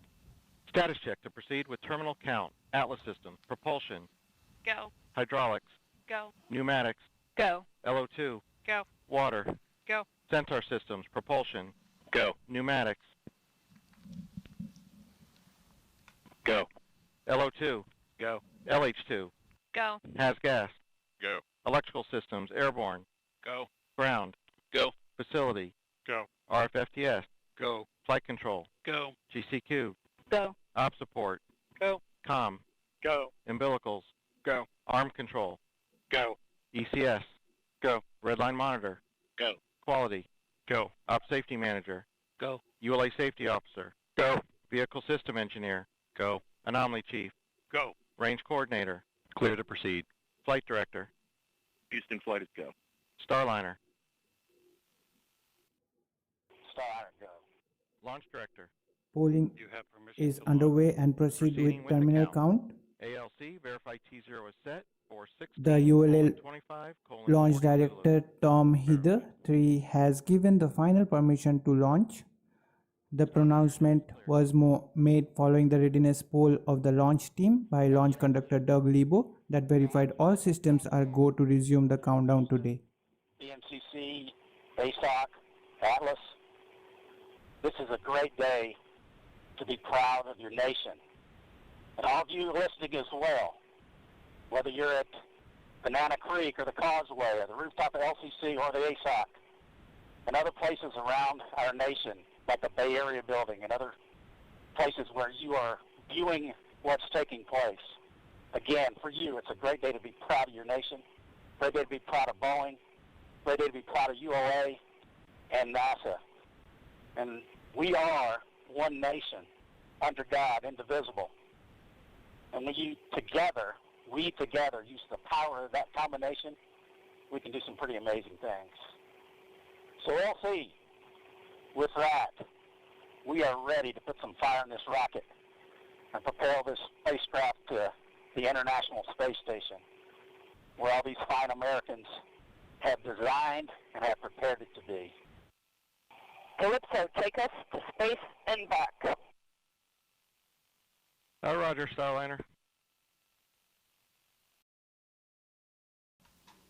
LC flight, Starliner configured for terminal count. Roger. All steps are complete prior to terminal count. And with that, we are ready to go to space, Lauren. Hard not to be emotional listening to those words from Butch. I'm sure we'll be playing that speech back for a long time. Will be T-minus 4 minutes and counting. 3, 2, 1, mark.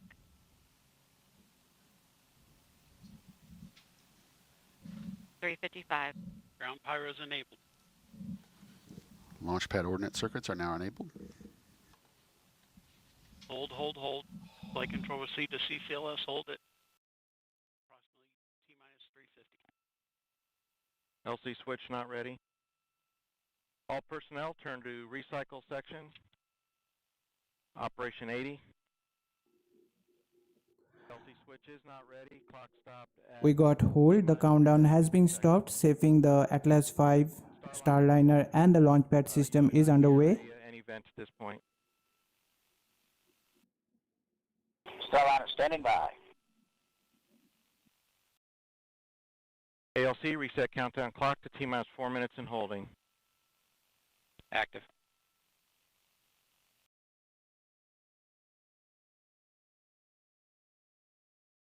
LC Puny 2. Go ahead. Sensor tank pressures are stable. Roger. LC Peony 1. Go ahead. Atlas tank pressures are stable. Roger. OSM, place SRB ignition SNA switch to disabled position. SRB ignition disabled.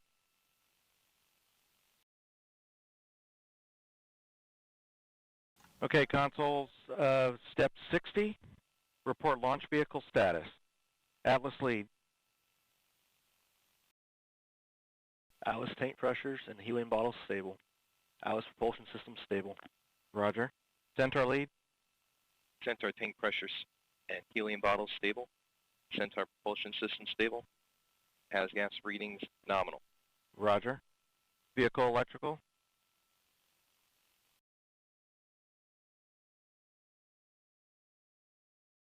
VE channel 1.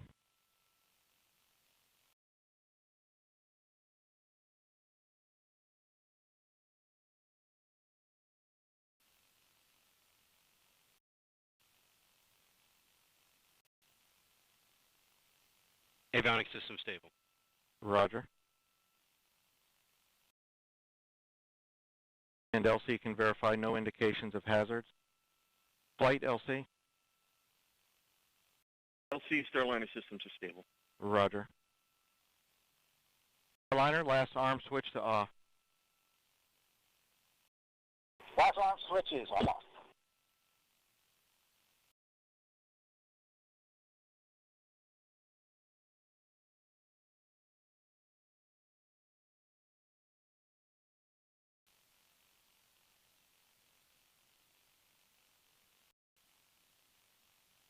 FCS in pre-flight mode, SSVAPs inactive, OCU safe, and EDS in test mode.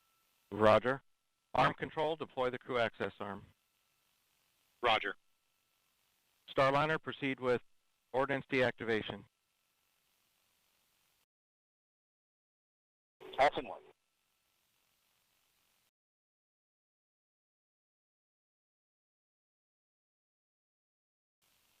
Ordnance deconfigured. All off. Roger. LC. And go ahead, ALC.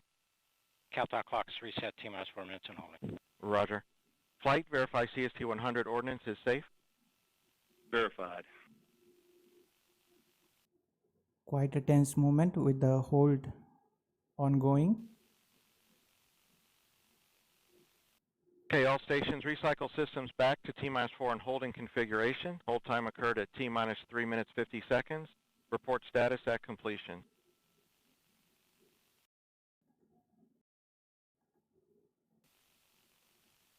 And flight LC. LC. CST-100 power to external.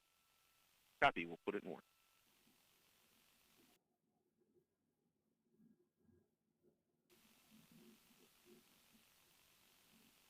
Now the Starliner is again switched back LC to the external power. Go ahead. Subset Bravo, Atlas V, continuing topping. Roger. LC locks 2. Go ahead. Substep Golf, Centaur LO2, continuing topping. Roger. LC Field 2. Go ahead. Centaur LH2, continuing topping. Roger. LC LC. Peony 1. Go ahead, Peony 1. Atlas Pneumatics, pressure stable. Roger. LC, Peony 2. Go ahead. Substep Echo, CEC active. Roger. And substep Foxtrot, sensor pneumatic system stable. Roger. LC Prop 1. Go ahead. Substep Charlie and Substep Delta, Atlas propulsion and hydraulic system stable. Roger.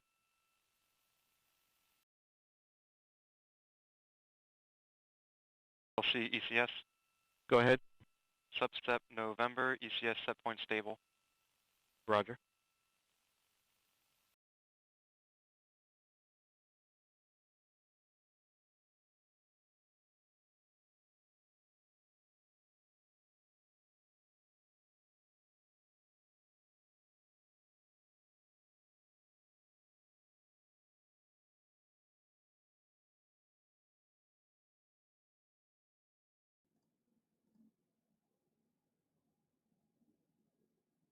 Now we got a LC flight hold. control. Go ahead. Substep Kilo flight control ready. Roger. The countdown has been stopped, saving the Atlas V Starliner and launchpad system is underway.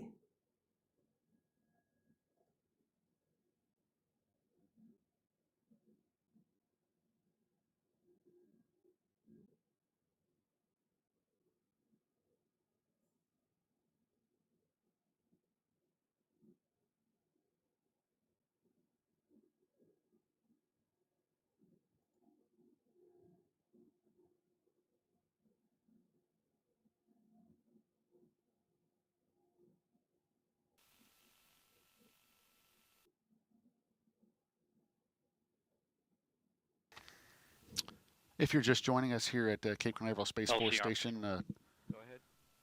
True axis arm is deployed. Roger.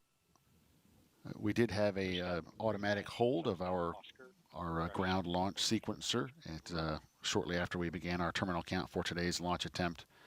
No indication yet as to what caused that hold of the automatic ground launch sequencer. The team is still evaluating data.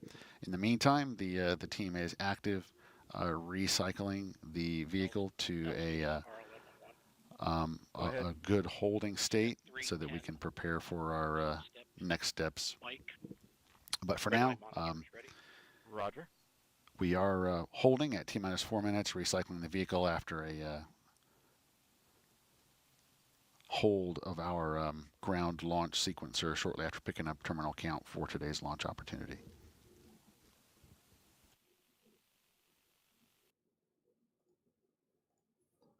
As discussed earlier, the crew arm can be re-extended in less than 15 seconds if need arises, and the need did arise today.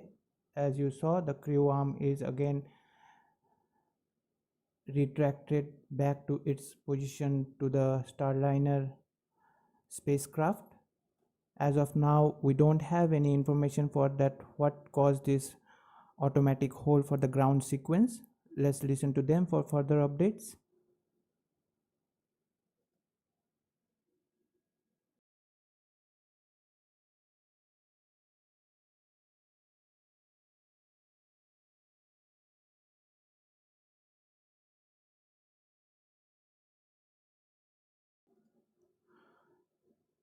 Looking at Barry and Suni, it seems like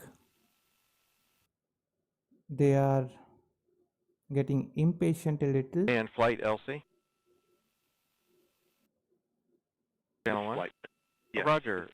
Secure CST-100 prop system. Last valve to remain open. Right, flight copies. Probably take us at least 5 minutes here. Yeah, copy.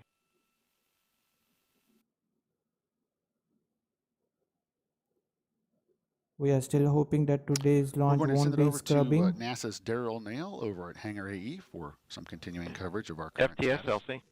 Daryl? Thanks, Dylan. And I'm listening to the NASA operations manager's loop. Recycle status. Recycle. Roger. SYS LC. Yes, LC, GC30 is ready. Roger.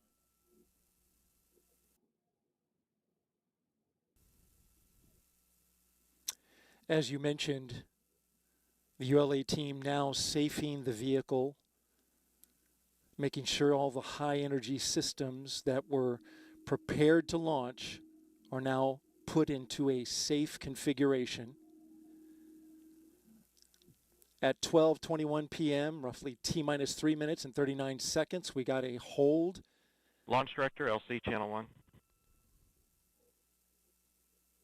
LDM1. Yes, sir. So we had a hold call at T-minus 3 minutes and 50 seconds by the CCLS launch sequencer. So at this time, we've completed our recycle back to T-minus 4 and holding configuration and ready to proceed with a scrub crew egress operation. So it's confirmed that the launch is scrubbed for today. We won't be having a launch for Atlas V. Of the scrub call for this launch attempt today. Again, this was the ground launch sequencer, essentially the computer that launches. LC. Roger. This is the computer that is in all charge. personnel going to Operation 85. OSM, LC. OSM. Establish the BDA roadblocks and open the flight hazard area. Roger. And all personnel on Channel 1 will be starting an approximate 65-minute hold at this time for flight crew egress. All systems maintain T-minus 4 and holding configuration.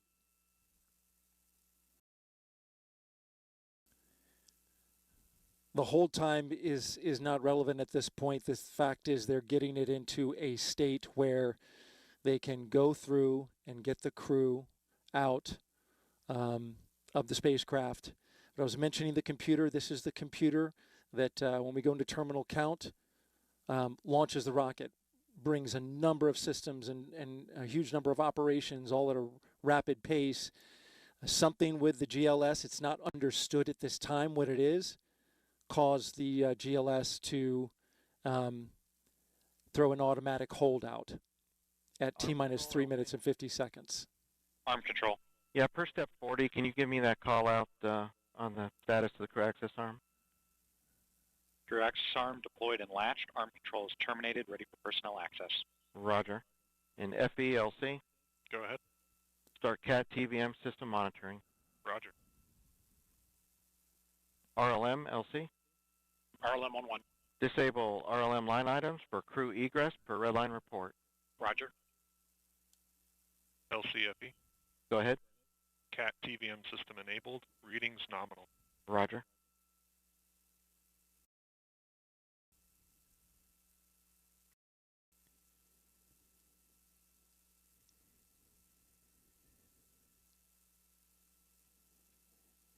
The NASA operations manager now conveying to his team that they are looking at possibly a 24-hour turnaround.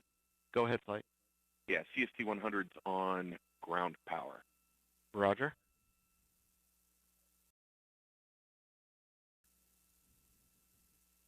Of course, there'll be a lot of data to look at, but and flight LC.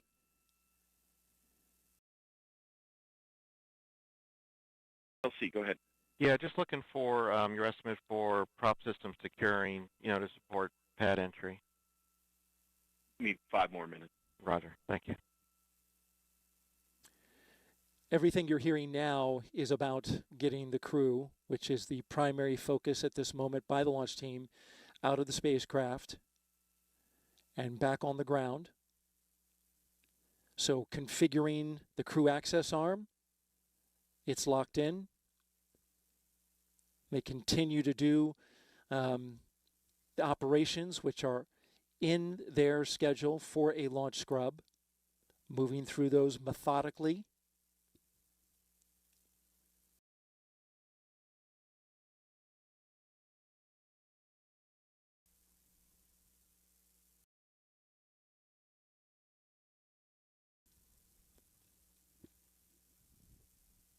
The report out that we heard by the CGLS was that at the time of the scrub, when the hold was listed, it didn't appear to load into the proper configuration.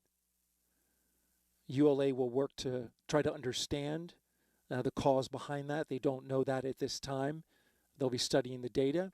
NASA's commercial crew team will be right there with them, helping and assisting throughout this process.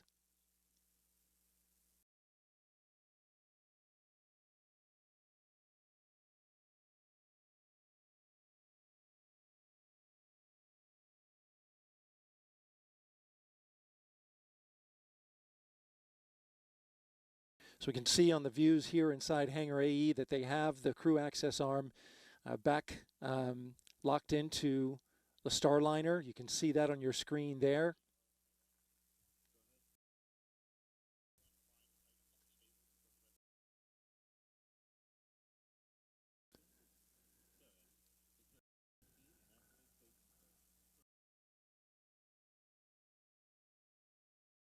Essentially the team now working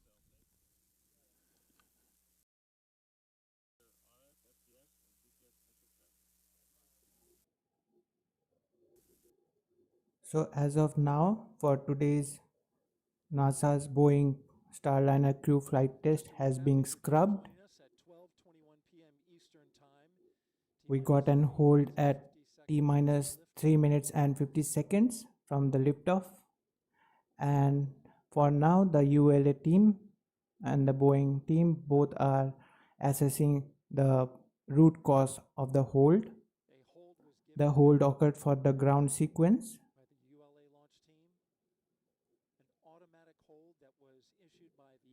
Ground launch sequencer, the computer that takes over terminal count.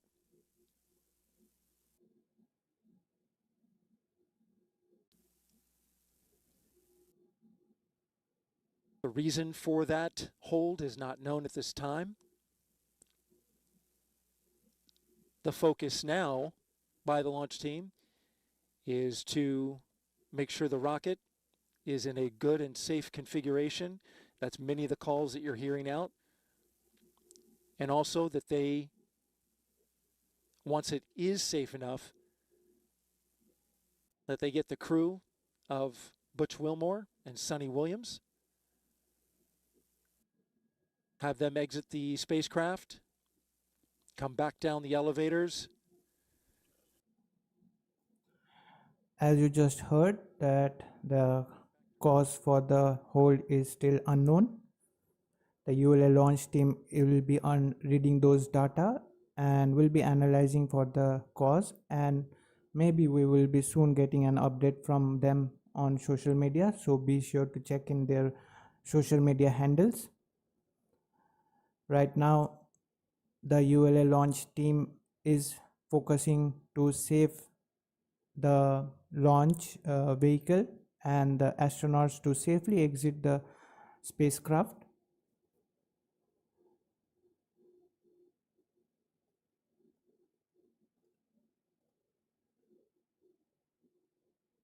So with that, we will be wrapping up our coverage for now.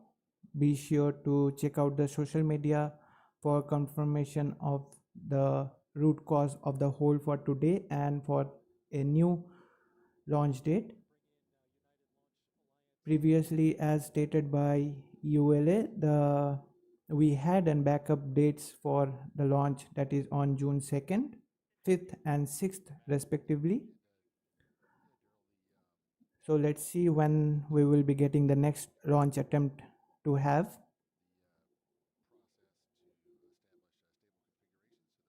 So we want to thank all of you joining us with today's stream, and we hope that you all will enjoy the weekend ahead.